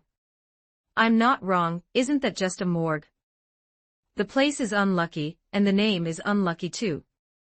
Chin-Noa didn't have any fan filters for Rogue's Afterlife bar, nor did he need to seek any sense of belonging from a morgue. To him, the identity of an edgerunner was just a job. There was no cultural or spiritual identification with it. Lucy was the same, she had already found where her heart belonged. Then you're not going? Of course I'm going. Even if there's no job, I can go there to broaden my horizons. I heard the people there speak very nicely. As Chin-Noa spoke, he opened his mouth to continue being fed by Lucy. As they ate lunch, they accidentally ended up in bed. After quite a bit of tossing and turning, an exhausted Lucy gave up on the idea of going to the afterlife with Chin-Noa, and lay in bed to recover her energy. She didn't like socializing with strangers anyway. The Afterlife bar was located in Chinatown in the Watson district. The acid rain was still falling outside. Chin-Noa still didn't choose to ride his motorcycle, but instead took the cart, got off at the station closest to the Afterlife bar, and walked there with an umbrella. Many luxury cars were parked outside the bar. It didn't just host edgerunners, it also welcomed corporate employees and even gang members. The bar security guarding the entrance saw Chin-Noa's unfamiliar face, and stepped forward to block him. Do you know what place this is? Afterlife bar, I'm in the right place, aren't I? Chin-Noa closed his umbrella and shook off the rainwater, his expression as calm as if he were in front of an ordinary supermarket. This is the afterlife, but whether you're in the right place isn't certain. The security still blocked the door. As Chin-Noa spoke, he showed Rogue's invitation text. After the security verified it, they finally moved aside. The afterlife welcomes you, Mr. Chin-Noa said as he crossed the threshold of the afterlife. The bar's interior decoration was dark and psychedelic. Flashing neon lights, noisy music, and crowded people formed its unique atmosphere, and there were even exotic dance performances. Chin-Noa's fresh face attracted many people's attention, but no one chose to proactively approach him. What can I get you? Claire, the bartender, was the first to communicate with Chin-Noa. I'll have a Johnny Silverhand. Since he was already at the afterlife, how could he not try the legendary drink list here? The Johnny Silverhand was a distinctive cocktail. As for how it tasted, Chin-Noa could only say that he didn't like drinking much to begin with. Out of respect for the place, he could only down it in one go. I'll have a Coke, please. Chin-Noa picked up the glass and gave his mouth a good rinse. Later, if he got the chance, he'd have to have a talk with Johnny. What kind of drink was this? It tasted like absolute shit. At that moment, noisy sounds came from the entrance. Chin Noa turned his head and saw two familiar figures. Make yourself clear, who are you calling a minor? Rebecca jumped up and pulled out her gun. This dangerous move immediately caused tension among the security personnel, but just as the conflict was about to escalate, Sasha hacked the security's cybernetic eye. Taking this opportunity, Sasha hurriedly dragged Rebecca into the bar. The Afterlife bar had another rule: if you could get past security by your own means, the place would also welcome you. I'm so pissed. If Sasha hadn't stopped me, I would have put a hole in that blind guy's forehead just now. Rebecca was obviously speaking out of anger, which Sasha knew well. All right, Maine is still waiting for us inside. While speaking, Rebecca saw Chin Noa sitting at the bar. Her face, which had been puffed up with anger, instantly showed a surprised smile. She took 3 steps and sat down next to Chin Noa, slapping his shoulder and saying, I should have seen you here long ago. Why did you only show up now, pancake vendor? Chin Noa pretended not to hear. He had to correct this nickname, otherwise, it would be too late once it spread. Rebecca was calling him that on purpose. The more he acknowledged her, the more excited she got. Hey, hey, hey. Rebecca grabbed Chin Noa's shoulder and started shoving him. Chin Noa still ignored her, only greeting Sasha. Meeting again, Miss Kitty. Sasha replied with narrowed eyes. I'm angry. Seeing this, Rebecca plopped back into her seat, crossing her arms with her back to Chin Noa to show her protest, but she didn't last long before surrendering. Fine, I won't call you the pancake guy anymore, okay? Isn't this Rebecca? What are you doing here? Chin Noa showed a look of surprise, his voice sounding as natural as if it were real. Let's go have a few drinks together. My big brother has been talking about you lately. If I didn't know his sexual preferences, I would have thought he was interested in you. Rebecca grabbed Chin Noa's hand to take him toward the private booth. Sasha didn't say much about this. Instead, she felt Rebecca had done a rare smart thing. Befriending an edge runner with Chin Noa's strength was definitely a good thing. If they could pull him into Maine's crew, that would be even better. There were many hidden corners and booths in the Afterlife bar.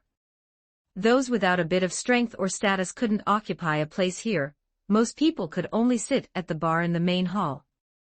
It was evident that Maine's crew had made a bit of a name for themselves in the Afterlife. 16 Miss Cat Chapter 16, Miss Kitty. Maine was undoubtedly the core of the entire crew. He was a veteran edge runner, and his strength was considered top tier even among the Afterlife's regulars. One only had to look at those 2 gorilla arms, which were thicker than Chin Noa's thighs, to realize that. Judging from appearances alone, it was hard to tell which model they were. His cyberware doctor had modified them significantly. This was common among edge runners. After all, most cyberware they could get their hands on were obsolete models or civilian products that struggled to meet their combat needs.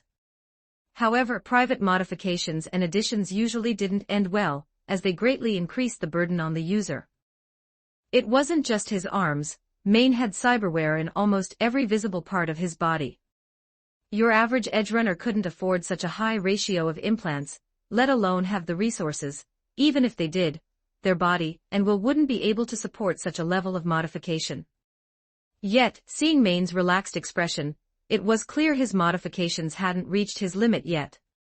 As for the short-haired woman currently snuggling in Maine's arms and exchanging fluids with him, that was Maine's girlfriend, Dorio. Physically, the two of them were indeed a good match. The difference, however, was that Dorio preferred her original body. Her powerful physique was built through her own training. Well, likely with the help of plenty of chemical hormones. This had somewhat affected Dorio's appearance, making her gender hard to distinguish at first glance. Although she hadn't given herself combat implants, Dorio's strength was by no means weak, especially in close-quarters combat. She was one of the crew's main combatants. Then there was the last one, the techie, Pilar. Right now, he was harassing the bar's dancers from a distance, exuding a sleazy vibe from head to toe. Combined with his ill-fitting cyberware, he looked like a freak in the crowd. Enough already. Rebecca reached her limit, jumping up to deliver a heavy blow to her brother's head, which finally made him stop his antics as he slumped back into his seat, dazed.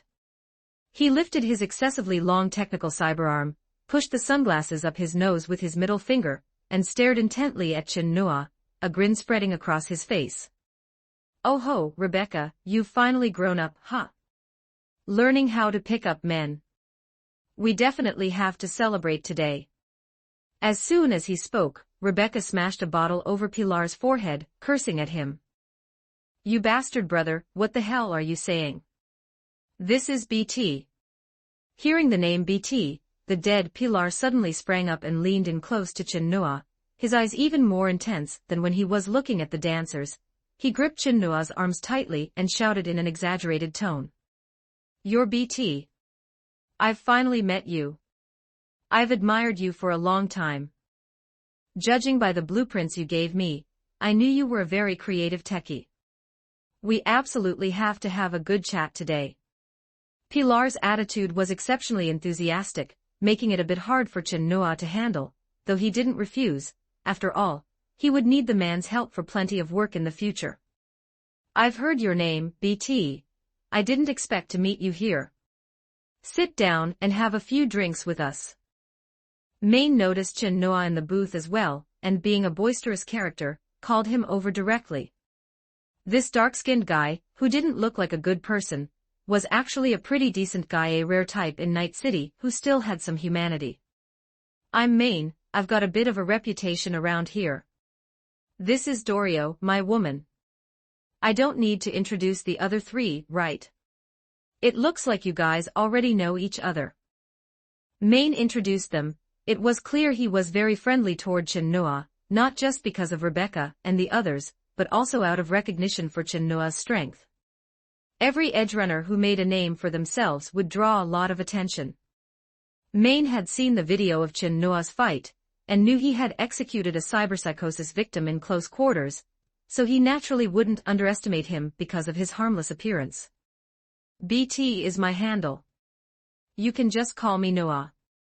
Chin-Noa took the drink Rebecca handed him, and toasted everyone present. His easygoing attitude didn't seem like that of a newly debuted edgerunner at all.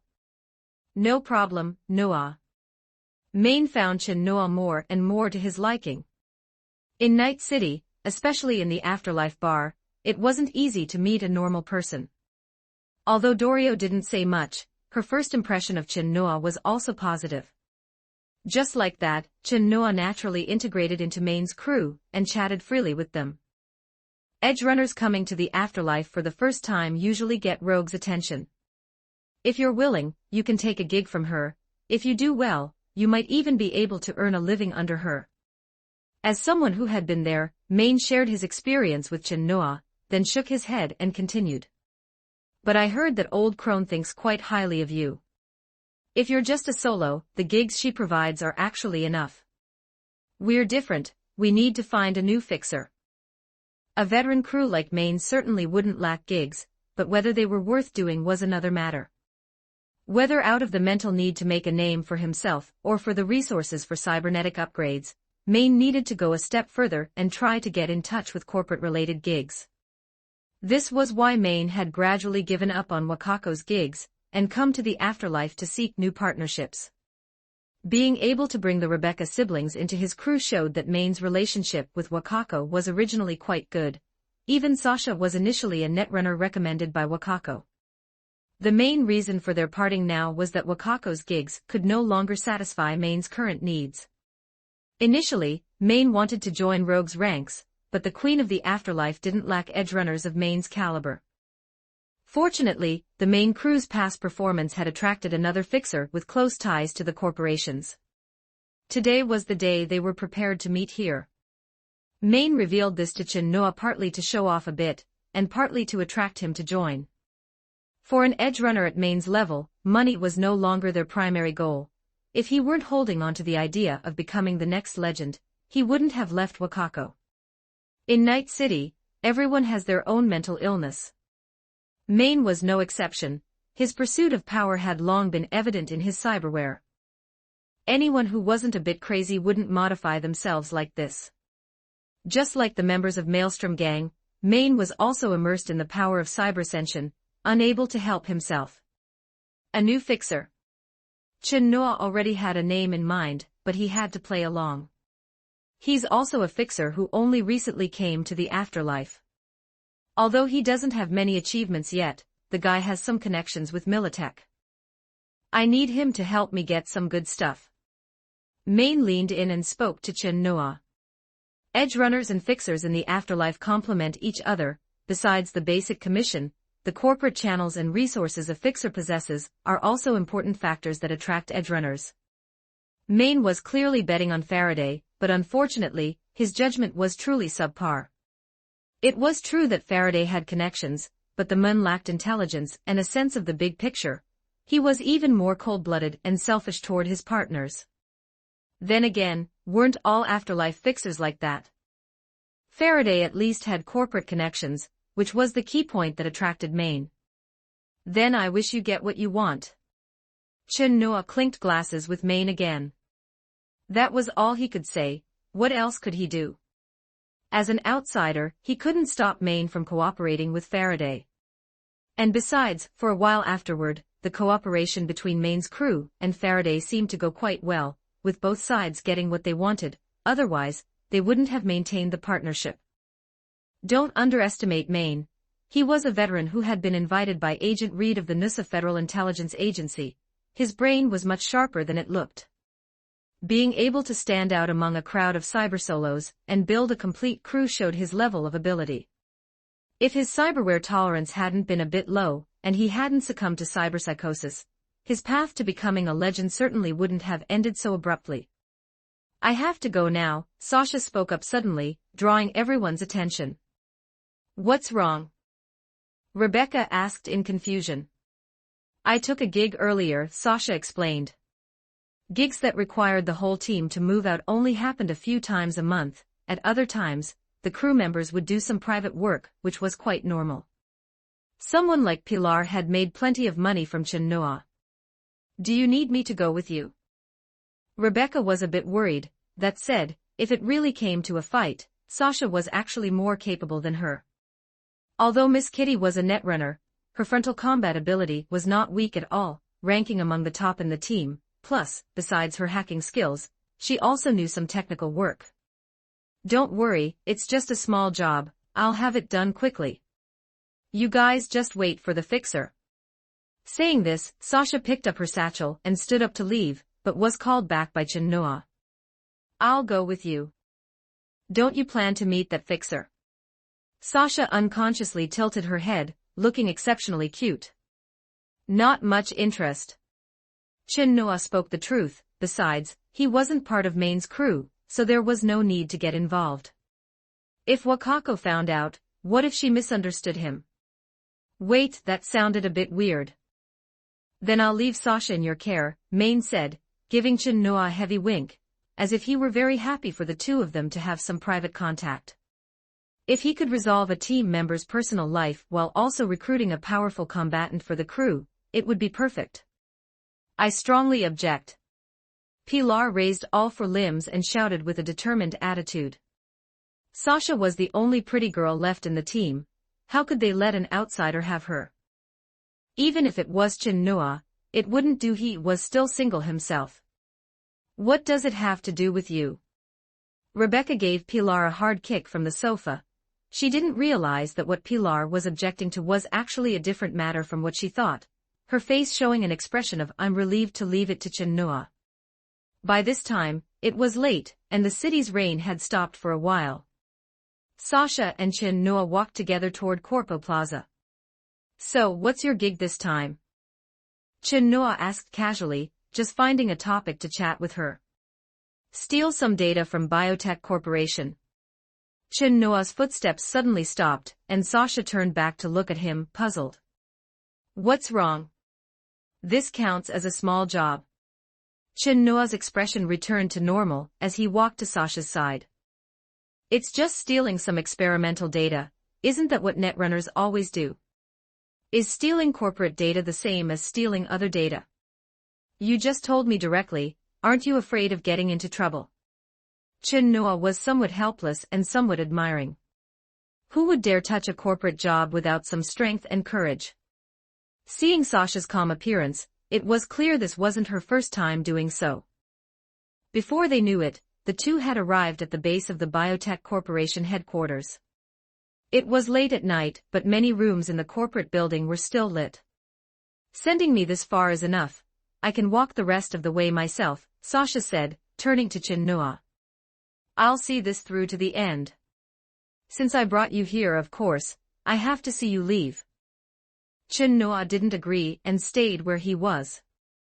Sasha smiled unconsciously upon hearing this, took out some chewing gum from her pocket, and handed it over. Chin Noa took it and chewed. Orange flavor. Then I'll try not to make you wait too long. With that, Sasha waved her hand and walked toward the base of the building with light steps, easily breaking through the security and successfully slipping inside. The data she wanted to steal wasn't on the upper floors of the building, so the difficulty of the infiltration was naturally much lower. Along the way, she skillfully disabled surveillance cameras and placed jamming devices. It was as simple as going home, and she even took the elevator directly to the destination floor. The target office was right in front of her. Its owner wasn't working overtime tonight. Sasha took out her infiltration gear from her backpack and put it on. As data flashed before her eyes, she quickly cracked the computer password and hacked into the database. However, just as the task was about to be completed, Sasha discovered a hidden secret deep within the data, revealing the truth about her mother's death. It was a painkiller developed by Biotechnica, but it had severe side effects. Sasha's mother had died from taking this drug. Yet, this drug was still being sold on the market today. I might have to break my promise. Sasha glanced out the glass window, making a decision while suppressing the grief and anger in her heart.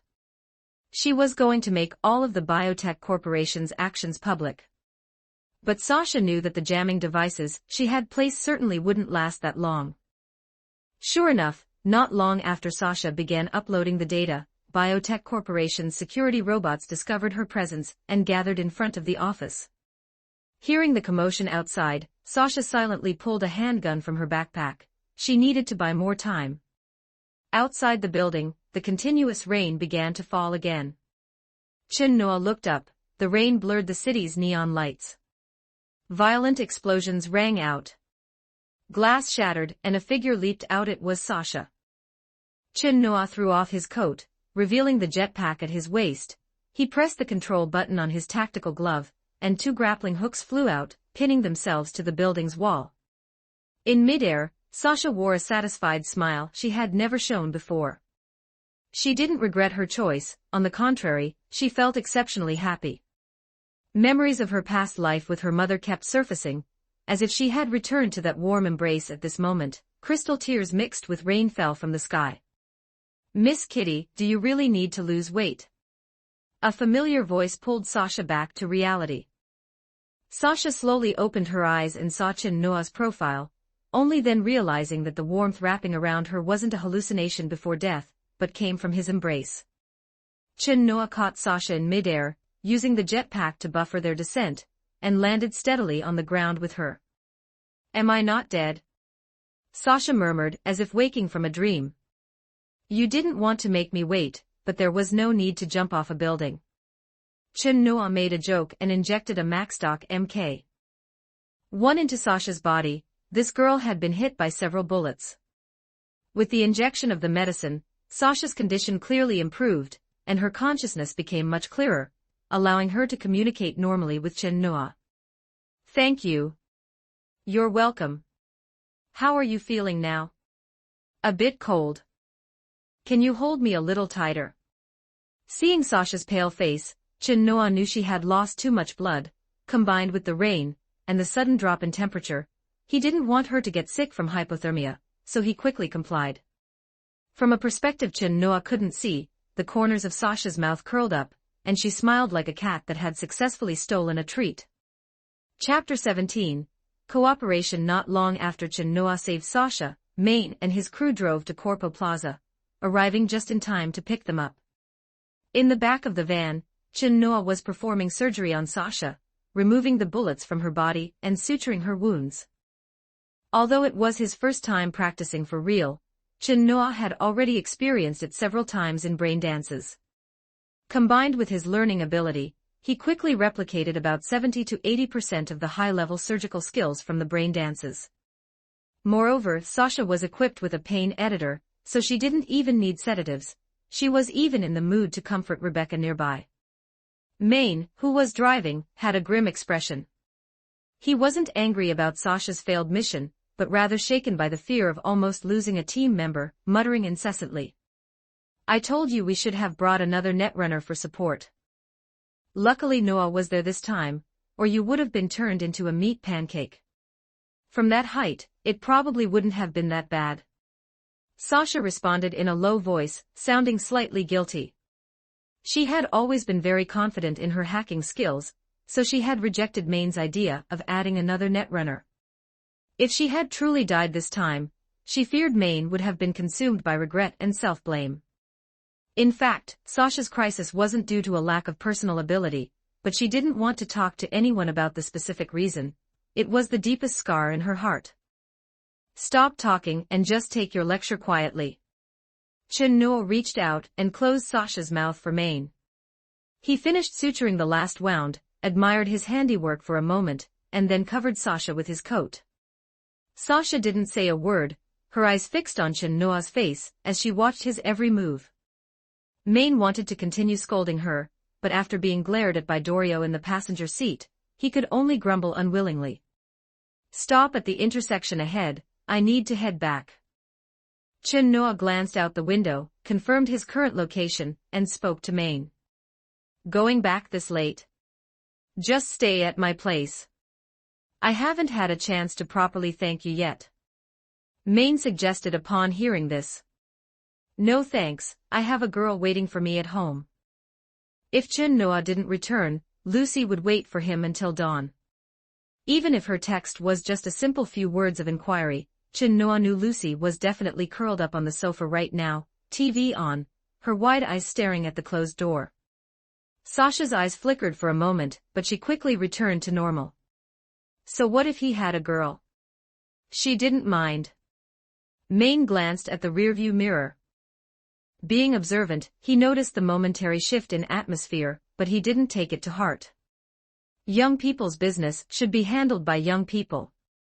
The car stopped at the roadside. As Chin Noa pushed the door open to step out, his clothes were tugged. Looking down, he saw Sasha's fair hand had been gripping him, and she had forgotten to let go. Noticing Chin Noa's gaze, Sasha realized what she was doing and hurriedly pulled her hand back, burying half her face in the coat. A hint of shyness flashed in her bright eyes. "Get some rest, Miss Kitty," Sasha responded softly. As the car started up again, Rebecca leaned halfway out the window and waved vigorously at Chin Noa. "Thanks, pancake guy." Chin Noa pointed his index finger forcefully at Rebecca. He strongly suspected she was doing it on purpose. Late at night, the city rail was still running, even busier than during the day. The seats were filled with low-level corporate employees who had just finished overtime.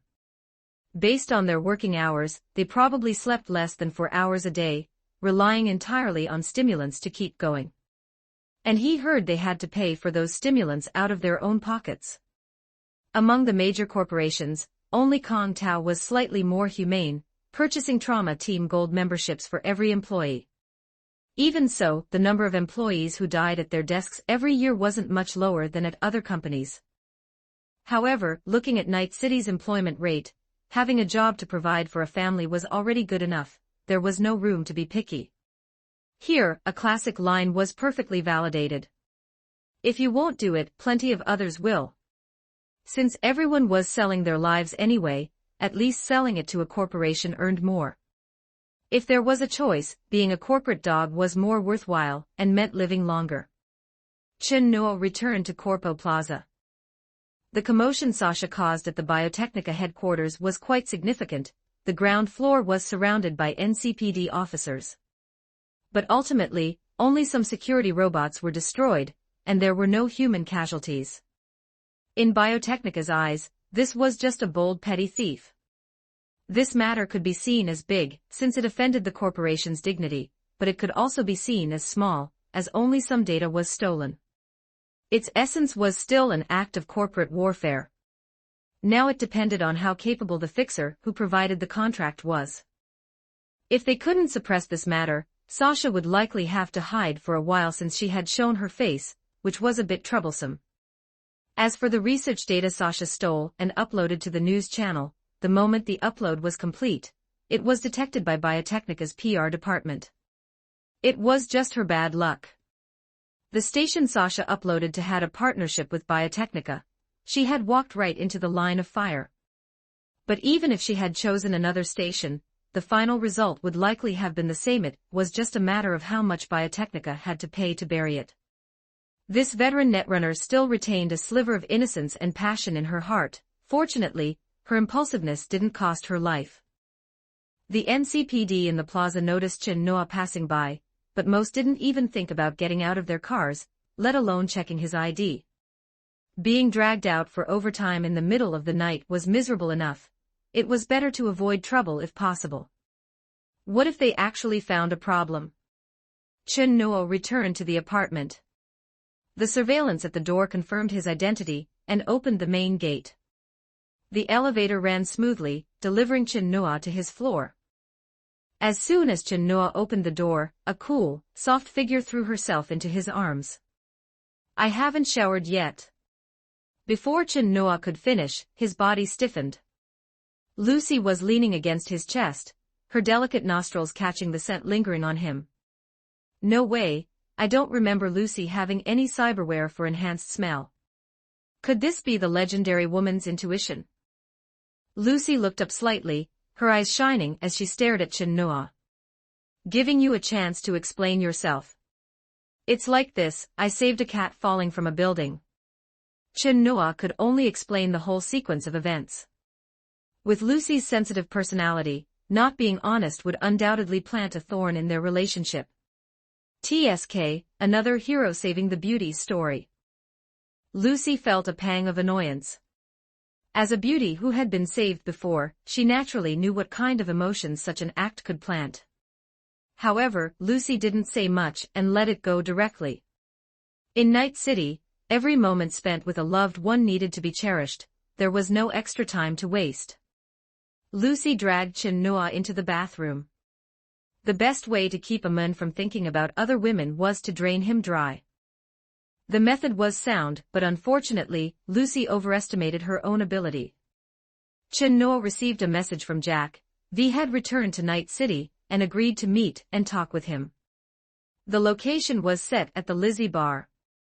Jack was a regular here and was well acquainted with many of the girls. Before the appointed time, Chin Noa and Lucy arrived at the Lizzie Bar early. "Good evening, Rita." Chin Noa greeted Rita at the door. She was dressed the same as always. "Good my ass, I just kicked out a few idiots." Rita swore, then turned to see Lucy beside Chin Noa and said with a grin. "So you have a woman. If Katie finds out, she'll probably be sad for a while. Don't start trouble for me." Chin Noa's fist tightened instantly. Just because he had rejected Rita's requests a few times, did she have to be so petty? With the measly commission she offered, rejecting her was only natural. Thinking she could order the famous BT around for a few thousand credits. Keep dreaming. Didn't she know his starting price was now 50,000? Seeing that Lucy didn't take the bait made Rita a bit annoyed. She clicked her tongue, stepped aside, and said perfunctorily, "Welcome to the Lizzie Bar." Only after they entered the bar did Lucy ask, "Who is Katie?" "A poor but brave person. I'll tell you the details later." The two arrived at the reserved booth. Jack had arrived even earlier, and was already sitting there drinking. Although he hadn't called a girl for himself, he had set up a holographic dance projection. Seeing Lucy with Chin Noa, Jack hurriedly turned off the hologram, and shrunk his neck like a child who had done something wrong. "Lucy, please don't tell Misty. I was just a bit bored waiting." I didn't expect you to be this kind of person. I'm reporting you to Misty right now. Before Lucy could speak, Chin Noa took a righteous stand, looking just like a roommate who had caught you doing something embarrassing. Big brother. Good boy, Big brother will suppress his conscience for you this once. Chin Noa smiled with satisfaction, reached out to ruffle Jack's prickly short hair, and sat down on the sofa. Lucy naturally leaned into his arms. After the brief playfulness, Jack got down to business. V will be here soon. As he spoke, the booth door was pushed open, and a man in a sharp suit walked in. He looked like a corporate elite. It was the V Jack had mentioned. Am I not late? V took off his jacket and casually unbuttoned a few shirt buttons. His aura became a bit more relaxed, not as meticulous and machine-like as he had appeared at first glance. Just in time, my brother. Jack stepped forward and gave V a warm hug.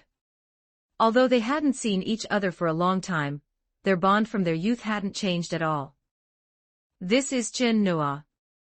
Although we haven't known each other for long, I can guarantee he is someone you can trust, just as I trust you. Jack said seriously. These words carried significant weight. V's expression shifted slightly as he turned to look at Chin Noa. Hello, V. Hello, Chin Noa. It was a simple greeting, but with Jack in the middle, the relationship between the two progressed quickly. V was about the same age as Jack, nearly 30. He had clean-cut short hair and few cyberwear, but the ones he had were high-end corporate models in standard Arasaka style. To be highly valued by Jenkins at this age showed his abilities were extraordinary. However, due to working in a corporation for a long time, V's personality had inevitably been somewhat assimilated by that almost cold-blooded corporate efficiency. If it weren't for Jack, he probably wouldn't even have had the interest to exchange pleasantries. Let's keep it short, V. I need your help. Chin Noa understood the working style of corporate employees, and went straight to the point. V's hand holding the glass paused. He set it down and said, investigating your father's cause of death. Chin Noa wasn't surprised that V had investigated his background. It would have been more problematic if he hadn't. If this is a request between friends, I can provide help for Jack's sake. It's a request, but it's also a cooperation. Chin Noa looked into V's eyes and continued. To gain a firm foothold in the corporation, you need street power. Jenkins can't help you much with that, but we can. V fell silent. He had been happy when he received the promotion transfer, but once he actually returned to the corporation, he realized how dangerous the situation he faced was. Just as Chin Noa said, Jenkins was completely at a disadvantage in his corporate struggle with Abernathy. Never mind providing much help, Jenkins had brought V back specifically hoping he could break the deadlock. If he couldn't do it, being fired would be the best-case scenario. Under these circumstances, there was a big question mark over how much corporate power V could actually mobilize.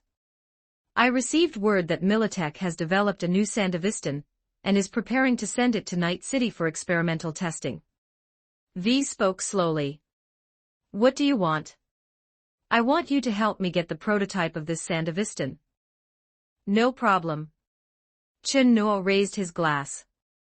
Seeing this, V raised his own, and the two clinked glasses and drank. Chapter 18, Ambush. This is a hostile region outside Night City. Asphalt roads built in the old days crisscross the wasteland, most of them buried by sand, with dried-up oil fields and piles of scrap forming a unique landscape. As far as the eye can see, there is nothing but vast, boundless desert, as if Night City were the only oasis. A Chevrolet Emperor 620 Ragnar Arasaka Edition SUV was hidden behind a low dirt slope. The Arasaka logos originally on the vehicle had long been covered with black paint, making it look no different from a standard model at first glance.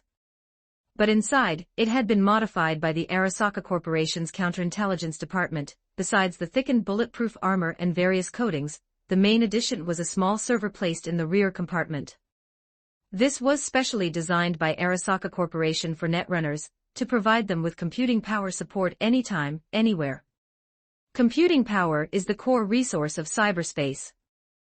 When intelligence levels are similar, the side with sufficient computing power basically has the victory locked down.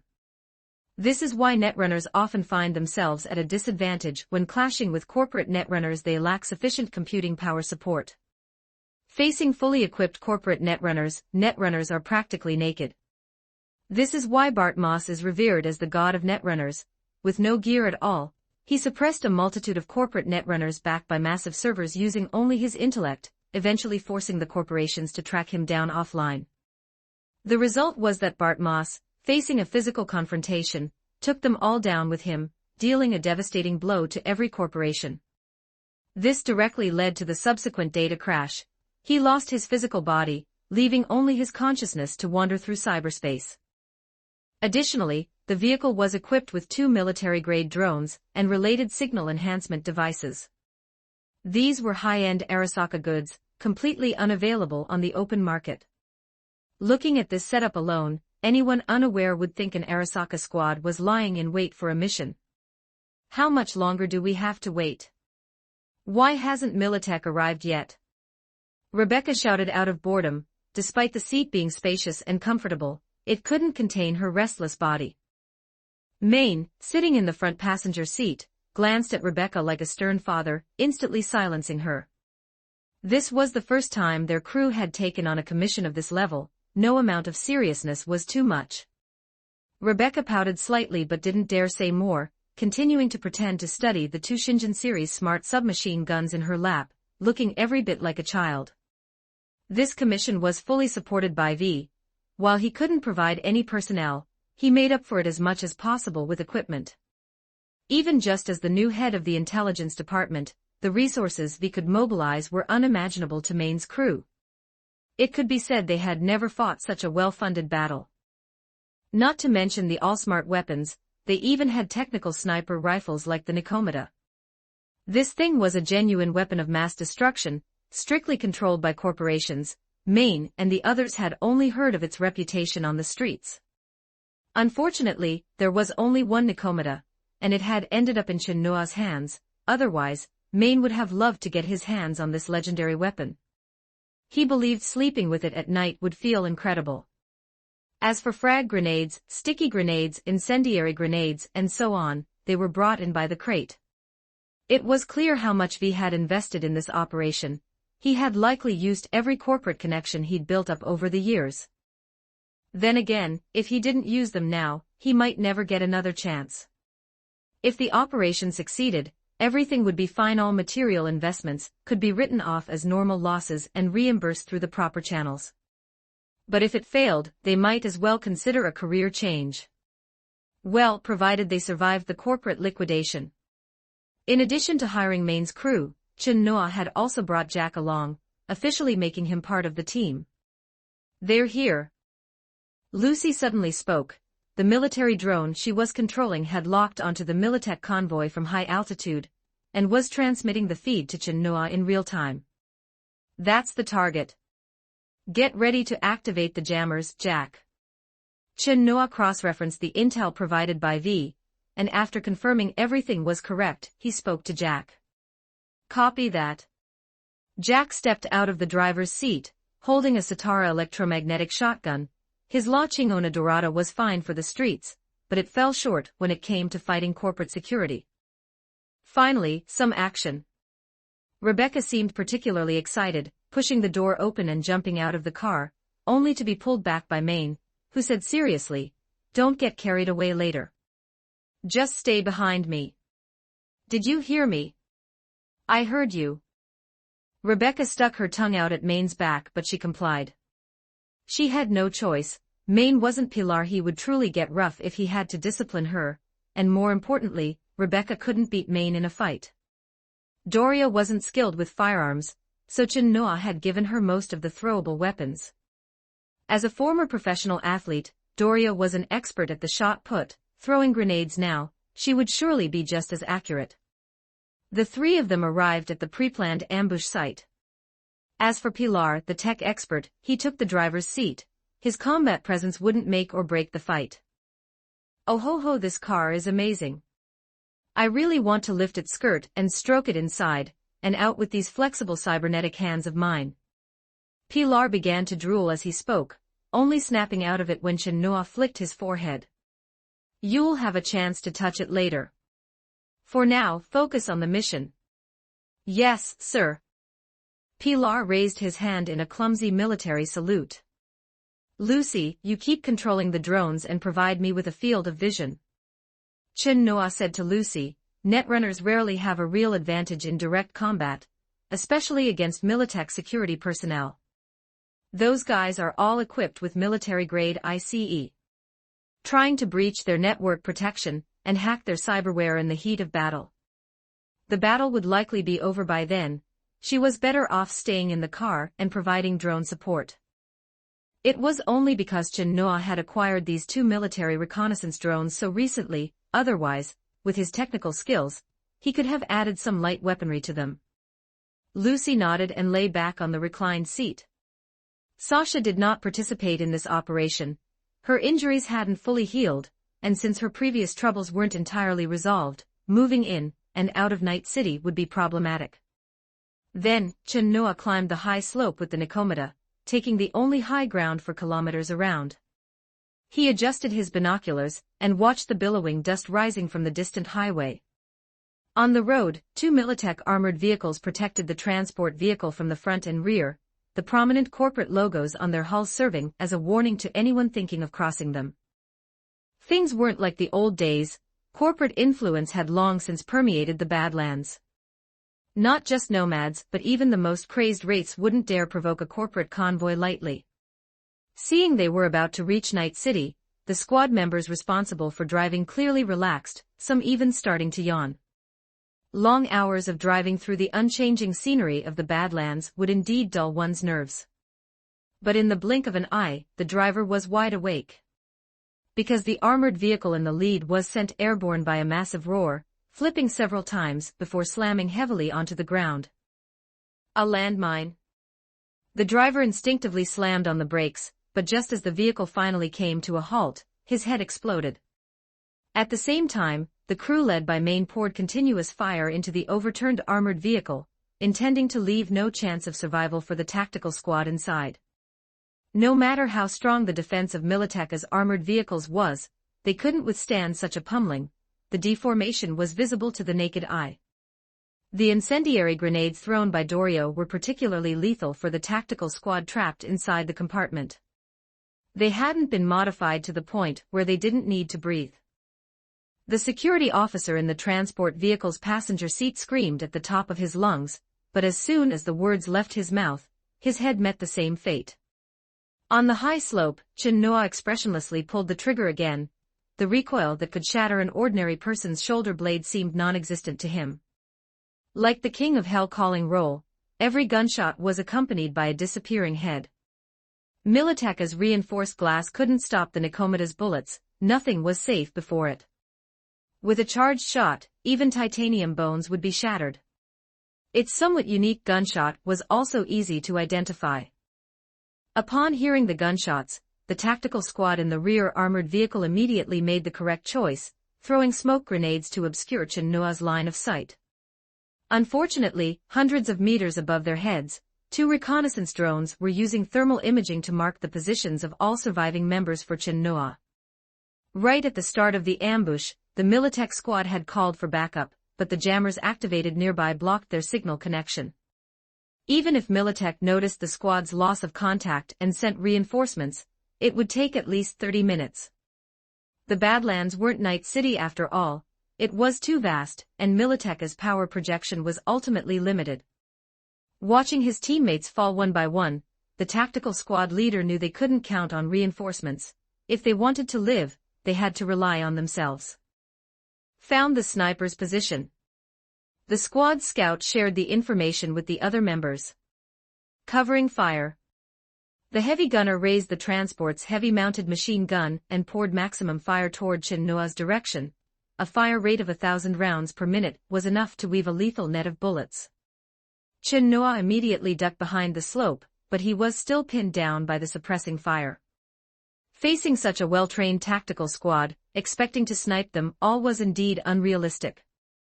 Assault team, with me.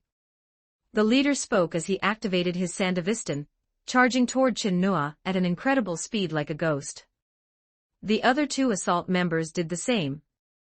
Militech's Sandevistan was recognized by everyone in Night City as the most advanced among all corporations. The Falcon model they equipped was the best and most high-end of its kind. Upon activation, it could more than double the user's movement speed. The sensory feedback to the user made it seem as if time itself had slowed down. But similarly, to exert the full effect of the Sandevistan, high demands were placed on the user's reaction speed. 3 of them are heading your way. Lucy's anxious voice came through Chin Noa's ear. I'm heading over to support now. Jack's voice immediately rang out on the public channel. Main side was tied up. The cybernetic implantation rate of the Militech tactical squad wasn't low, so killing them outright was no easy task. Unless they were shot in the head, even if they were cut in half, these guys could still pick up a gun and fight you to the death, fueled by various combat stimulants that made them forget life and death. Don't worry about me. I'm the famous BT, okay? Chin Noa could already hear the sound of the Sandevistan activating. The 3 Militech assault troops were less than 100 meters away. The heavy machine gun fire also stopped at this moment to avoid friendly fire. Just then, Chin Noa stood up and pulled the trigger. The 3 assault troops instinctively activated their Sandevistan, but when they saw where the muzzle was pointed, they realized Chin Noa wasn't aiming at them. The charged bullet pierced right through the heavy machine gun on the armored vehicle, tearing the gunner behind it in half. Seeing another comrade fall, a Militech security assault trooper roared, mantis blades snapping out from both of his cybernetic arms. When Sandevistan was active, melee weapons were indeed more suitable than firearms, especially with teammates nearby. But the reason this trooper put down his gun was purely because he was ruled by emotion, and wanted to tear Chin Noa apart. One look at his crazed eyes revealed he had signs of cyberpsychosis. This was normal. The primary groups prone to cyberpsychosis were either corporate employees or soldiers, and the military-grade cyberware on these people also came with braindance recording equipment. In short, they were also corporate test subjects. However, what made the trooper's heart skip a beat was that Chin Noa's gaze could actually follow his movements. How is this possible? Chin Noa didn't even have a neural processor implant, so how could his reaction speed match someone who had activated a Sandevistan? The incredulous trooper raised his mantis blades, trying to verify it all with action. A gunshot rang out. The trooper's brain was gone. In the literal sense. Chin Noa moved the muzzle of the Kenshin away from what was left of the trooper's chin, and pulled the trigger at another assault trooper. But the bullet passed through his afterimage. The squad leader's reaction speed was clearly faster, especially with the boost from the Sandevistan. It was a bit difficult for Chin Noa to hit him from over 10 meters away. But how many more times can you use your Sandevistan? Chin Noa suddenly jumped, activating the rocket pack on his waist to leap into the air, dodging a mantis blade strike from another assault trooper behind him while pouring bullets down. When the trooper saw the direction of the muzzle, he instinctively raised his arms to protect his head, but Chin Noa only feinted. He was actually aiming for his limbs. Without the Sandevistan's boost, the gap in reaction speed was enough for Chin Noa to toy with this corporate security elite. Not everyone is David, able to use the Sandevistan continuously without intervals. Chin Noa casually finished off the incapacitated trooper with another shot, then looked up at the last one and beckoned him over. Running was impossible, with drones locking onto him from above. Even if he used his Sandevistan until it smoked, he couldn't escape their range. The leader roared like a trapped beast, charging in a zigzag pattern to try and dodge Chin Noa's line of fire. But the result of closing in was the same as the first assault trooper. With the boost of the 3 Noa power, Chin Noa's reaction speed was beyond what the leader could match, even with the Sandevistan active. Keeping distance allowed some margin for error. Once in close quarters, a split-second difference in reaction meant a world of difference. With a final gunshot, Chin Noa brought this ambush to a successful conclusion. Chapter 19, Aftermath. I'm here to back you up. Rebecca rushed over, but what she saw left her a bit dazed. It was all solved already.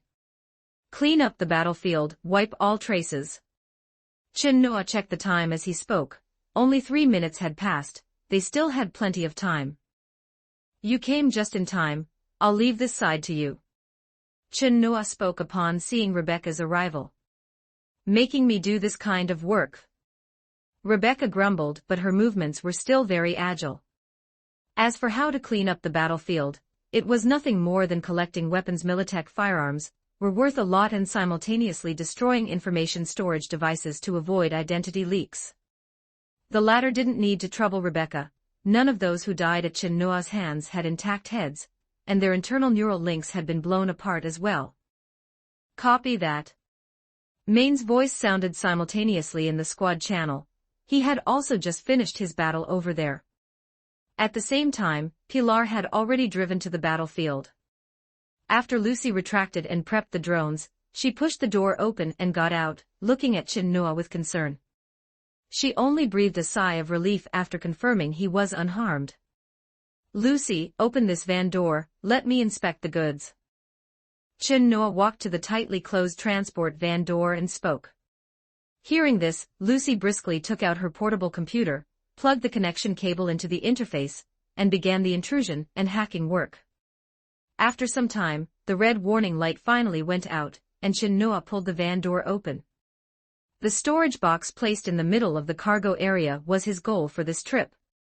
He stepped forward and opened it. The Sandevistan V had mentioned was inside, displayed quietly like an exquisite piece of industrial art, which made Chin-Noa secretly breathe a sigh of relief.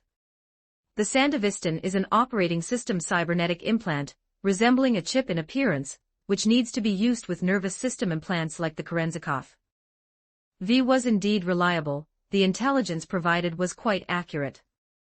So this is that military-grade tenderloin. It looks no different from a regular Sandevistan. Rebecca poked her head over, and as she spoke, she reached out to touch it, only to be lightly slapped away by Chin-Noa. It's a military-grade Sandevistan, not military-grade tenderloin. I think you're just hungry. You even noticed that. Rebecca was inexplicably a bit happy. Chin-Noa rolled his eyes at her, closed the box, and handed it to Lucy, letting her seal and store it separately to prevent Militech people from tracking the built-in signal inside. Nothing else. Such a big van just to transport one box. Rebecca looked at the empty cargo area and couldn't help but scratch her head. Her hope of making a windfall was dashed.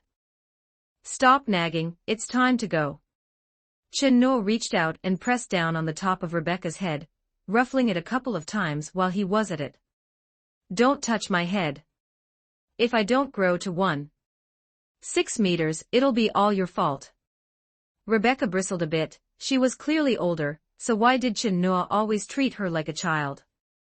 No problem, I'll have Oldman Vic arrange a height enhancement surgery for you, guaranteed to make you taller than Pilar. Chin-Noa said indifferently.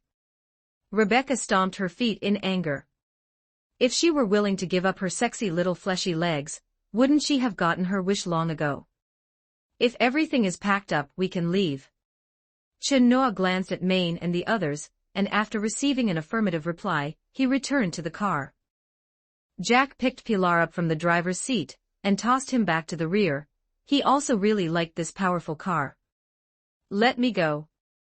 What are you doing to my wife? Pilar tried to resist, but his arms were no match for Jack's thighs, and after being hit hard on the head by Rebecca, he lay back in his seat dizzily. Chin-Noa ignored the antics of the few in front. He was communicating with V. The signal in the Badlands wasn't very good, and the voice was a bit laggy, but it couldn't hide V's current excitement.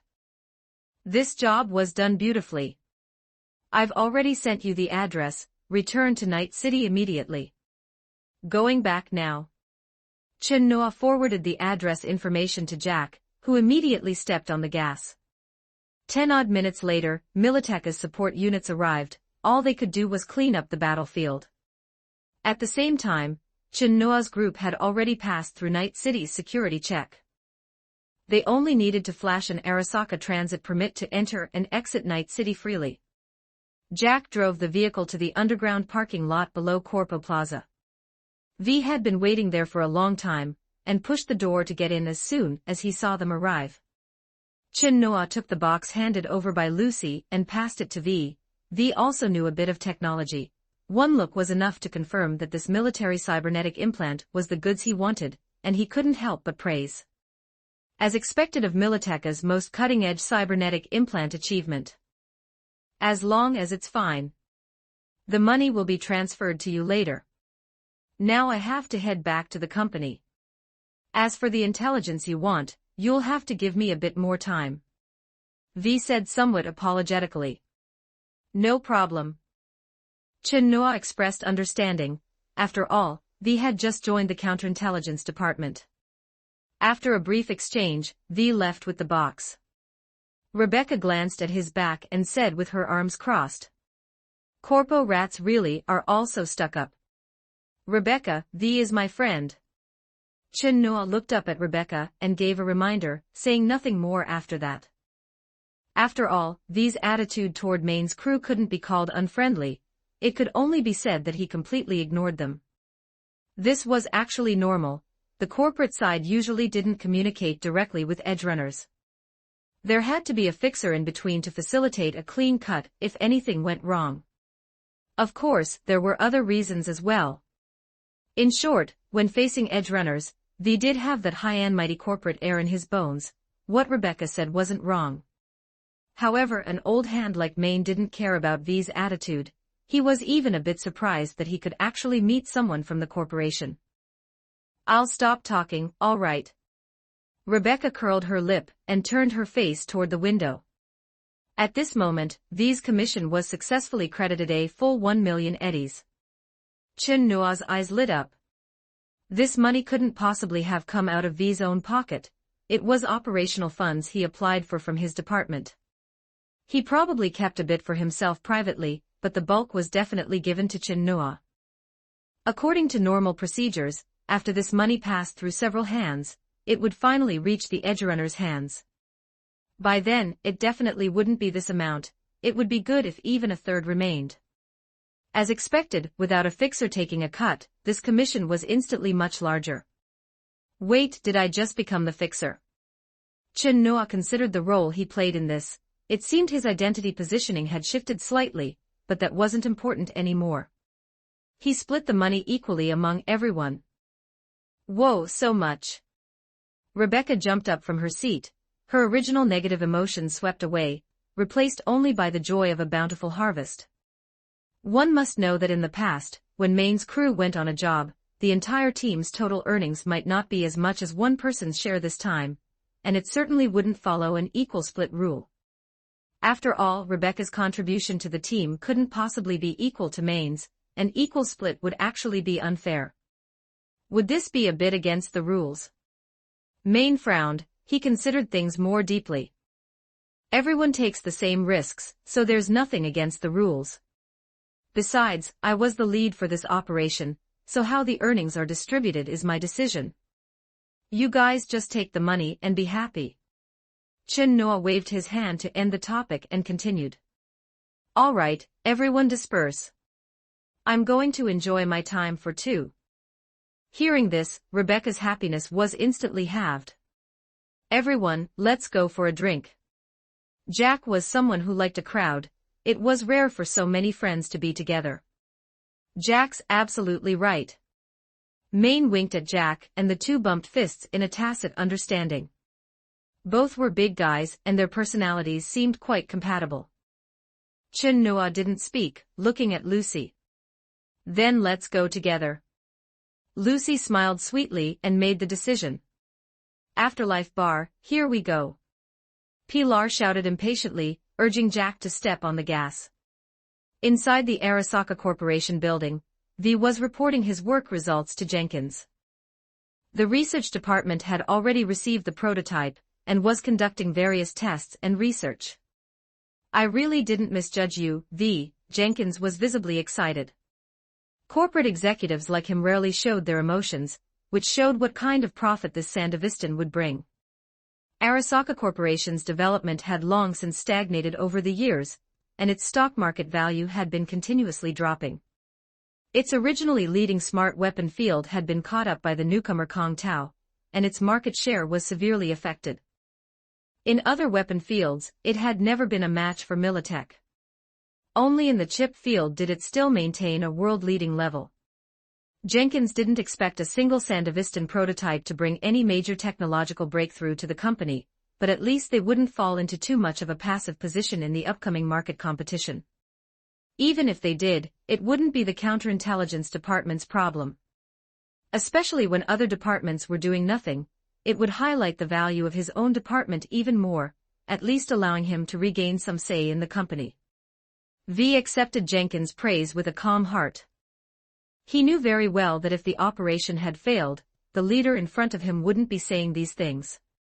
He probably would have been pushed out to take the blame long ago. But wasn't this exactly the law of survival within the corporation? V had long since grown accustomed to it. I've already raised your corporate clearance level, and the benefits in all aspects will follow. Keep up the good work, I'm still short of a deputy by my side. Jenkins was qualified as a leader. He didn't just paint pretty pictures, he also gave enough money. After V expressed his thanks and showed his loyalty, he left the office. Compared to benefits and treatment, what he valued was his clearance level, which represented his power within the company. This way, investigating the cause of Chin Noa's father's death would be easier. V had a feeling that Chin Noa would be his greatest aid for future promotion within the company, or even his final fallback, so he naturally cared more about his affairs. In a private booth at the Afterlife bar, Pilar, the team's atmosphere maker, was standing on the table, performing acrobatics with his gibbon-like cybernetic arms. It was a bit crude, but it did liven up the atmosphere. Jack was arm wrestling with Dorio. Both sides were somewhat evenly matched, unable to determine a winner for a while. Maine was watching the fun from the side, really wanting to join in, but his gorilla arms were clearly a violation of the rules. Of those present, only Chin Noa could compete with Maine in arm strength. However, Chin Noa didn't have the inclination. He was resting his head on Lucy's soft thighs, enjoying her ear-cleaning service. A natural body is still better after all. Someone like Maine definitely wouldn't be able to experience this feeling. His head would probably sound like striking iron if tapped. Rebecca bit her straw, squatted in front of Chin Noa, and tilted her head to align her gaze with his. Chin Noa asked helplessly. I want to try too, move aside and let me lie down. As Rebecca spoke, she was about to pull Chin Noa up, but she was flipped over by him instead, followed by a kick to her backside that sent her sprawling onto the sofa. Trying to take advantage of my girl. You must be tired of living. But truth be told, Rebecca's butt was indeed very bouncy, definitely still original parts. I'm going to fight you. Feeling greatly humiliated, Rebecca lunged forward again, but she still couldn't escape the fate of being suppressed. Chin Noa held her down with one hand so she couldn't move. At this moment, someone walked in, interrupting the lively atmosphere. BT, right. Rogue wants to see you. Chin Noa sat up and looked at the man in front of him, recognizing him as Rogue's bodyguard. She sure knows how to pick a time. Chin Noa muttered. Seeing Jack and the others' excited looks, he knew what they were thinking right now. True, that was the queen of the afterlife, a living legend. For Chin Noa, how could chatting with an older auntie be better than cuddling with his own sweet and soft Lucy?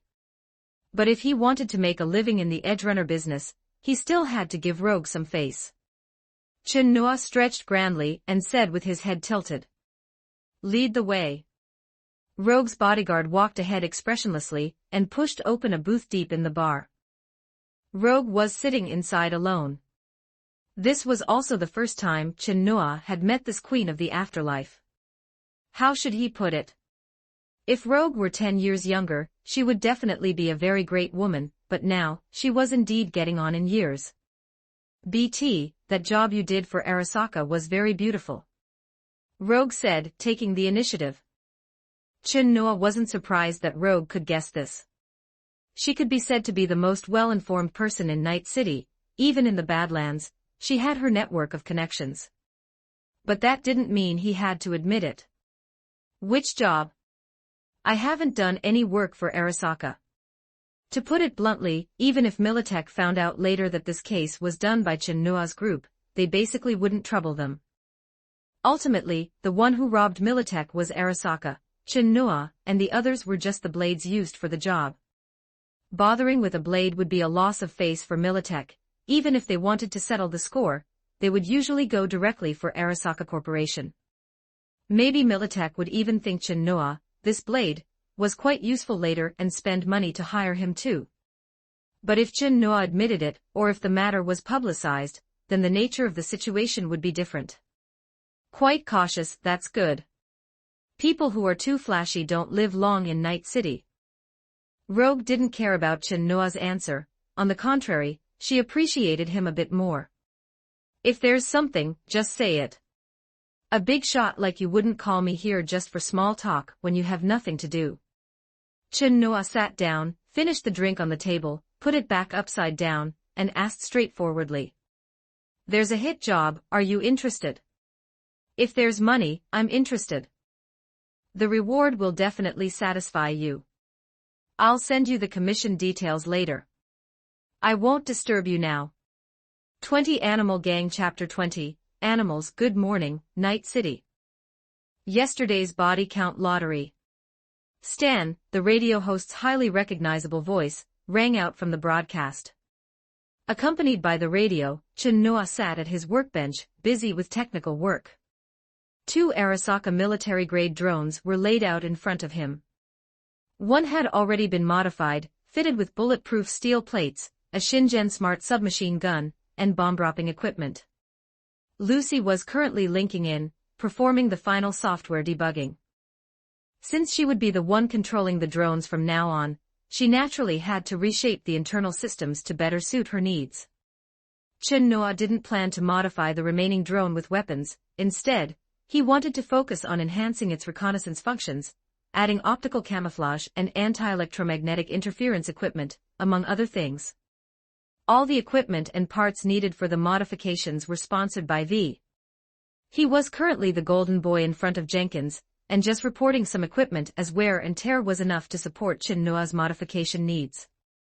Later on, Chin Nua would also modify the Chevelin Emperor 620 Ragnar. He had already customized the plan, and was just waiting for the relevant materials and equipment to arrive, so he could start working on it with Pilar. The walls of the workshop were covered with various firearms, ranging from pistols to heavy machine guns, covering almost every model normally circulated on the market. Some were trophies Chin Nua had won, while others were purchased through Wakako or other fixer channels. As a techie, Chin Nua inevitably had a bit of a collection hobby for firearms. Now that he had money and connections, buying some to collect was a way to enrich his arsenal for future situations. Are you there? Are you there? A text message from Sasha popped up on the retina of Chin Nua's cyber eye. Before he could even reply, Sasha sent several high-definition photos, beautiful shots of her cosplaying as Black Cat. In the photos, Sasha was dressed in a Black Cat-themed outfit, dominated by black tones, making her look mysterious and cute. The top was made of tight-fitting knit fabric that perfectly hugged her curves, showcasing her graceful figure. The cuffs and neckline were decorated with white plush trim, the soft texture providing a sharp contrast to the black fabric and adding a touch of playfulness. She paired it with a black short skirt with an irregular hemline that mimicked the shape of a cat's tail, swaying gently with her movements, lively and spirited. She had even donned a full set of cat accessories. On her head was a headband with black cat ears, the fur on the ears soft and fluffy. A long black cat tail was tied behind her, and she wore black cat paw gloves with pink plush material for the paw pads. The outfit itself wasn't particularly revealing, but Sasha's photography style was quite bold, and her poses were even more seductive. How is it? Do my new clothes look good? Chin Nua stole a glance at Lucy and replied with a deadpan expression. Any more? Send some more. It wasn't that his will wasn't firm enough, it was just that the enemy was too cunning. What man could withstand such a test? On the other end, Sasha gave a triumphant smile, and sent a few more even bolder private photos, with temptation and affection written plainly on every single one. Netrunner girls in Night City were just that bold and direct. Chin Noa saved the photos to the deepest part of his Cyberdeck's information storage, planning to savor them carefully when he had time. For now, he couldn't continue, he was starting to get worked up, so he quickly shifted the topic elsewhere. How is your body? I've completely recovered, not a single scar left. Do you want me to take a picture and show you? Sure. Chin Noa reflexively replied to the message, then immediately felt a pang of regret. How could he fail to resist temptation again? Looking at the new photo Sasha sent, Chin Noa could only enlarge it to check it thoroughly. Well, the cosmetic surgeon's skill was indeed excellent, the skin was as smooth and delicate as a child's. From the prominent contours, Sasha was clearly a girl with a generous heart and hidden depths. I've been so bored these past few days, hiding at home the whole time. Do you have time to come and keep me company? Sasha lay on her bed, gently swinging her feet, and attached a pitiful-looking emoji. Serves you right. Who told you to be so bold? Trying to use a news channel to expose the biotech corporation's actions, didn't you know they're all in bed together? Some netrunner you are. Chin Noa replied. In their chats over the past few days, Sasha had already poured her heart out to him about what she had done. Sasha's sacrifice hadn't yielded any reward. To this day, no news channel had reported on Biotechnica concealing the lethal side effects of their drugs. She had been downcast about this for a long time. But looking at her today, she seemed to have pulled herself together. Sasha sent back a photo of herself looking aggrieved. Don't ever do that again. I can't guarantee I'll be there to catch you on the ground next time. Be careful not to actually turn into a cat pancake. I'll listen to you. After this experience, Sasha had also figured a lot of things out. She wouldn't go to such extremes so easily anymore, but that didn't mean she would give up her resistance against corporations. It just wasn't the top priority anymore. Maine found a new netrunner to join the team. I feel like I'm about to become unemployed. Can you take in a homeless little cat? Kiwi, right? I was the one who recommended her to Maine. You've been getting to know other netrunners behind my back again. Where did this third wheel come from? You're the third wheel. I've known Kiwi longer. Wah, if I lose my job, you're taking full responsibility. Stop pretending. Maine is just finding a backup netrunner for you. It's because your previous unauthorized action scared him. We agreed not to mention that anymore. Beep, beep, beep. A phone call interrupted their conversation. It was from Jack. I have something to do. Let's talk tonight. I'll change into a different outfit for you tonight. Chin Noa was already starting to look forward to it. He answered the call, and Jack's voice rang out. Noa, I've found the guy. We can head out. All right, I'm on my way. Chin Noa hung up, pulled Lucy up, pinched her cheek, and said, time to get to work. Jack had already parked his motorcycle in the apartment's underground garage. Seeing Chin Noa and Lucy come down, he sat in the driver's seat of the Ragnar. He had effectively joined Chin Noa's team now, also taking on the role of driver. Jack had quite a wide network on the streets, after all, he used to be in a gang. He knew how to deal with people on the streets, so related matters were left to him.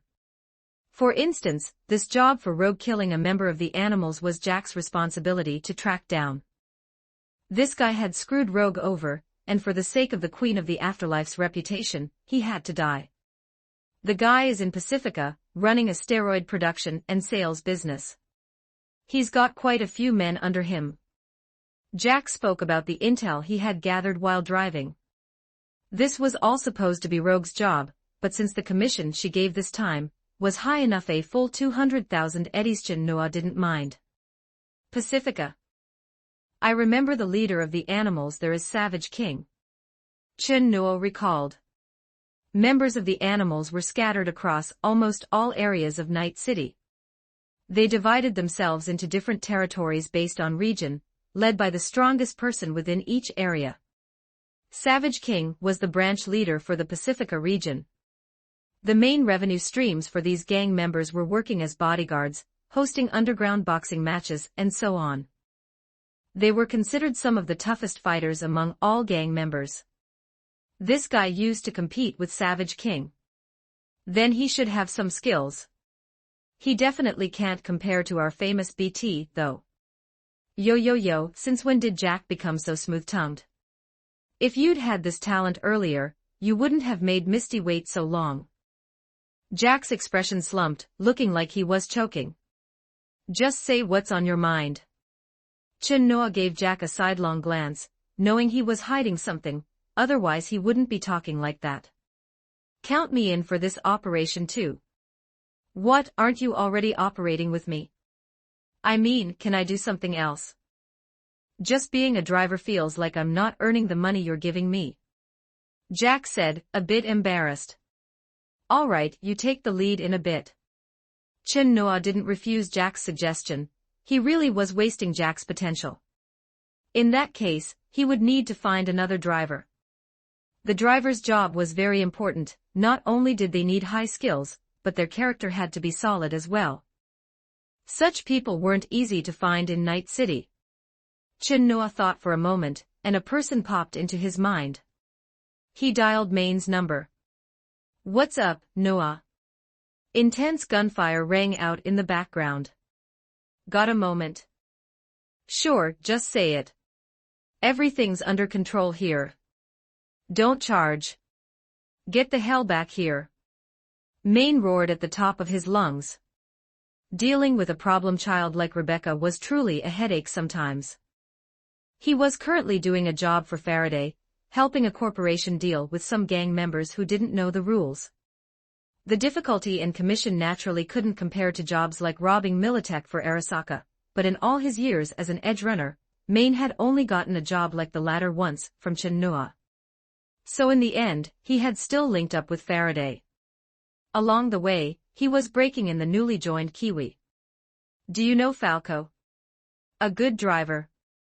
I occasionally hire him to transport people or goods. Are you looking for him? I'll give you his contact info. This guy usually only takes jobs from people he knows.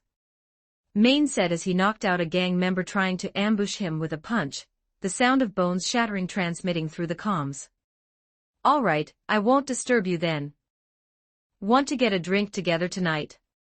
If you're buying, I'm in. Of course I'm buying. Consider it a thank you for introducing such a good netrunner like Kiwi to me. Chin Noa hung up the phone.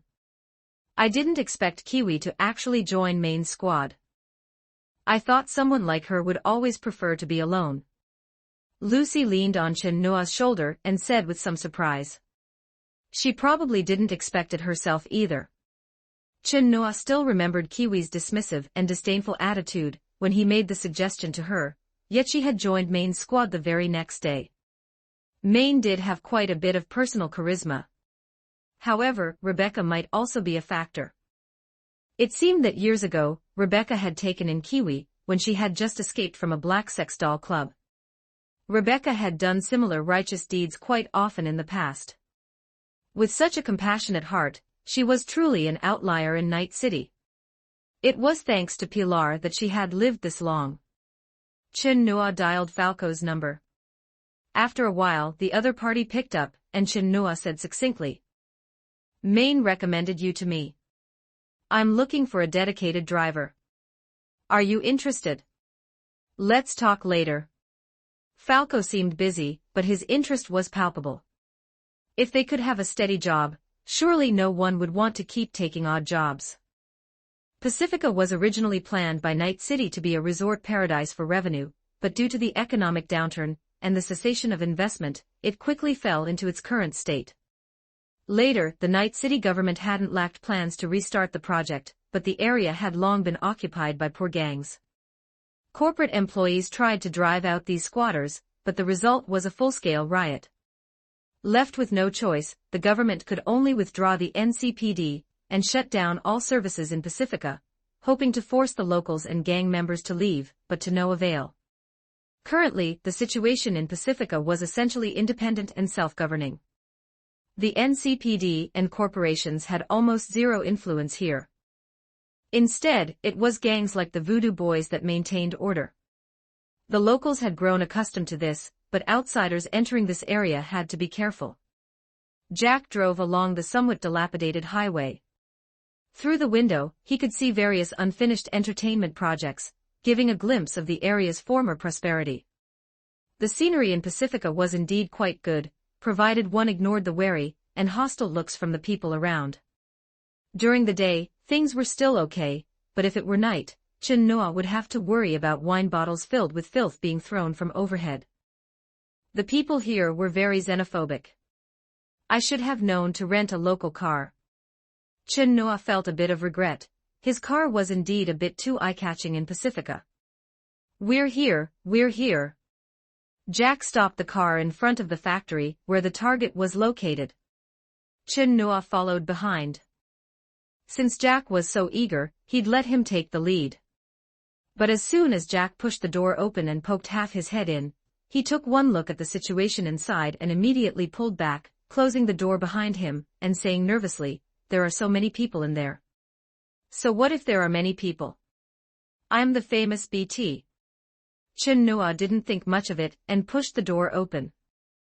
Whoa, there really were quite a few people in the factory, about a dozen animals, every single one of them a meathead. One look and you could tell they'd injected so much testosterone it was hard to even tell their gender. Seeing a stranger, they immediately became alert and glared. But before they could even ask anything, Chin Noa raised his middle finger. "Rogue asked me to give you a message, eat shit."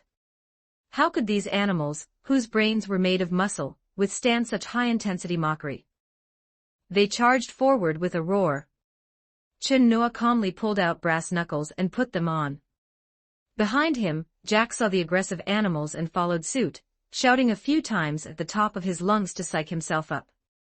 A few minutes later, Chin Noa threw the severely deformed brass knuckles to the ground and spat out some bloody saliva. He'd fought too hard and accidentally bit his tongue. These animals' guys' fists were indeed quite hard. But it had certainly been a satisfying fight for Chin Noa. Except for the target person whose neck he had snapped, everyone else still had a breath left in them. The animals weren't as insane as the Scavengers or Maelstrom gang. There was no need to go to extremes. As for Jack, he looked much worse for wear. One of his eyes was so swollen he could barely open it, his entire face had grown a size larger, and if he took off his clothes, there probably wouldn't be a single patch of good skin on his body. "I'm telling you, Jack, you need to practice more." Jack remained silent. His speech was currently a bit airy, and he didn't want to open his mouth.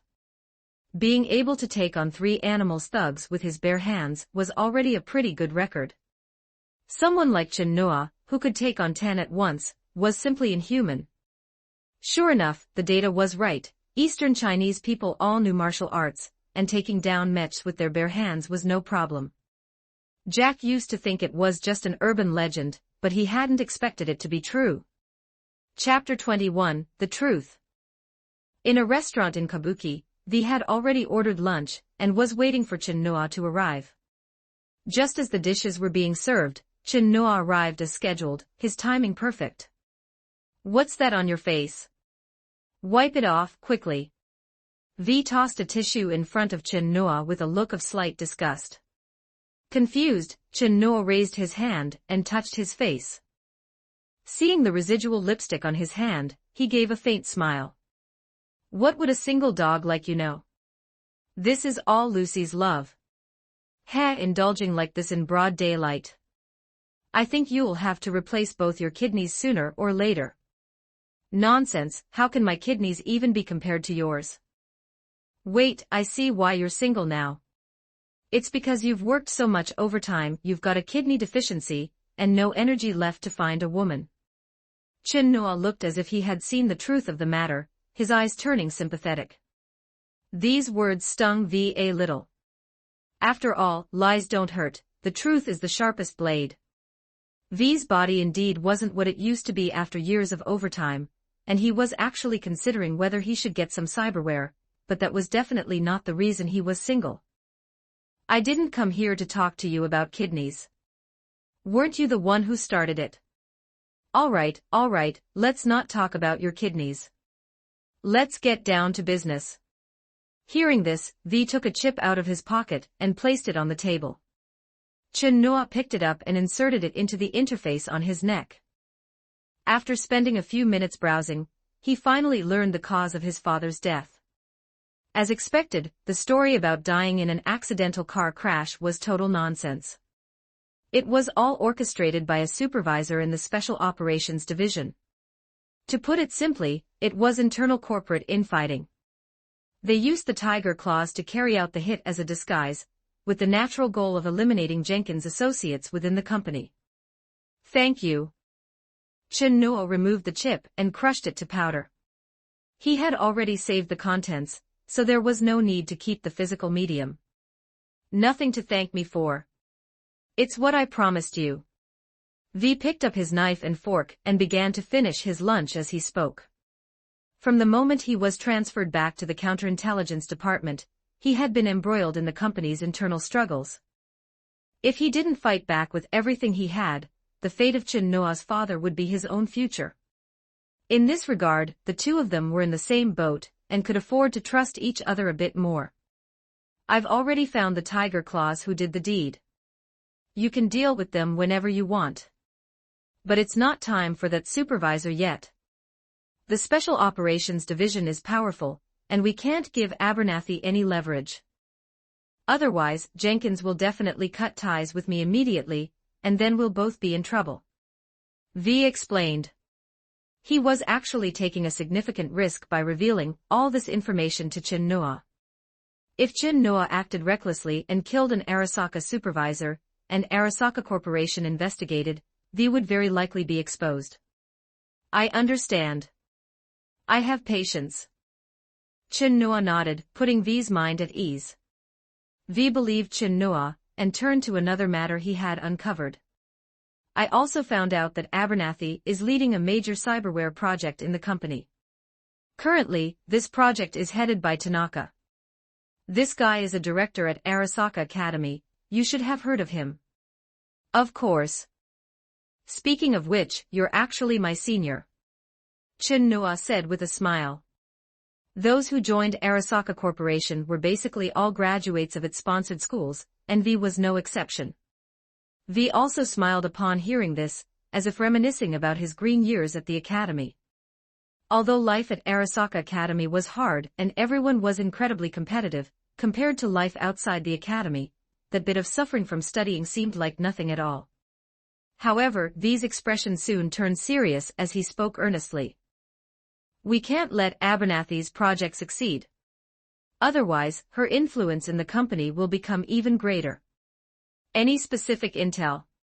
All I know is the project's name is Kintaro.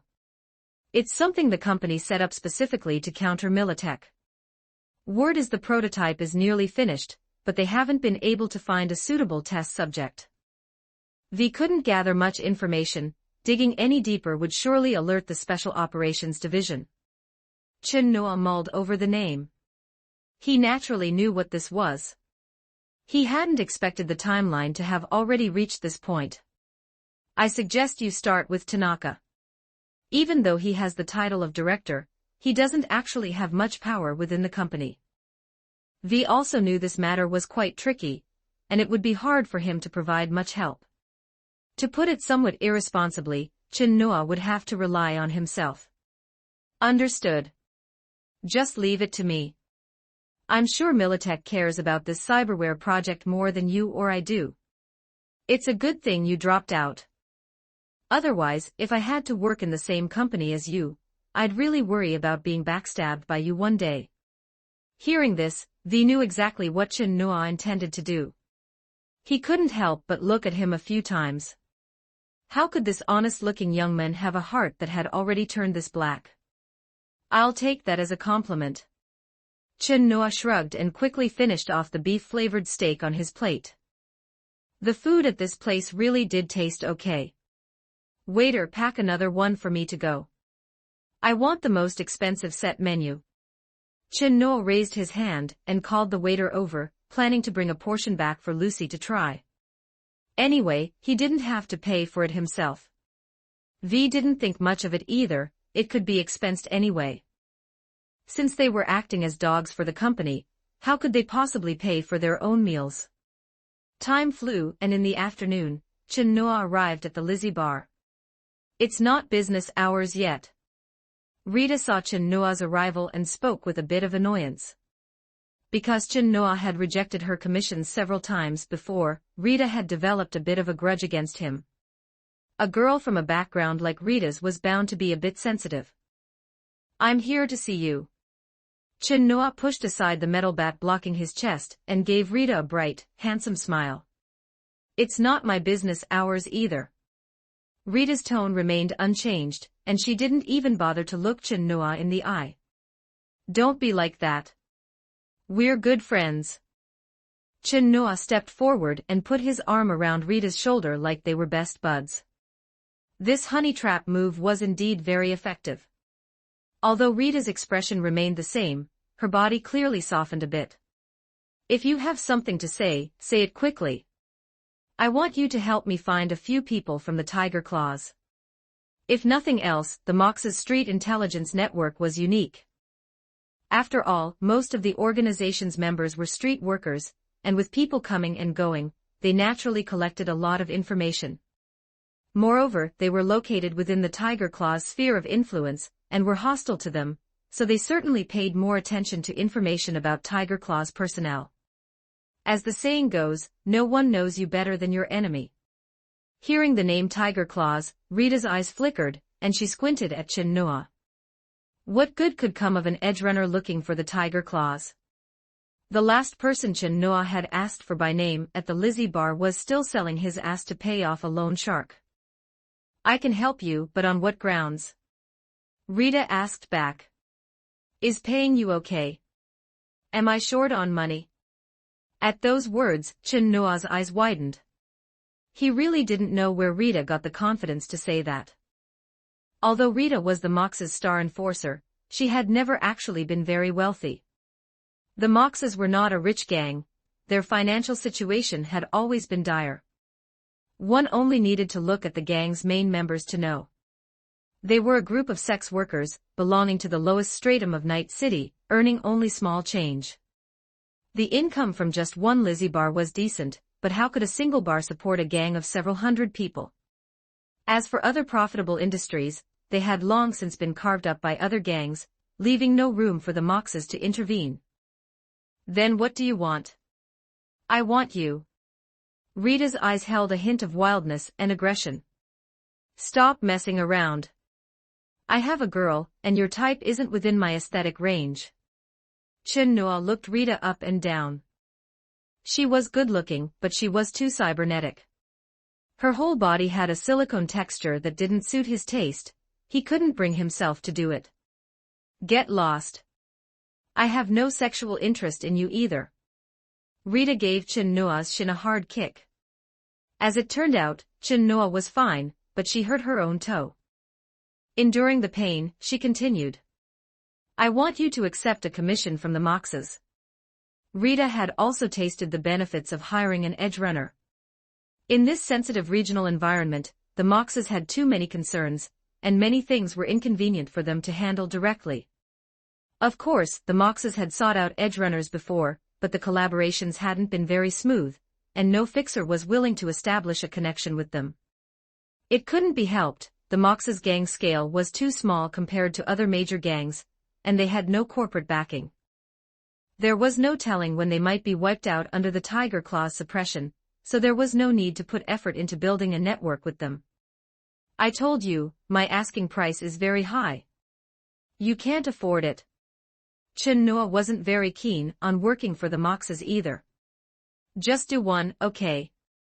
Rita couldn't help but grind her teeth, wanting to take a bite out of Chin-Noa. Tell me what it is first. Chin-Noa thought for a moment and finally relented. It's also related to the Tiger Claws. Some guy killed one of our sisters in the gang, and got himself on our blacklist, but this guy is a bit hard to handle.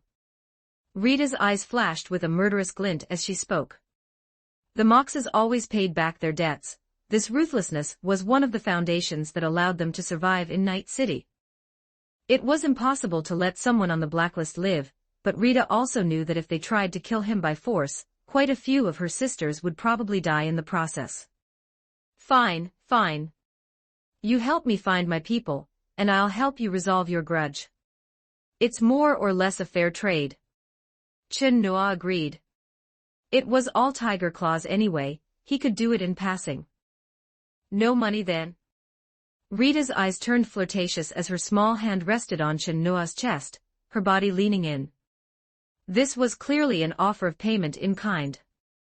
She really was a woman who said one thing and meant another. She had just said she had no interest. I'm not even charging you money, and you still want to take advantage of me. Chen Noa slapped Rita's hand off his chest and took a step back to create distance. I'm taking advantage of you. How many people are lining up to suck my toes? You don't know how to cherish an opportunity when it's given to you. Rita's face changed, and she raised her middle finger in a sharp gesture. Forget it. Better leave that opportunity for someone else. Chen Noa actually believed what Rita said. It wasn't an exaggeration. After all, there were indeed many perverts in Night City that would be considered mild. Go, go, go. Send me the info. I'll contact you once I find the people. Rita didn't want to deal with Chen Noa anymore. Her self-esteem had taken a bit of a hit. If she didn't know Chen Noa had a girl with him, she would have suspected there was something wrong with his sexual orientation.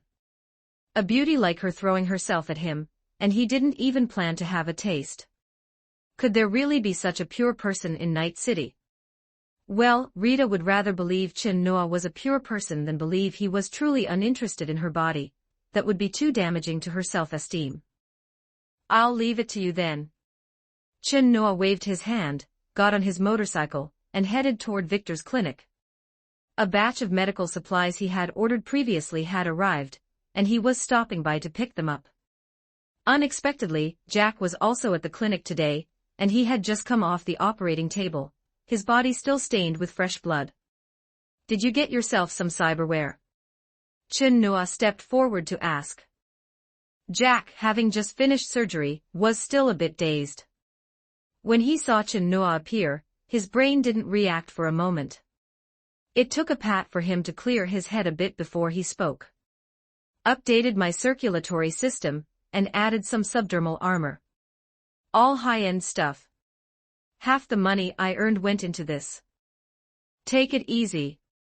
Don't get yourself addicted. If you end up with cyberpsychosis, I'll have no choice but to take care of Misty for you. I knew you had designs on Misty. Jack had always been wary of Chen Noa in this regard. It couldn't be helped, this pretty boy was just too lethal. If Chen Noa really put his mind to it, Jack was worried Misty really wouldn't be able to resist. Good that you know. Chen Noa nodded and admitted it directly, leaving Jack speechless. Actually, as long as one didn't implant neural cybernetics, the probability of developing cyberpsychosis was quite low. After all, mental erosion was the main trigger for the condition, and it was irreversible. You should stop teasing Jack, or he really won't be able to sleep tonight. Victor said with a smile from the side. Who won't be able to sleep? Misty and I are true love. Fine, fine, fine. I won't argue with you anymore. Old man Vic, where's my stuff? Chen Noa indeed stopped teasing Jack. This kind of joke was enough once, continuing would be disrespectful. It's all here. Victor brought over a box filled with the latest powerful healing agents on the market. He had gone to some trouble to get them for Chen Noa. Thanks, old man Vic. Chen Noa transferred the money directly, having no intention of checking the goods. You caused quite a stir in Pacifica before. The animals have put out word that they're looking for you. Victor mentioned something he had heard. Looking for me for what? Chen Noa was a bit puzzled. Since when were the animals so united? To challenge you to a duel. Chin Noa was stunned for a moment. This term was actually quite novel. But on second thought, it did fit the nature of the animals. These people loved to challenge the strong. They weren't looking for him out of revenge. You're quite famous among the animals now. The reason Victor knew so much about this was that there were many famous fighters among the animals, and as a former boxing champion, he still had some connections in that field. Chin Noa had made quite a name for himself among the animals. Not interested. If they have the ability, let them find me first. Chin Noa didn't care about the animals. That gang only had some influence in Pacifica. As long as he didn't go there, nothing would happen. Victor felt a bit of regret. Wait, what about me? I took down 3 of them too, okay. Jack got a bit anxious hearing this. They had fought together, so how could he have 0 presence? You were there too? Victor was stunned for a moment. This blunt question was even more hurtful, leaving Jack feeling a bit despondent. 22 Freelance Work Chapter 22. Private Job. Falco was an average-looking man with long, slightly middle-parted brown hair, and a neatly trimmed mustache with slightly upturned ends. He habitually wore a multi-toned brown vest with suspenders over a white high-neck long-sleeve shirt, giving him a bit of the air of a British gentleman. The place where he arranged to meet Chin Noa was also an English-style afternoon tea shop. Scones paired with black tea allowed one to experience a rare moment of comfort in the restless night city. This meeting was an interview for both parties involved. Lucy sat beside Chin Noa, gently stirring her tea. She added some milk and sugar to her cup to make it more to her liking. It was raining outside the glass wall. Night City's weather was like this, filled with continuous rainy days. According to the weather forecast, today's rain was more acidic. If you had to go out, remember to wear protective gear unless you wanted your skin to ulcerate, your eyes to go blind, and your respiratory tract to be damaged. If this was the situation near the city center, one could only imagine the pollution in other areas. To be able to drink a mouthful of unpolluted pure water was considered a luxury in Night City. What do you think, Mr.? The terms Chin Noa offered were already quite good. In addition to a fixed monthly salary of 5,000, he would also receive a corresponding commission for any field missions. I don't think I have any reason to refuse, Falco sighed. Not only did Maine personally vouch for Chin Noa, but the name of BT had also become quite famous. Combined with the generous salary, working for him was as good as working for anyone else. His only previous concern might have been that Chin Noa was too young. However, after meeting today and truly feeling the composure beneath Chin Noa's youthful appearance, that concern vanished. Then I look forward to your guidance from now on. Chin Noa extended his hand to Falco. The other man did not hesitate, shaking it firmly as he spoke. Should I start calling you boss? Just call me Noa. My friends all call me that. As you wish, Noa. Then we can start working right now. Chin Noa said as he tossed the car keys to Falco. After the 3 of them finished their afternoon tea, they went to the underground parking lot.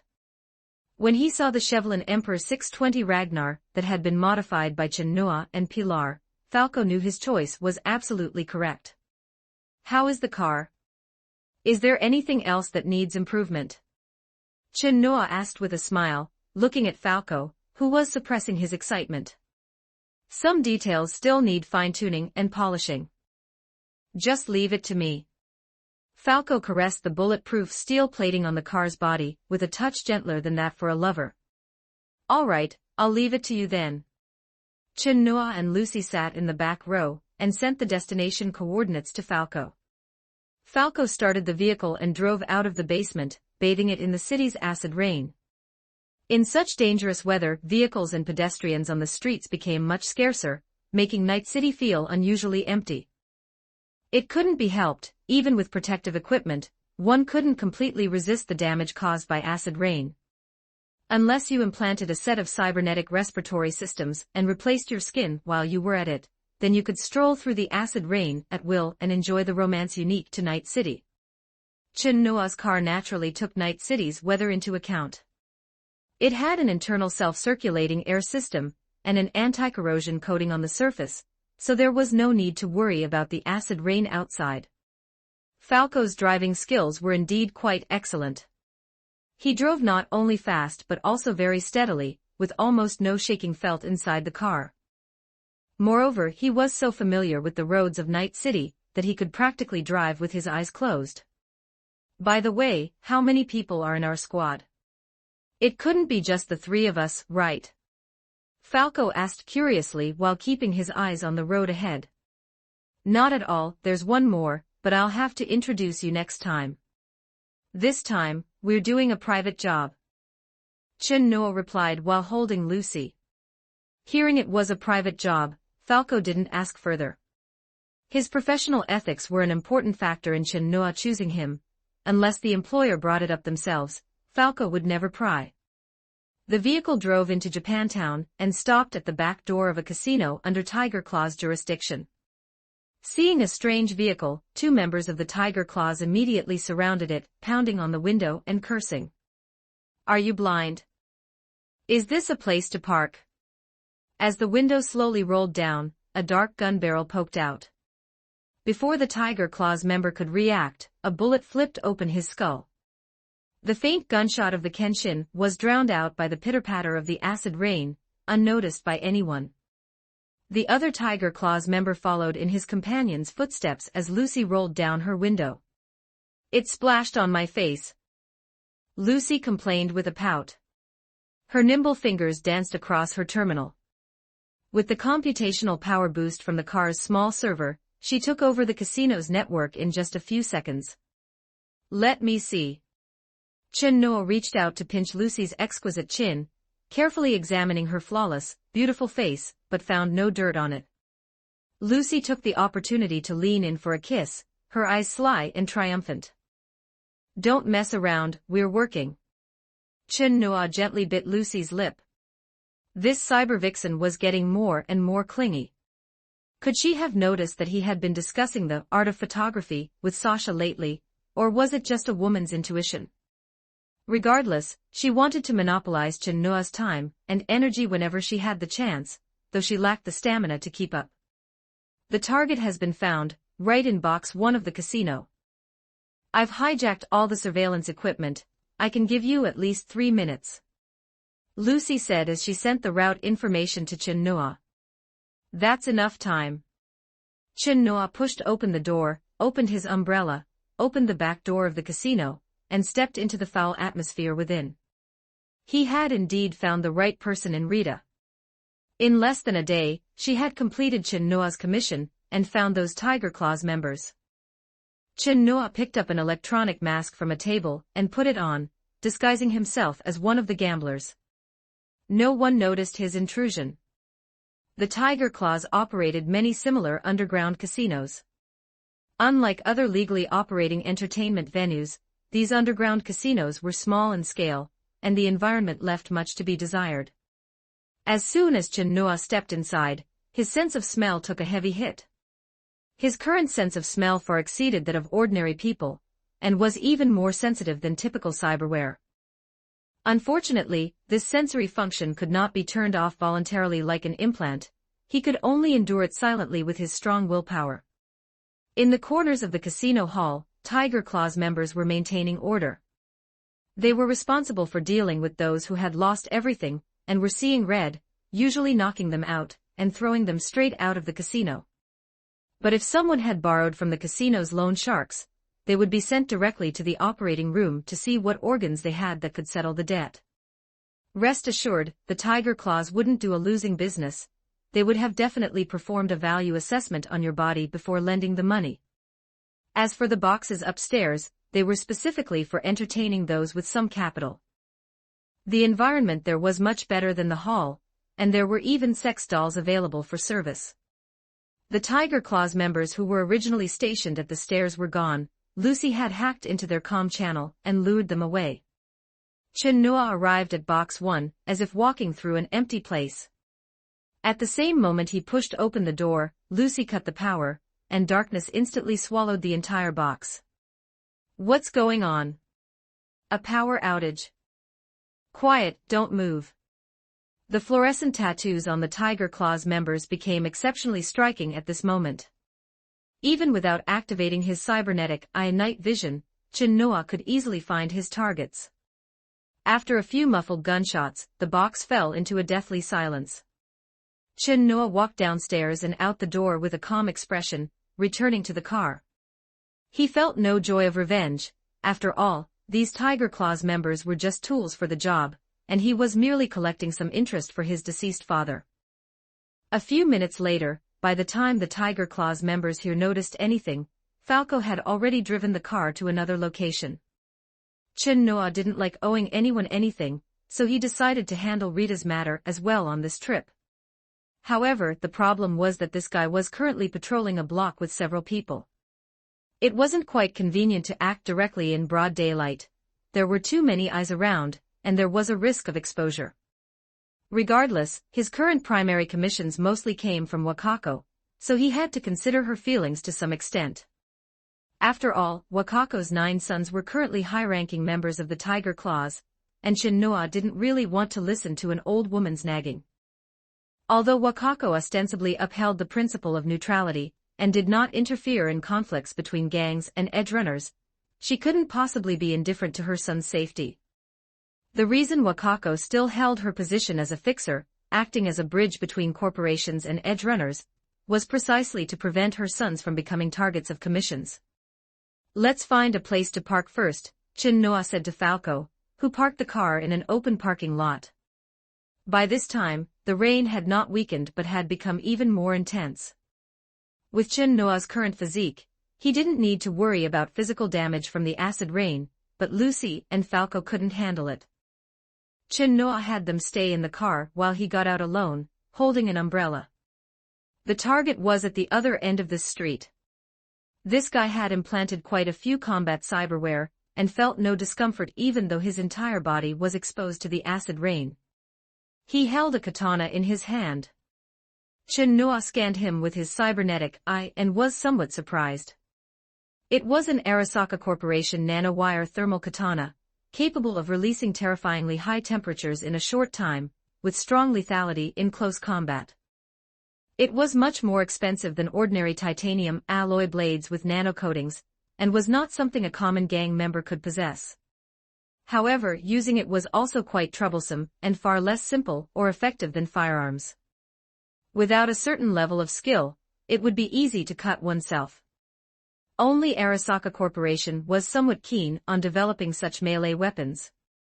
The primary audience was Tiger Claws members, which stemmed from cultural influences. Chin Noa was quite interested in such high-tech blades. He had previously asked V to help him get one, but his wish hadn't been fulfilled yet. He didn't expect to run into one here. According to the intelligence provided by Rita, this guy was supposedly the illegitimate son of some Arasaka executive named Shiro Yamaguchi. He was highly regarded by the Tiger Claws, unlike the low-level thugs Chin Noa had killed earlier. One could tell just by looking at the uniform Arasaka cyberware on him. It was no wonder Rita needed Chin Noa's help. If the Moxes were to attempt a direct assassination, who knew how many lives they would have to throw away for a chance at success? Chin Noa arrived ahead of time on the target's inevitable path. This was a narrow alley, barely wide enough for 2 people to walk side by side. The ground was littered with scattered needles and trash. The alley was about 10 meters long and connected to another street. The high walls on both sides blocked most of the view, and the surveillance equipment here had long since been damaged. Normally, if it wasn't raining, quite a few sex dolls and dealers of various illegal goods would be standing here. "Are you blind? Get out of the way!" The subordinate behind Shiro Yamaguchi shouted angrily when he saw someone blocking the path ahead. However, Chin Noa's action of advancing instead of retreating made them immediately realize something was wrong. This person was clearly coming for them. They hurriedly drew their blades, but the cramped space severely restricted their movements. At that moment, Chin Noa suddenly accelerated and pulled out his Kenshin pistol. Shiro Yamaguchi faced the gun barrel and, feeling the shroud of death, instinctively activated his Sandavistan. The world instantly slowed down in his eyes. Unfortunately, the sense of security and confidence brought by the implant vanished in the next second as his subordinates had exploded behind him. The enhancement from the Sandevistan allowed Shiro Yamaguchi to capture every frame of the bullet piercing the head with even greater clarity. The instantaneous arrival of death caught him completely off guard. What followed was extreme rage. The reinforced tendons in Shiro Yamaguchi's legs, combined with the Sandevistan, allowed him to burst with teleportation-like speed in the eyes of an ordinary person. The distance of less than 10 meters could be crossed in a single breath. The unsheathed nanowire thermal katana hissed as it scorched the acid rain into steam. However, with Shiro Yamaguchi's strength, he would likely struggle against even a Militech security member, so how could he threaten Chin-Noa? His Sandevistan wasn't even military grade. When their eyes met, Shiro Yamaguchi's heart tightened. A sharp pain suddenly shot through his wrist, and before he could react, the katana had already slipped from his hand, and was caught by Chin-Noa. Immediately after, his airborne body fell to the ground as if drained of all strength, followed by two distinct sounds. Shiro Yamaguchi's head rolled to Chin-Noa's feet, staring blankly at the sky. "Your blade is quite nice," Chin-Noa said to Shiro Yamaguchi while toying with the nanowire thermal katana in his hand. Unfortunately, the man could no longer hear his praise. The acid rain would erase all traces here. Chin-Noa only needed to ensure that no information was stored in their neural links, and the best way to do that was, of course, physical destruction. A moment later, Chin-Noa left the alley holding his umbrella, and sent a photo of the decapitation to Rita. Rita immediately replied with a beautiful photo of a kiss. Chapter 23, Newcomer. The front line of the Resistance's struggle against the IMC. Chin-Noa looked at the Vanguard-class Titan, BT, 7274, in front of him, and let out a long sigh of relief. He took out a Titan battery from behind him, leaned forward, and installed it into the slot on BT's side. As the battery power flowed in, BT seemed to come back to life. The sound of metal turning echoed from various joints of its body, followed by a low AI mechanical voice. Power at 2/3. Data core reinitializing. Visual systems online. However, as BT prepared to stand up, the damage from previous battles caused it to wobble, and it knelt back down again. Adjusting focal length. The visual module in the center of the cockpit emitted a soft blue light, quietly gazing at Chin-Noa as if verifying his identity. After a moment it asked calmly, "Are you all right, pilot?" "How should I put it? I'm alive, so I guess that counts as all right." Chin-Noa shrugged. Physical exhaustion was nothing compared to psychological fatigue. Being alone on an alien planet facing the IMC's encirclement was a feeling you had to experience to understand. "Introduce yourself. Let's get to know each other." Although Chin-Noa had known BT for a long time, this was indeed their first formal meeting. "I am BT, 7274, a Vanguard-class Titan of the Resistance SRS Marauder Corps. You may call me BT. Hello, BT. My systems are restarting. Having 3 batteries would accelerate the process. I will wait here." Before BT could finish, Chin-Noa had already pulled out the remaining batteries and inserted them into its body. Chin-Noa had collected all the Titan batteries long ago, and had even studied them for a while. Unfortunately, with his current level of technology, analyzing the structure of a Titan battery was still quite difficult. The main issue was the lack of sufficient equipment support. Even so, Chin-Noa had benefited greatly from studying the Titan batteries. Accelerating restart. Please wait a moment. BT corrected itself, and a hint of joy could be faintly felt through its otherwise emotionless voice. It's fine, I'm not in a hurry. Chin-Noa sat down on a nearby rock. No IMC soldiers came to disturb them. He had already cleared out all enemies within a radius of several kilometers. The primitive terrain of this planet was very suitable for his solo operations. Previously, IMC drones would circle overhead broadcasting messages, but after Chin-Noa shot down over a dozen of them in a row, they didn't dare to send drones so easily anymore. After waiting for a while, BT completed its system restart and initiated self-repair functions. BT contained nanomachines for body repair, and its key components were constructed with structures similar to memory metal. It had been trying to repair itself before, but due to insufficient energy, even the AI had been forced into dormancy, causing the repair work to stop midway. Full power, BT shouted in its usual tone. The repair power reached its limit. While no change could be seen on the surface-damaged alloy plates, the internal circuits and key components were rapidly mending. This was enough for BT to stand up and take its XO-16 chain gun in hand. Standing nearly 6 meters tall, it truly lived up to the name of a titan, exuding an overwhelming sense of pressure. Pilot, a neural link must be established before we can continue. BT crouched down and opened the cockpit, inviting him in. Please embark when ready. Chen Noa did not hesitate and stepped in. He was very familiar with the interior of the cockpit, as it was similar to the simulation pods he had used before. Although he was just a rifleman, Chen Noa had been a pilot candidate in the past, and had undergone the relevant training. If nothing had gone wrong, Chen Noa would have become a formal pilot after a few more battles, though his Titan certainly wouldn't have been BT. A Vanguard-class Titan wasn't something a rookie like him would normally get to pilot. Chen Noa touched the cold, hard steel plates inside the cockpit before turning to sit in the pilot's seat. The hatch closed and BT stood up, saying, Protocol 1, link to pilot. Establishing neural link. Chen Noa's pilot helmet began a wireless neural connection with BT. The sensation was somewhat like using a brain dance. His consciousness felt like it was detaching from his body. Neural link complete. Rifleman Chen Noa, you are now confirmed as the acting pilot of BT 7274. This time, BT's voice echoed directly in Chen Noa's mind. Protocol 2, uphold the mission.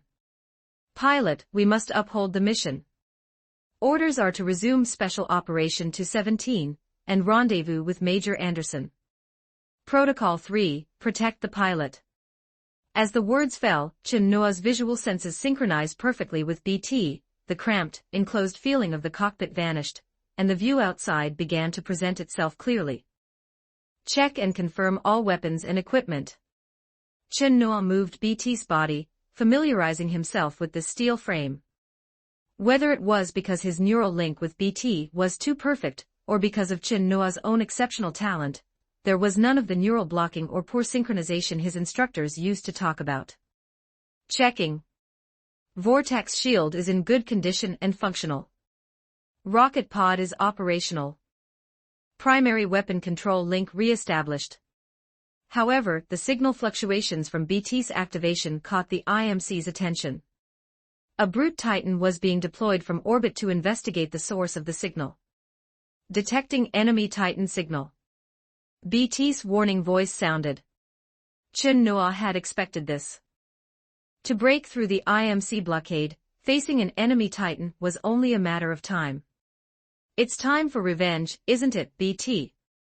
Revenge refers to the act of retaliation against a person or group that has previously caused harm. By that definition, pilot, you are correct. BT remembered being surrounded and losing its previous pilot. The Titan's core began to heat up instinctively. Chen Noa walked along the stream toward the source of the enemy signal. Before long, a sonic boom echoed from the sky.